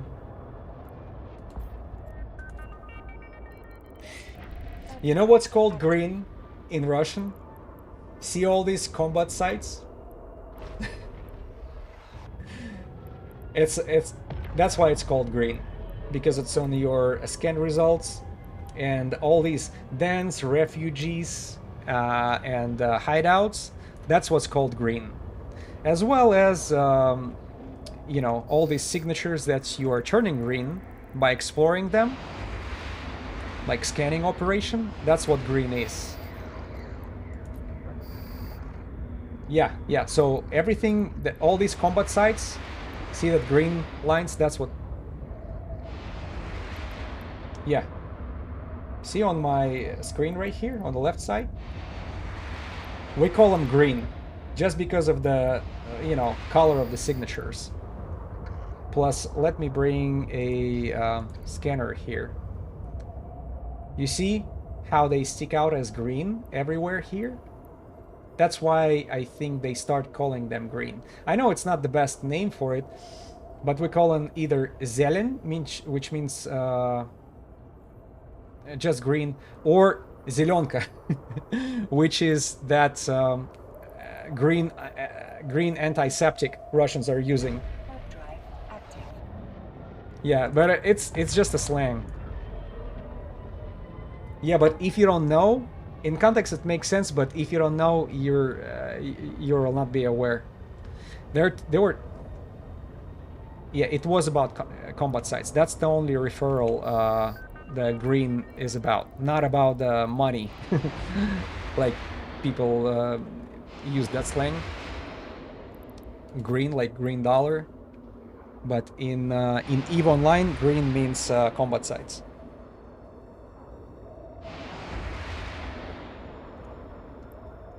Yeah, I see where this AI translation would be turning into a mess.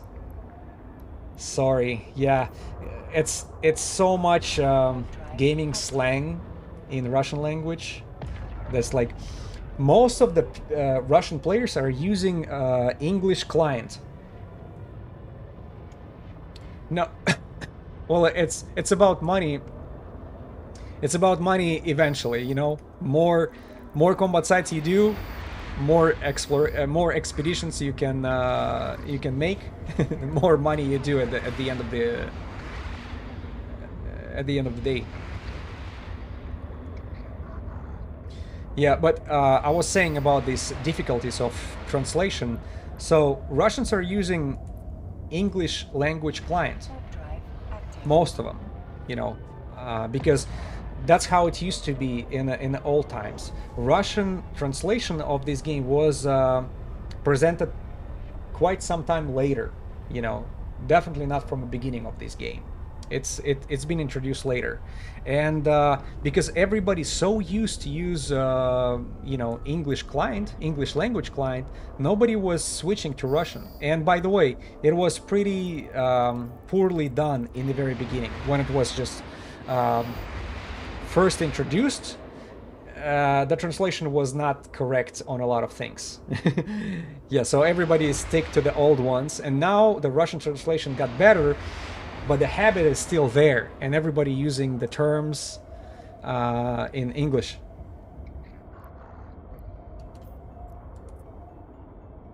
Warp drive active. I want to use the Russian client Ava chat ship girl thing. Is it the voice that you pick from the chat? Oh, they're spawned pretty close. Sounds so much better. I never tried it. And by the way, I think this client, I can't remember if the sounds, if the voice was translated as well.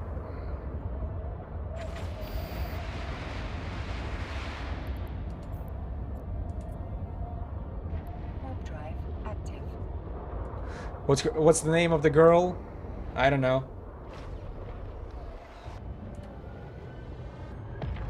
You're not talking about Aura, right? Aura? That's probably the first voice you hear when you first getting into the game. Warp drive active.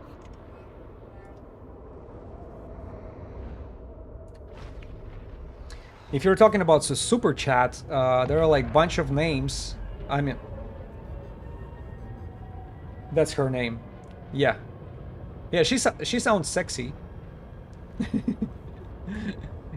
in Russian. Warp drive Yeah, see, it's sometimes it depending on a localization actor, whoever you're using for it. If you bring some girl with a real talent, who she talks and you're like, you're not even paying attention to what she says, you're just enjoying her voice. Yeah, it all depends on the actor. I like the how original Aura sound as well. So Aura in English used to sound good, but she sounds weak when they change her, huh? warp drive. I didn't find any. Find one yet? No, I did not find a Panola Paatama quite yet. I feel like she's around the corner, but every time I make that corner turn, she's not there. Okay, see that 3?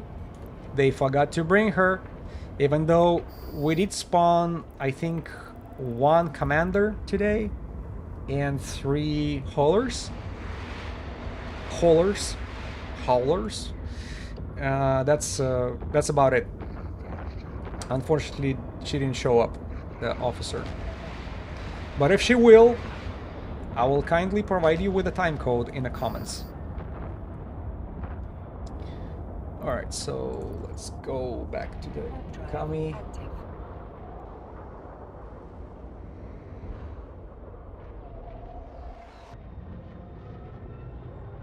Bro, you got this. Are hollers worth the time? No, not really. I'm sorry, I think I missed some messages. I'm seriously considering swapping. Well, you're gonna be dealing with a lot of, everything will be translated to Russian, right? So it's not gonna be convenient for you. Unless you can change the voice actor only and the text lived in English, then it's gonna be different vibe for you. But I'd rather learn Russian UI. It's that's a difficult task, I'll tell you this.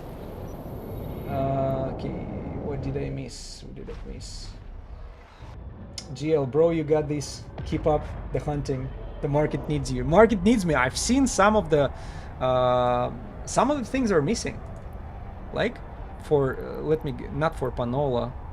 Let's go for Saras. No, we seen. I swear to God,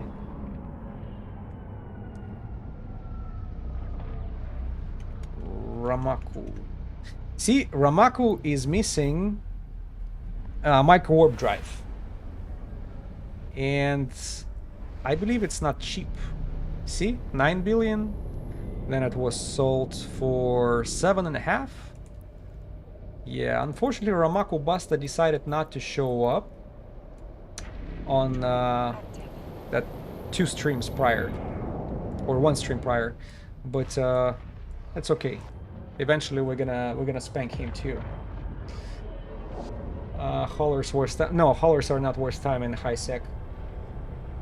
I was searching for the way to just change the voice, but could not find a way except from some post 15 years back. Yeah, I'm not sure if it's possible now, because I've heard about options before. Like, for example, you can leave the text. Warp drive active. Oh. No web could be problematic if you really encounter an officer, but I hope you get one. It'll be very interesting. Yeah, I know without webbing this time, unlike the last time we catch the Blood Raider, it's gonna be different. But first of all, he gets into close proximity himself, right? Usually all these officers are getting into close distance, like within 3 kilometers or 4 kilometers, something like this, and they orbit you. I hope my application is good enough, because I will switch the Scourge auto-targeting to this Kaldari Navi. If that will not work, I will switch to Scourge Precision, just to get that little, that small signature ship as much as possible. So I kept some variety of the ammo here in order to deal with the possible complications. But, going through the armor of Blood Raider, I did not see too much of a problem. It might take a little longer, but I don't think it's going to be a problem to go through. It's still, good point. We'll hopefully we'll have that experience played out. Can officers drop nothing, or they are guaranteed at least 1 officer drop? No, unfortunately, they are not guaranteed to drop officer module every time, but they are guaranteed to drop. And what they drop is bunch of faction loot. If officer module is not being dropped, it's gonna be a bunch of faction models, and that's exactly what happened with the Blood Raider. He dropped, if I remember correctly, 5 or 6 Dark Blood faction modules. Hoping I find one. Yeah, thank you, because I've been streaming for 5 hours now. I'm starting to losing my voice. Shit.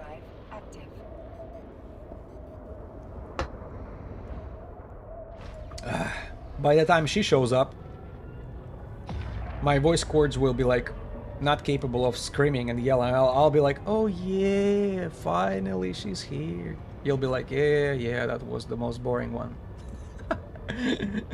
No, I'm pretty sure I'll be screaming like a biatch if I see Panola Paatama on a grid.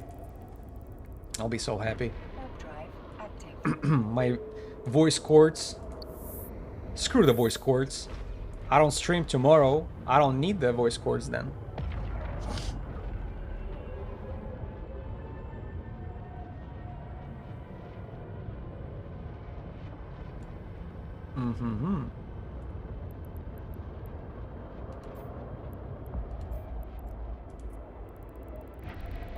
Let's go to the last one.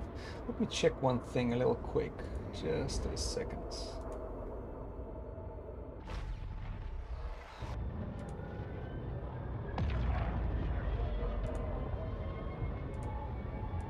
All right. So this system is done. Drive active. Yeah, it's definitely time for Panola. After 5 hours. Shit, I'm getting hungry. I'm getting hungry for the modules. I'm getting hungry for the lunch. And I'm getting hungry for the ISK. Because I'm definitely not keeping any of these officer modules for myself. It's gonna go on the market right away.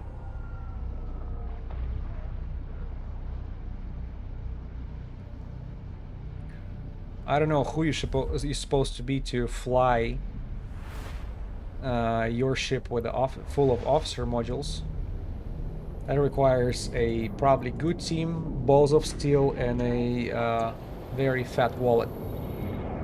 Even though there was a one guy on the last stream or the 2 streams ago who said he used to make videos back in the days flying AT ship with with a freaking officer modules on it, and it was lost on one of his streams.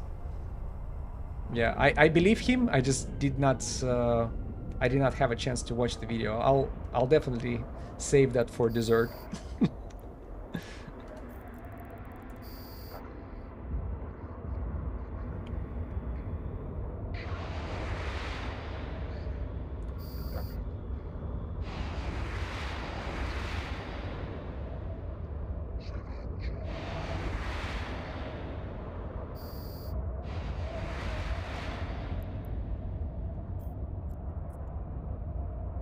Oh, damn it.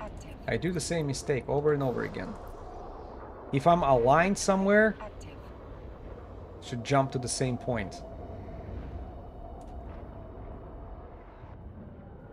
Because on the previous feeding, my alignment time was much quicker, as well as the warp speed. So I was not really concerned with how much time I spent on the belt, because I did not spend too much time warping off. That would probably saved me when we were going after Ramaku Basta, remember? A Gengar's fleet who arrived like freaking almost 20 catalysts on the grid. Just like that. What saved me?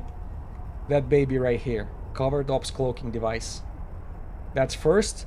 Second is... second thing that saved me is my rigs, hypervelocity ones. All 3. Tech 2 hypervelocity rigs for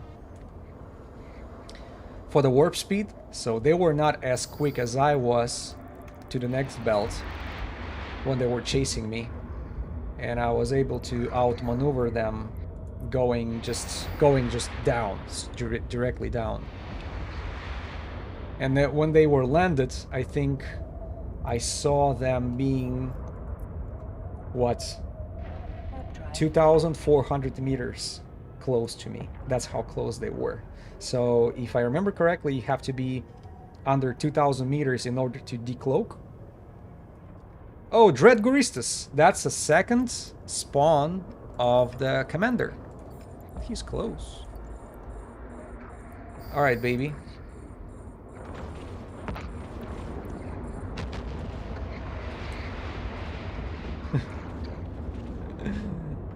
At least someone I'm gonna be using a...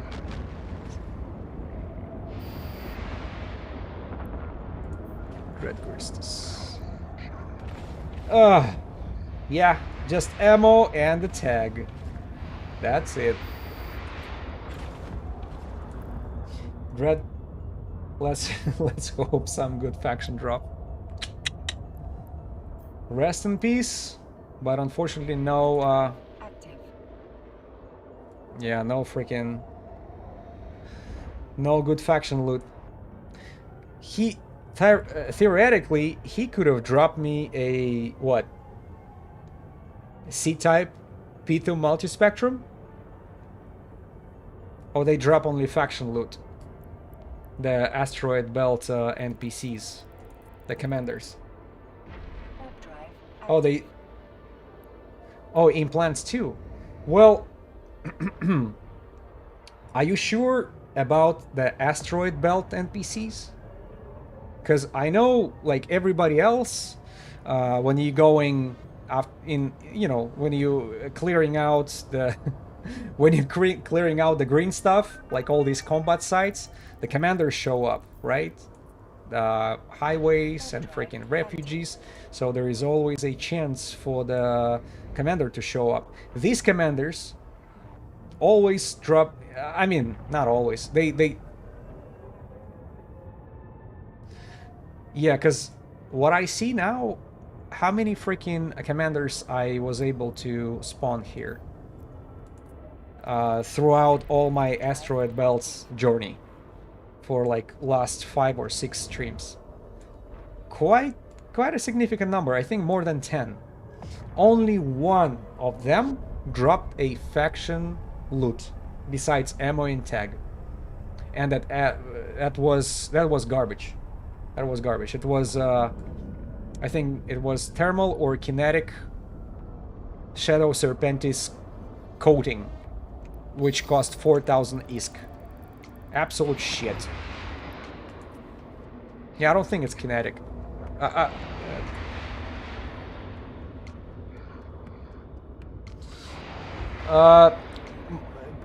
Yeah, to be fair, most Green Sire ones don't drop anything either, or worthless. Well, it I see them dropping at least more often, not just 1 out of 10. Oh, do I? I did the same mistake. So I gotta come back to number 9. So yeah, not 1 out of 10. I'd say 1 out of 3 commanders. They spawn more often, true, and they, from my experience, every third one would drop faction loot or implant or BPC, so you can gamble more. Yeah.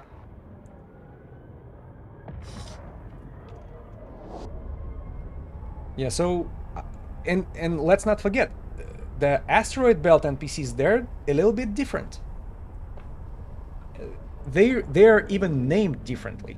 Not Dread Guristas though, that's exception. But everybody else I see, at least the ones I remember, who was it? For Serpentis, it's no longer Serpentis, it's Crux. And it's no longer Shadow Serpentis for the commander, it's Marauder. It's called Marauder. For Angel Cartels, it's not Domination or Angel Cartel, it's Cyber. They're called Cybers. I forgot what's their commanders called. I can't even recall if one of their commanders actually spawned. Probably did not.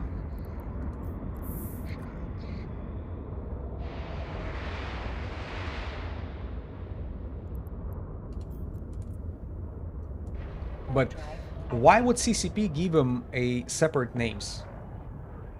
Maybe it's by the game. Maybe it's classified differently as well. Maybe it's not regular freaking combat sites NPCs technically.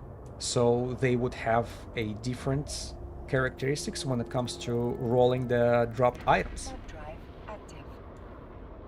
And by the way, it's a very, very, very first time today I saw one of the commanders dropping a tag and 2 types of ammunition. Who was it? I think it was very first commander today who dropped me Dread Guristas Iron Charge and Dread Guristas Infernos.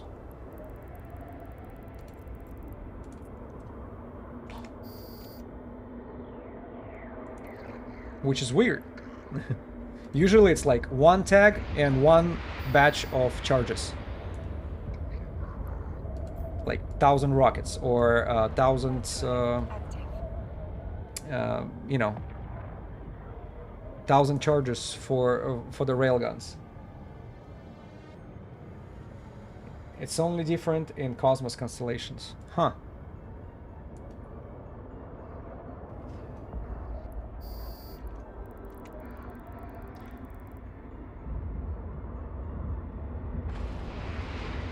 Interesting.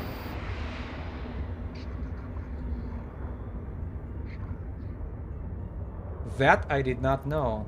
It's related to the cosmos. Whatever the cosmos missions are, or cosmos agents are. Wow. Yeah, thank you. Thank you for clearing that up for me. I didn't know that. So if it's just a names, then it should not be different. But, you know, I don't see commanders spawning very often. And all these 10 of them I saw, maybe I just got a bad luck. Maybe I just got a bad luck with officers altogether. Oh, fuck.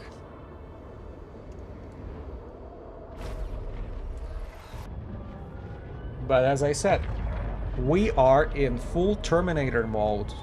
I'm not giving up. Girls love it, right? Panola Paatama, she's supposed to appreciate it. Did you see on my YouTube thumbnail how sexy she looks? Oh, stop my ship right there. Girl like that, definitely worth chasing.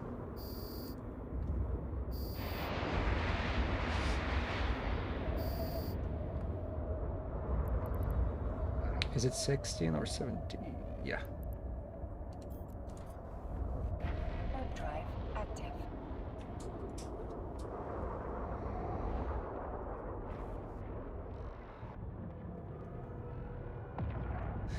Consistency is a key. That's the name of the game here for the yeah, for the officer hunting.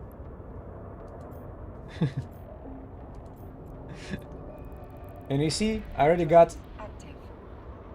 the 82 capsuleers who set just one more belt. It's right there somewhere.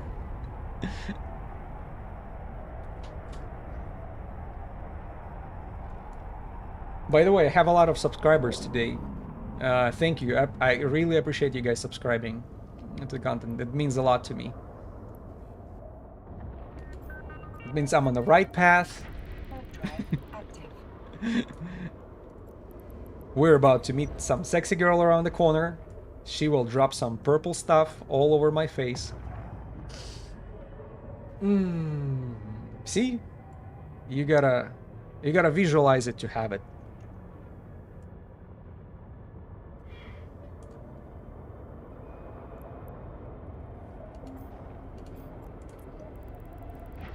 Drive active.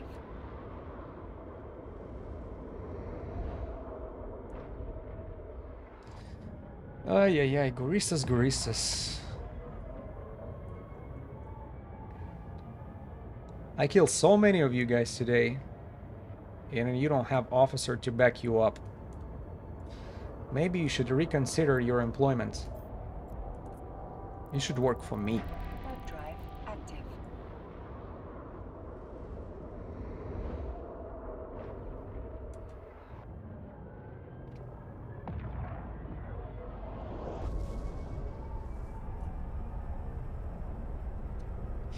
Yeah, for 5 hours, not a single situation with where the PvP would be applicable.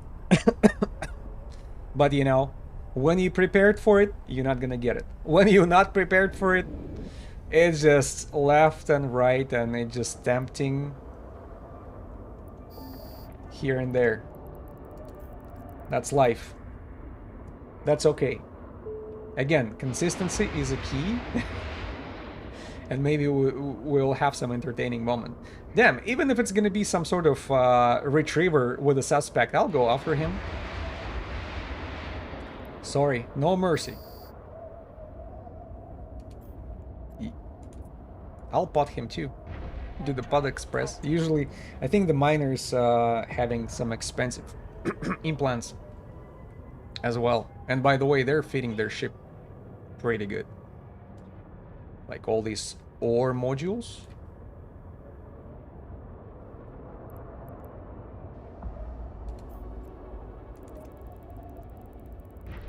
Drive active.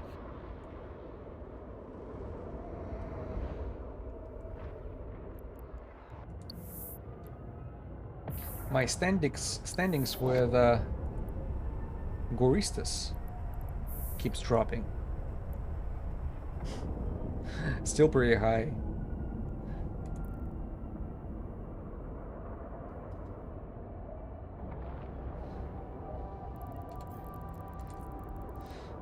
I appreciate the lessons sub. Thank you. Thank you. I mean, running ore modules will get you ganked anyways. Yeah, usually. Does it take some sort of scouting? Because usually you would have some small ship with a ship scanner going and scanning. Ship scanner, yeah. As soon as you see that on the grid, you better freaking do something about it. Switch to your regular tech 2. Yeah, but miners, they will tell you about ISK per hour more than anybody else. So they're trying to keep their, keep their efficiency as high as possible on mining, and that's when these ore modules. Plus, once you lose one ship like that, you get on a list to kill even without the scan. Yeah, you're right about that.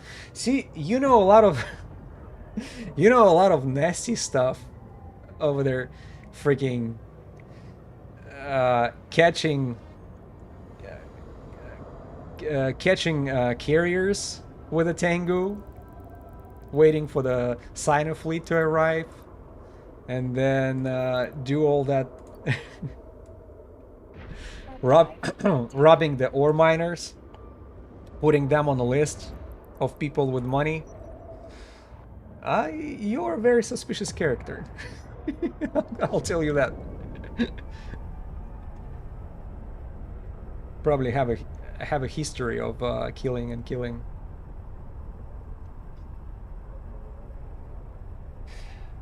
Gotta understand ganking to defend against it. True, true. Trust me, I'm such a freaking. I have a very shameful loss in my past too. My stupid ass decided to move from Dorexi to Amar once, taking all my most expensive stuff, putting all that into freaking Praxis, and decided to use a shortcut in a low-sec system named Vicamia. Shit, I'm gonna remember that lesson forever. All my wealth collected for, I don't know, a few years was gone that day. You cannot even call it ganking, it's just a freaking... They just killed me at the gates.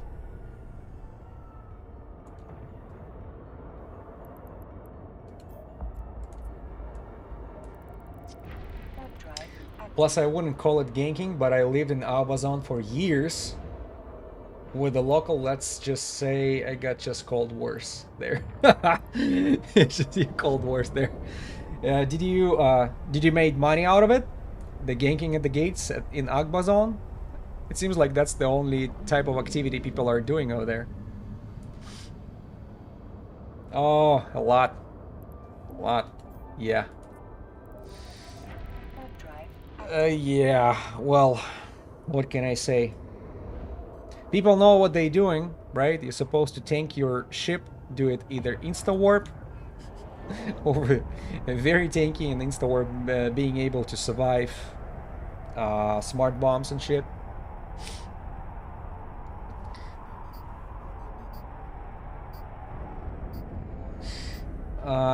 Yeah.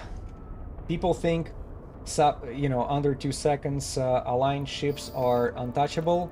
They're not. That's true. That's true. There is a way to sensor boost your ship, and it would catch blockade runners. And DSTD. Is it destroyers? The old. Who was it? Sanesis, right? Not anymore, but Sanesis used to be you could feed them for under 2 seconds alignment time. That's what I were used to run, going through Arbazon all the time. Gets and edges. What about a Hecates? The Hecates with billions in them, yeah. So because they thought they're untouchable because under 2 seconds. 7 Blue Suns, thank you for following. Appreciate that. Welcome aboard. Which belt I'm at for? Everything, if it's not sub 1, yeah, sub 1 second, that's what I'm talking about, the Hecate, which is absolutely crazy how you can do that, but I know it is possible.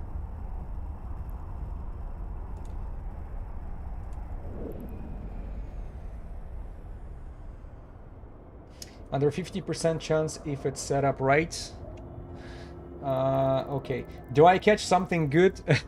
Today, unfortunately, just commanders and haulers. Let me show you this. That's my catch for today so far. 16.5 mil. And I think the majority of it comes from that Maxalon. Yeah. Oh no, hold on. Why didn't they? Oh, okay, 1 million. I'm sorry, 1 million. 1 million. And if we count these drones that somebody forgot, it's 2.8. All right, that's it. That's all we caught today. Unfortunately, not very profitable, but it's a great stream.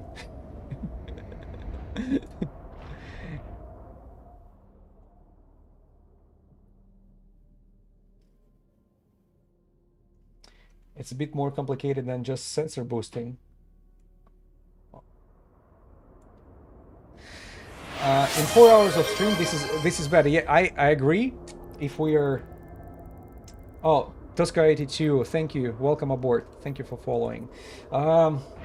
In 4 hours, this is better. If you stick yourself to ISK per hour, yes, you can get frustrated. But to me, it's more entertainment, fun, and freaking. I'm playing the lottery game here. You don't understand. Like every single jump is a possibility for me to catch the luck. You know, catch the fortune by the leg. And to be honest, I quite enjoy it. Plus, I fitted my Tengu with somewhat PvP feed. In case if something fishy happens, at least I have a little bit of a resistance to put on. You know, make it even more entertaining.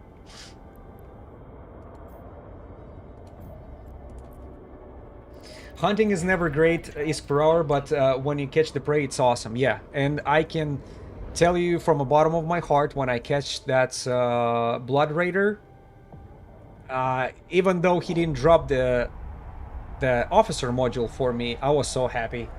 I was so happy because I thought it will never happen, and it actually happened on the very first stream when I started that activity. It's called a officer spawn confirmed. You can find it on my YouTube channel. It's there. I feel like I missed some of the messages. A bit more complicated than sensor boosting. Server ticks when you leave geographically, and boost not using overview and some other stuff. Okay, yeah, because I know you can. There is you reduct the overview to the point where only your prey is shown.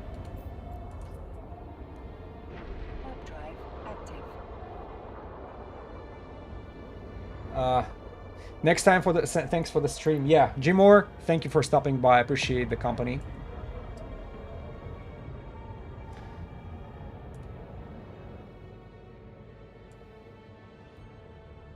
Okay. Nobody's home. Oh, come on. This is a raisin system. That's supposed to be a officer spawner, like nothing else. Because Overview has actually 1 second lag compared to what you can already see. True. Yeah, I've seen it. It was awesome. I hope so. I'm glad you enjoyed it. I'm trying to make it entertaining, even though there is not much going on the screen, right? So it's just I think anticipation that, yeah, anticipation. That's what makes it interesting, because on screen it's the same stuff over and over again. But my God, it's still entertaining, at least for me. If even if I would not be streaming, I would be just flying on my own. I would be still having fun. I don't know. Maybe I would put like a audio book or something. But thank you for stopping by. I appreciate the company and comments.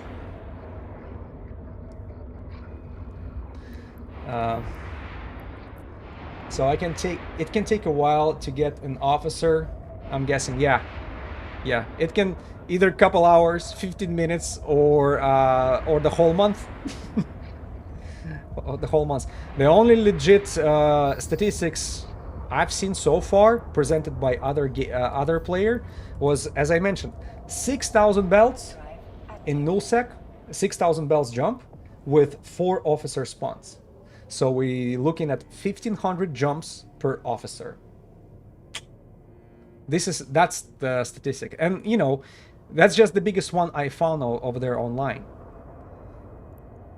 It's not necessary is a, you know, legit number wise, but I think formula is somewhere there. It's probably between 500 jumps to 2,000, something like this. But as I said, it can happen on your jump number 1. Every warp could be the warp where you find it. And that's what keeps me going. What keeps me going. The only thing can stop me now is hunger. And to be honest, I am hungry, because I had a breakfast early in the morning. And shit, oh shit, it's over 5 p.m. right now. How about that? We do the last cycle right now. I'm going through this 3 system. It's over 50 jumps. 50 belts. And we call it a day. So Panola Paatama has a perfect freaking timing right now. That's for you, girls. Please show up. Show me some love. Drop me some goods. Entertain the viewers. And it's I even make some epic freaking thumbnail for that. Just for catching her.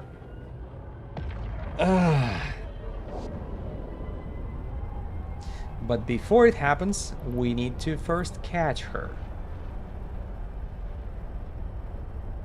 Yeah, I'd say 5 to 6 hours attempt would be a legit ones, because I don't think it's healthy for me to stay longer.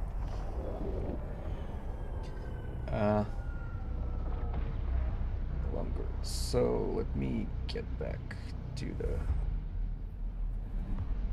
stopwatch. Just wanna see if we got to the speed.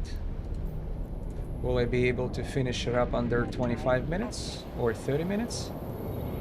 All right, let's go to the first one.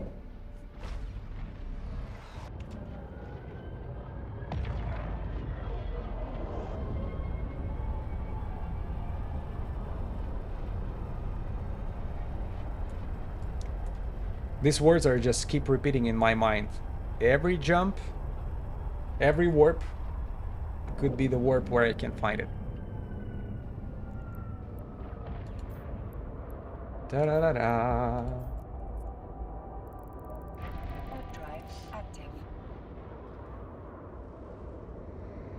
Tuska82, hi there, sorry for not talking, I'm looking at it. Hey, no problem, no problem. Enjoy your Sunday. I hope I'll be able to do a little bit of an input into your weekend. So, as I said, we just gave Panola Paatama one more chance to spawn. I'm doing my final jump through these 3 beautiful systems. And Panola has a perfect chance to spawn right now. Do you hear me, girl? I'm waiting for you.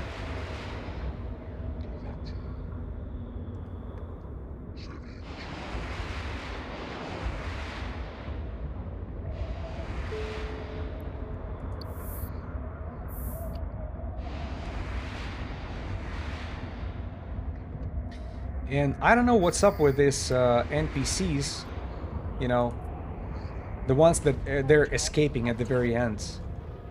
Like there would be 2 or 3 these Guristas NPCs, and then you kill 1 or 2, and that very last one start getting the damage, then aligning and escapes. That always kind of makes me wonder what that's supposed to mean. Another Dread Guristas, how about that? We are just going wild with these commanders. Even though they're not dropping shit, but don't matter. Yeah, but I don't know. I don't have much hope for the commanders. They're being failing me for so long. All right, so Dread Guristas, Dread Guristas. Oh, come on, that's a perfect chance for you to rehabilitate. Just drop C-type multi-spectrum Pithum, and I'll be happy for today. Ta-da! No, but it's a double drop of the ammo. And as I mentioned before, today is the only stream in my 8 years of playing EVE Online when I see them dropping multiple batches of ammo. Did you see that before? But I'm gladly accepting the gift. Let's go for the next one. It's the third, yes. Alright, thank you. That has been a thing for a while. Shit, I missed it. I didn't know it's possible. Even the green ones dropping defection ammo.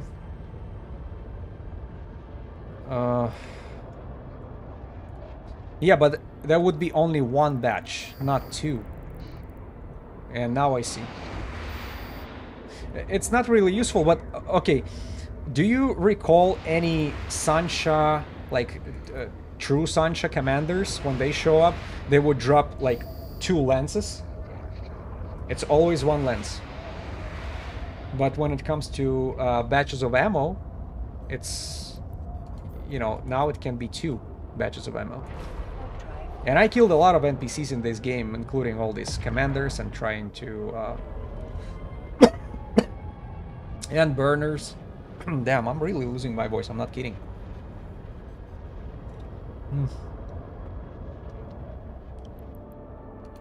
Should have bring vodka too, not just water. But if I would bring vodka, I would probably that stream would be much longer. With me sleeping. Nobody's watching. Yeah, alcohol makes me sleepy.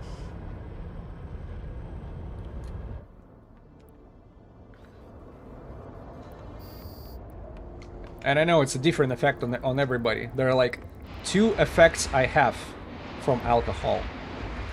First effect, I love everybody, and I start telling that I love everybody to every single person who I'm with when I'm drinking. And that's embarrassing, especially when they recorded it on a video and show me the next day. And effect number 2, I get sleepy, so I probably fall under the table, the very first one. Some people are getting like more funny, some people are getting aggressive though. This type of drunk people I do not like. It looks like they're hiding something within.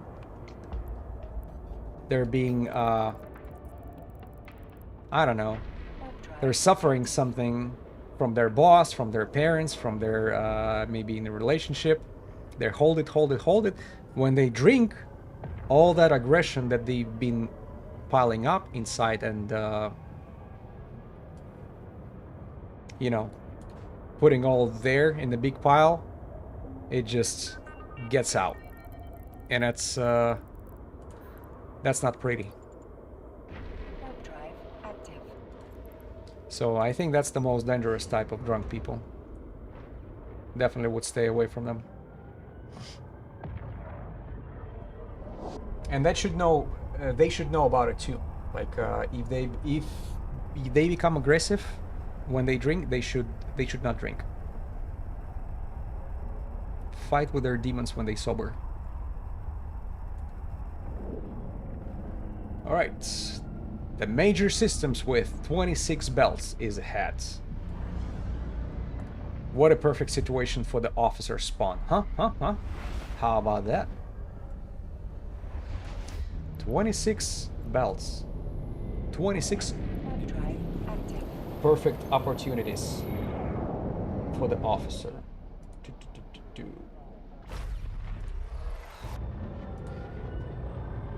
One can hope, yep. It's like a what do you call it? The little prayer that you're repeating. Mantra. That's our mantra. 26 belts, 26 opportunities. Oh, haulers again. Dude, I had a freaking bunch of haulers. Bunch of I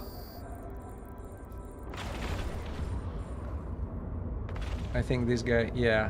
Which one is gone? Okay, it's over there.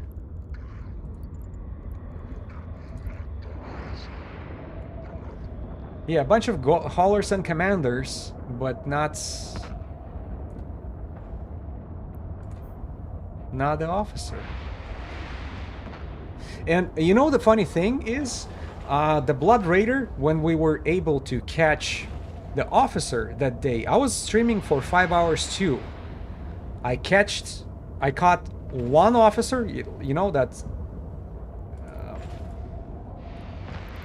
Makra Osman, right? And not a single one of the Dark Blood commanders for 5 hours. I don't recall haulers either.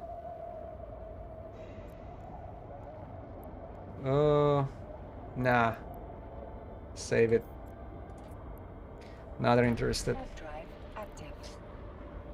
I mean, if it was easy, people wouldn't see people would see officers often, yeah. Yeah, that's not easy. The chance is very low, and that's why it's so significant when it actually happens. And I don't know if you ever saw the spawn of the officer, but it looks very unusual. First of all, they're arriving at the same time as you, landing on the belt. That's one. And second, they arrive in a big group, because officer is not alone. He is not surrounded by only 3 or 4 frigates. He's like bringing the whole group of 4 or 5 destroyers, accompanied with like maybe 4 frigates as well. So it's like bunch of NPCs landing at the same time. Just like we landed at the belt with the haulers. Yeah, it is a mini boss fight, and you better concentrate all your attention on the officer right away.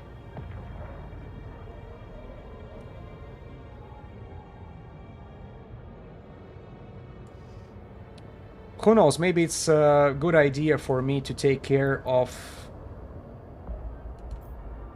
his escort first, since I don't do as much damage as I used to with this ballistic controls gun. He's the price and the one who deals them.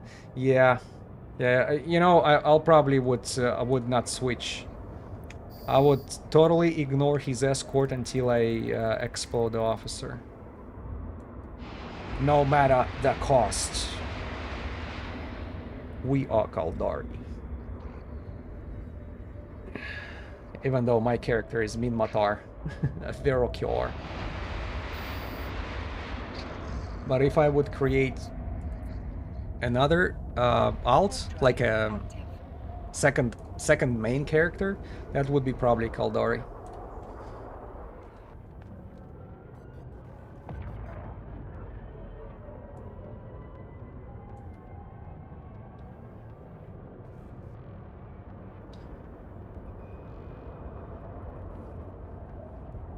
Officer rats are in nullsec, ex-Vinal. Yeah, well, starting December 2024, that's no longer the case. The old ones, you know, these battleships are still there, but you have cruiser officers in the low sec systems of 0.1 security status, and frigates officers in a high security space with a 0.5 security status. And I know a lot of people missed it because you know, a lot of people would tell me, "Hey, what are you doing? How come you know, doing this type of activity in a high sec security space?" But believe it or not, from the end of 2024, we have officers in a high security space and low security space. It just has to be a particular security status for the systems, 0.5 and 0.1. But the NPCs are there, and if you don't believe me, check the kill board with their names. Like that girl, which you can find in the name of that stream, Panola Paatama. Just type her name. Oh, good to know. No problem. No problem. You're not the first one who asked that, so I'm pretty sure there are going to be more people, especially the returning players. If you spent years and years in EVE Online back in the days and then left, just like a lot of us did, and then come back, and then left, and then come back, you might not know some of the newly presented changes. Yeah, some of things I don't know. Like all this new stuff, I might catch from the people streams. Because, damn, last two events I totally skipped. The, you know, the Capsuleer Day, totally skipped on it. And now, what do we have right now? Some new update. I didn't even read the update notes, honestly. I know it has a lot to do with factional warfare, and that's like the main thing. So if you're just starting the game, there are some. Not all events are worth running, true. Plus, to be honest, I kind of got carried away with this type of activity. I don't know why it's so fun to me. I don't know why it's so fun to you watch me suffer, not making any ISK either. But I guess, you know, on a serious side of that, I guess everybody waiting for this drop to happen, right? And I don't want to disappoint. Alright, we start in a non-PvP zone now. That's why I decided to give a game a try. Yeah.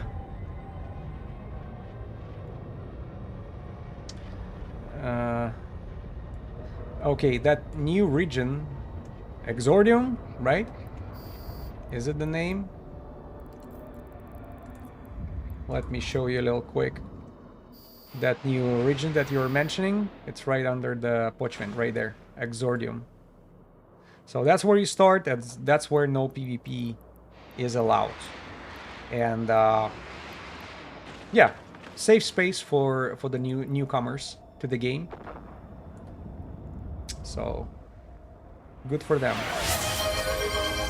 That's it. That's it.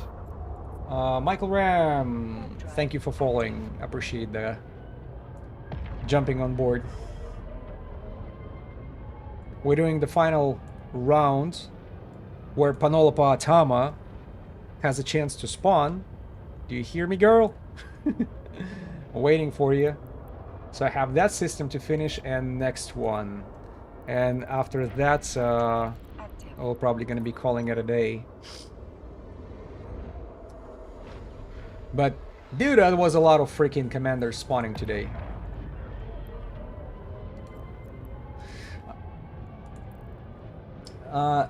Not much of a market in Exordium either. Yeah, new player here, and it's hard to properly feed a ship. Well, It's probably because it's still relatively new, and because that's definitely a market opportunity for someone, even though the newbies don't have the ISK much of the ISK to use. Still, you know, maybe meta modules or Tech 2 can be provided. Warp drive active. And more taxes there on everything? I did not know that. Is it like a payment for your safety? I guess since it's been controlled by Edencom. Oh, I mean, Edencom. Concord. Since it's a Concord controlled area, taxing through the roof is, yeah, expected. You want to be safe? Be prepared to pay. It's mainly so vets don't move into the area. Yeah. I don't see what the veterans can actually do there, except some market opportunities if you're limited in the game.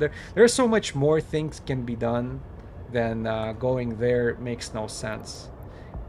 Maybe I've heard there was new epic arcs introduced. Maybe that would be a reason to go there, because I believe you start from there. I get the taxes thing. It is to keep players from leaving there. I was hoping for some basics to available for CCP, but it looks like it will be player driven in there as well. Yeah, just like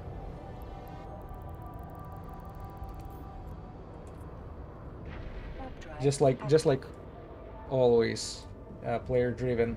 Even market is taxed, more you would lose money selling there rather than in a trade hub. That's not good. That's not good. So that's supposed to be used as a motivator for new players to move on.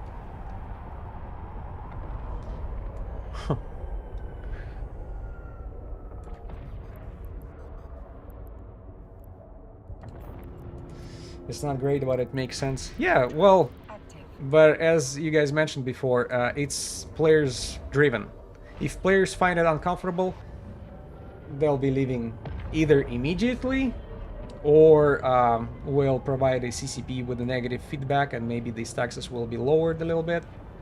Because, I mean, logically it makes sense, but taxes. I don't know. I guess me personally having this negative visceral reaction every time I hear the word taxes.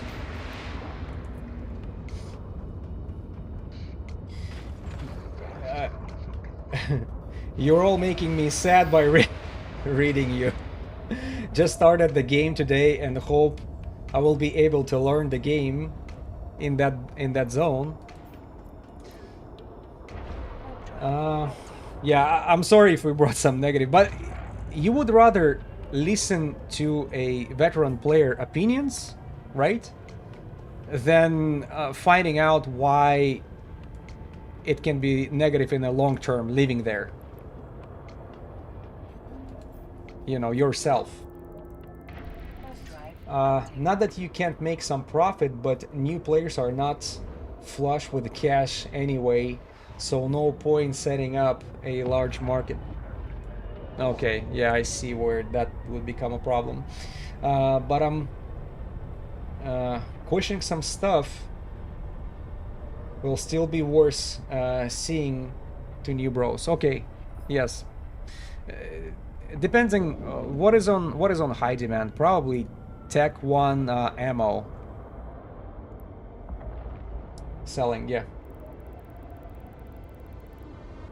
Selling stuff to new bros. Probably Tech 1 drones, Tech 1 ammo.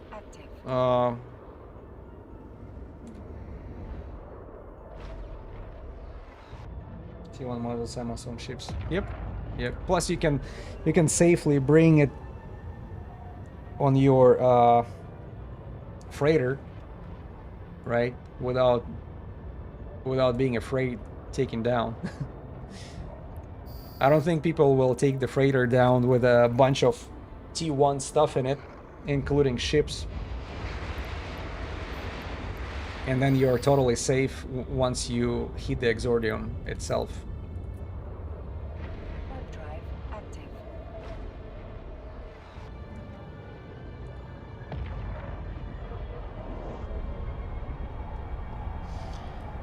Sherry Mike 61 just followed. Thank you for following on YouTube.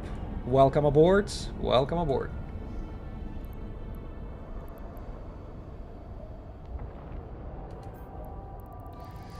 I mean, there is a choke point to enter or leave, so it's safer for haulers. Yeah, it's probably safer for haulers, not the freighter.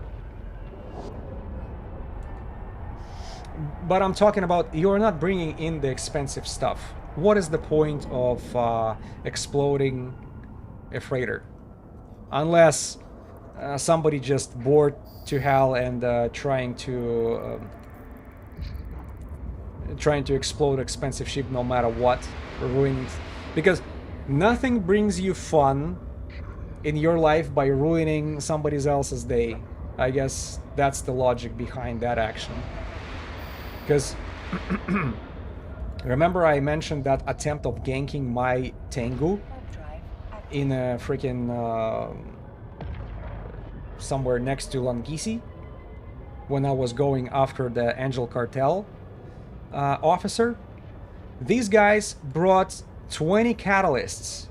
That's overkill for my Tengu. Because even though I had like 60,000 EHP, probably 10 of them would be enough. No, they brought 20. And they were killing people left and right that evening. They didn't care who. By the way, they were killing mining barges, expensive ones, the T1s. They were killing paladins.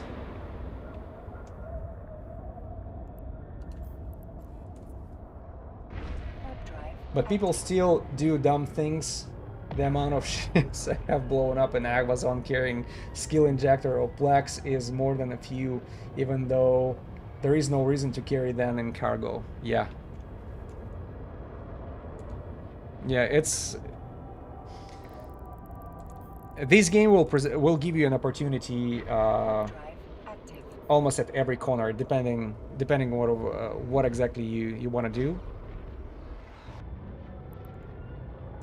Yeah, there is always some fun you can find.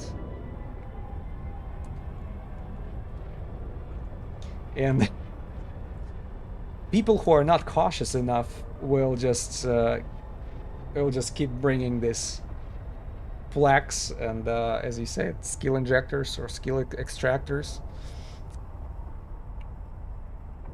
Yeah, and you're flying it through Agvazon.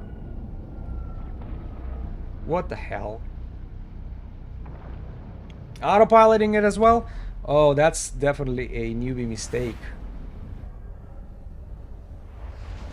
Because it's either trolling, but trolling like that makes no sense. Or, yeah, who they trolling, right? They trolling themselves. Autopiloting ship with Plex and skill extractors through Agvazon. Do it on stream, right? Just a balls of steel move. Some people, well, they don't know until that moment comes into their lives, and that's a painful learning process. That's okay. They'll survive that.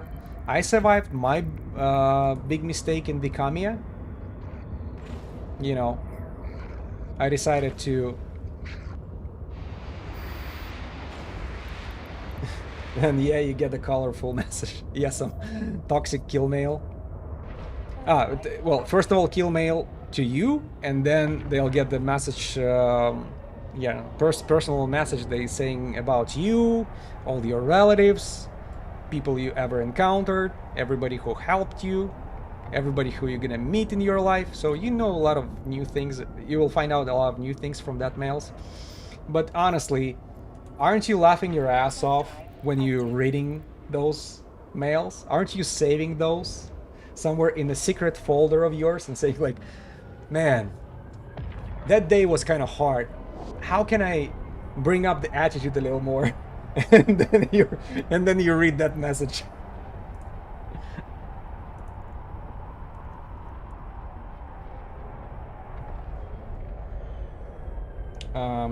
Entry point to Exordium is Uli, which is still high sec.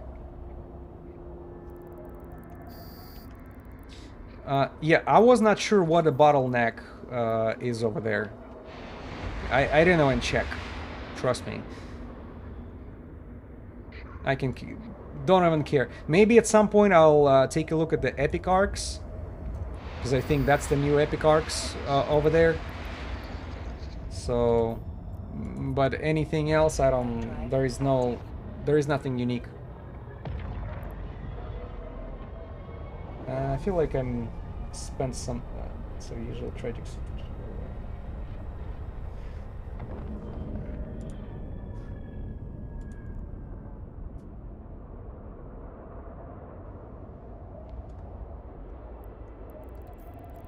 I feel like I missed some messages here. Usually try to explain them so they can... Oh, you mean about those messages? Colorful messages. I usually try to explain them to them so they can learn 50% learn from it. Yeah. The entry point in Exordium Uli, which is high sec, other 50%, well, salt is great.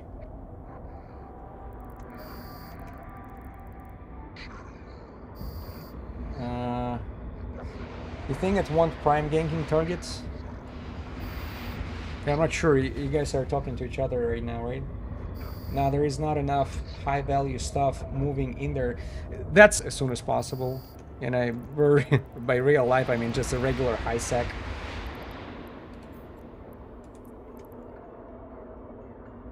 I don't know, future. Some vets moving there, and some will. So all of the ore is grade 0, which is basically worthless outside of Exordium. Yeah, because you suppose just to learn how to mine there, not to make money out of it. It's just make sure you learn the mechanics before you, I don't know, equip expensive ships and go for it. But they won't take any money, so moving out will be a huge loss. Plus, if they add more content to Exordium, it might be worth going there for other stuff. Yeah, it depending of what this content will be. I don't think they will. I don't think they will, because they want this to be new players. Yeah, new players, temporary area. Maybe it should be comfortable to the point you know that you will not be exploded, but you know, low risk, low reward, high risk, high reward, and that rule will apply and prevail. I don't think they will, because they want to be... already read that. We will see, really. Only time will tell. I wouldn't move there for sure. That CCP... What CCP wants is to be... wanted to be, and what the players do with it rarely align. Yeah. Yeah, exactly. I see the concept now behind it, but will it be well accepted? Is it really necessary? Didn't we already have high security space with 1.0 security status? We did.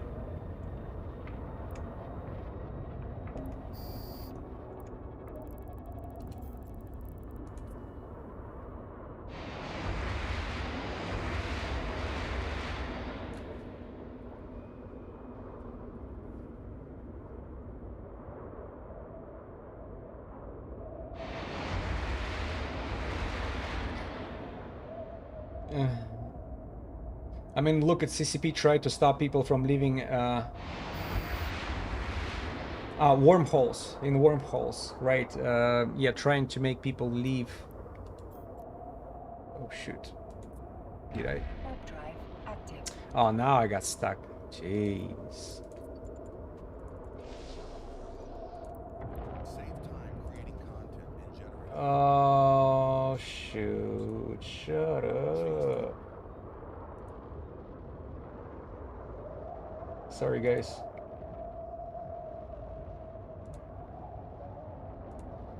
We're almost done here.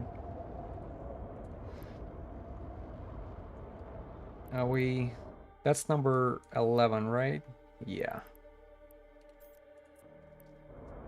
Warp drive active.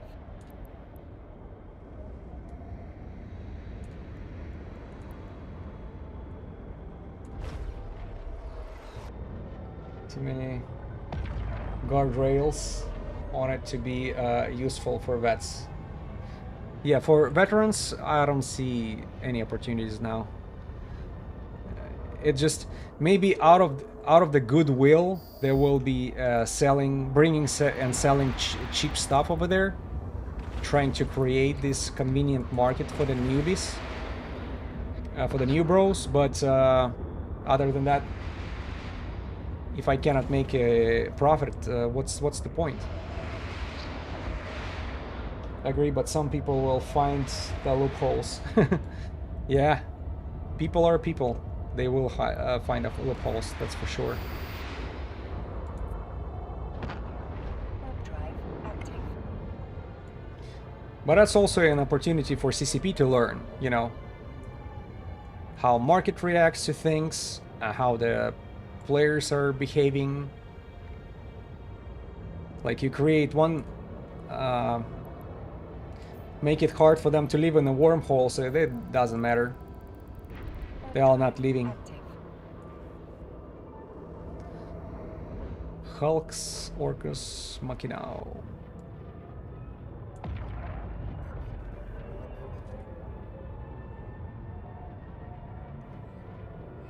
The new bro zone will look different in the 1 year or two. Yeah. Yeah, for sure. It needs some time to settle.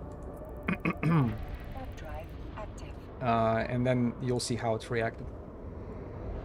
Yeah, it's 100%. There is no 100% guarantee how players will accept this change or that change.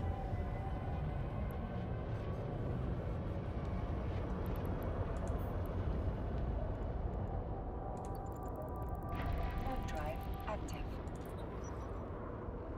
All right, well, let's dock that baby up. Take a look at my cargo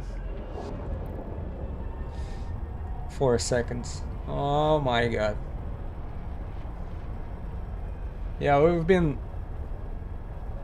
been kicking asses for 6 hours. Unfortunately, nobody with suspect showed up on our radar, as well as Panola Paatama decided to ignore me as well.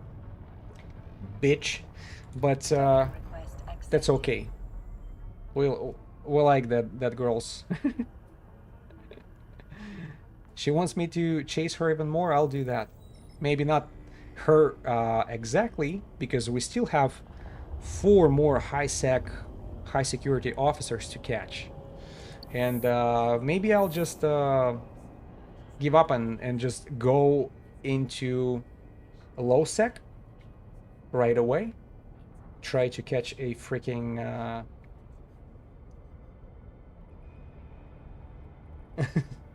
Panola, wherefore art, though Panola. Yeah. Yeah, she decided not to show up. Okay, let's take a look at my pathetic cargo. So that's how much profit we made today. 2,850,000 ISK.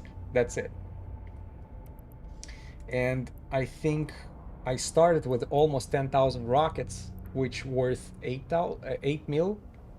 So 8 mil for 5,000, and we shoot 5,000, so that 8 mil gone. That means we lost 6 million during this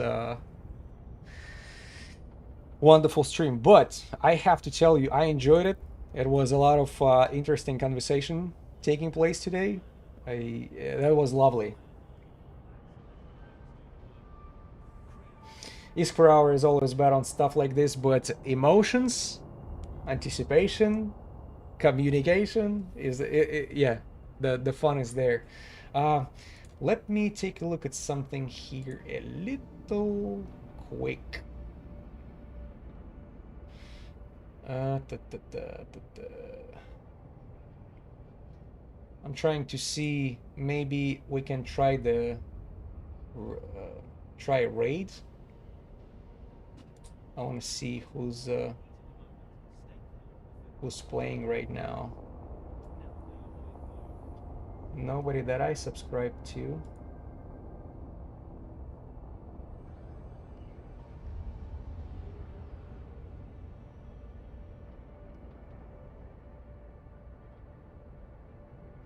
Contempo Enterprises. Not sure who that is, but we can try that. Contempo.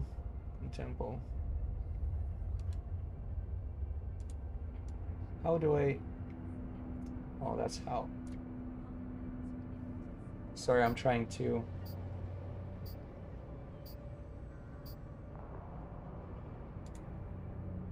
Creator dashboards.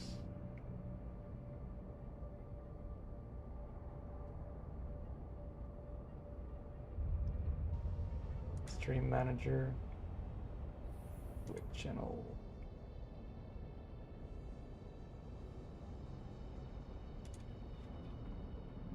Sort by.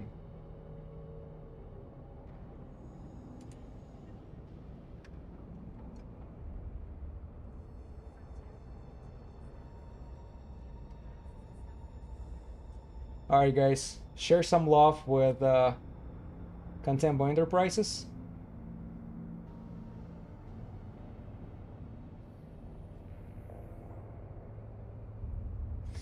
Cause I'm done for today, and hopefully you guys watch something entertaining there. But one more time, thank you for the company.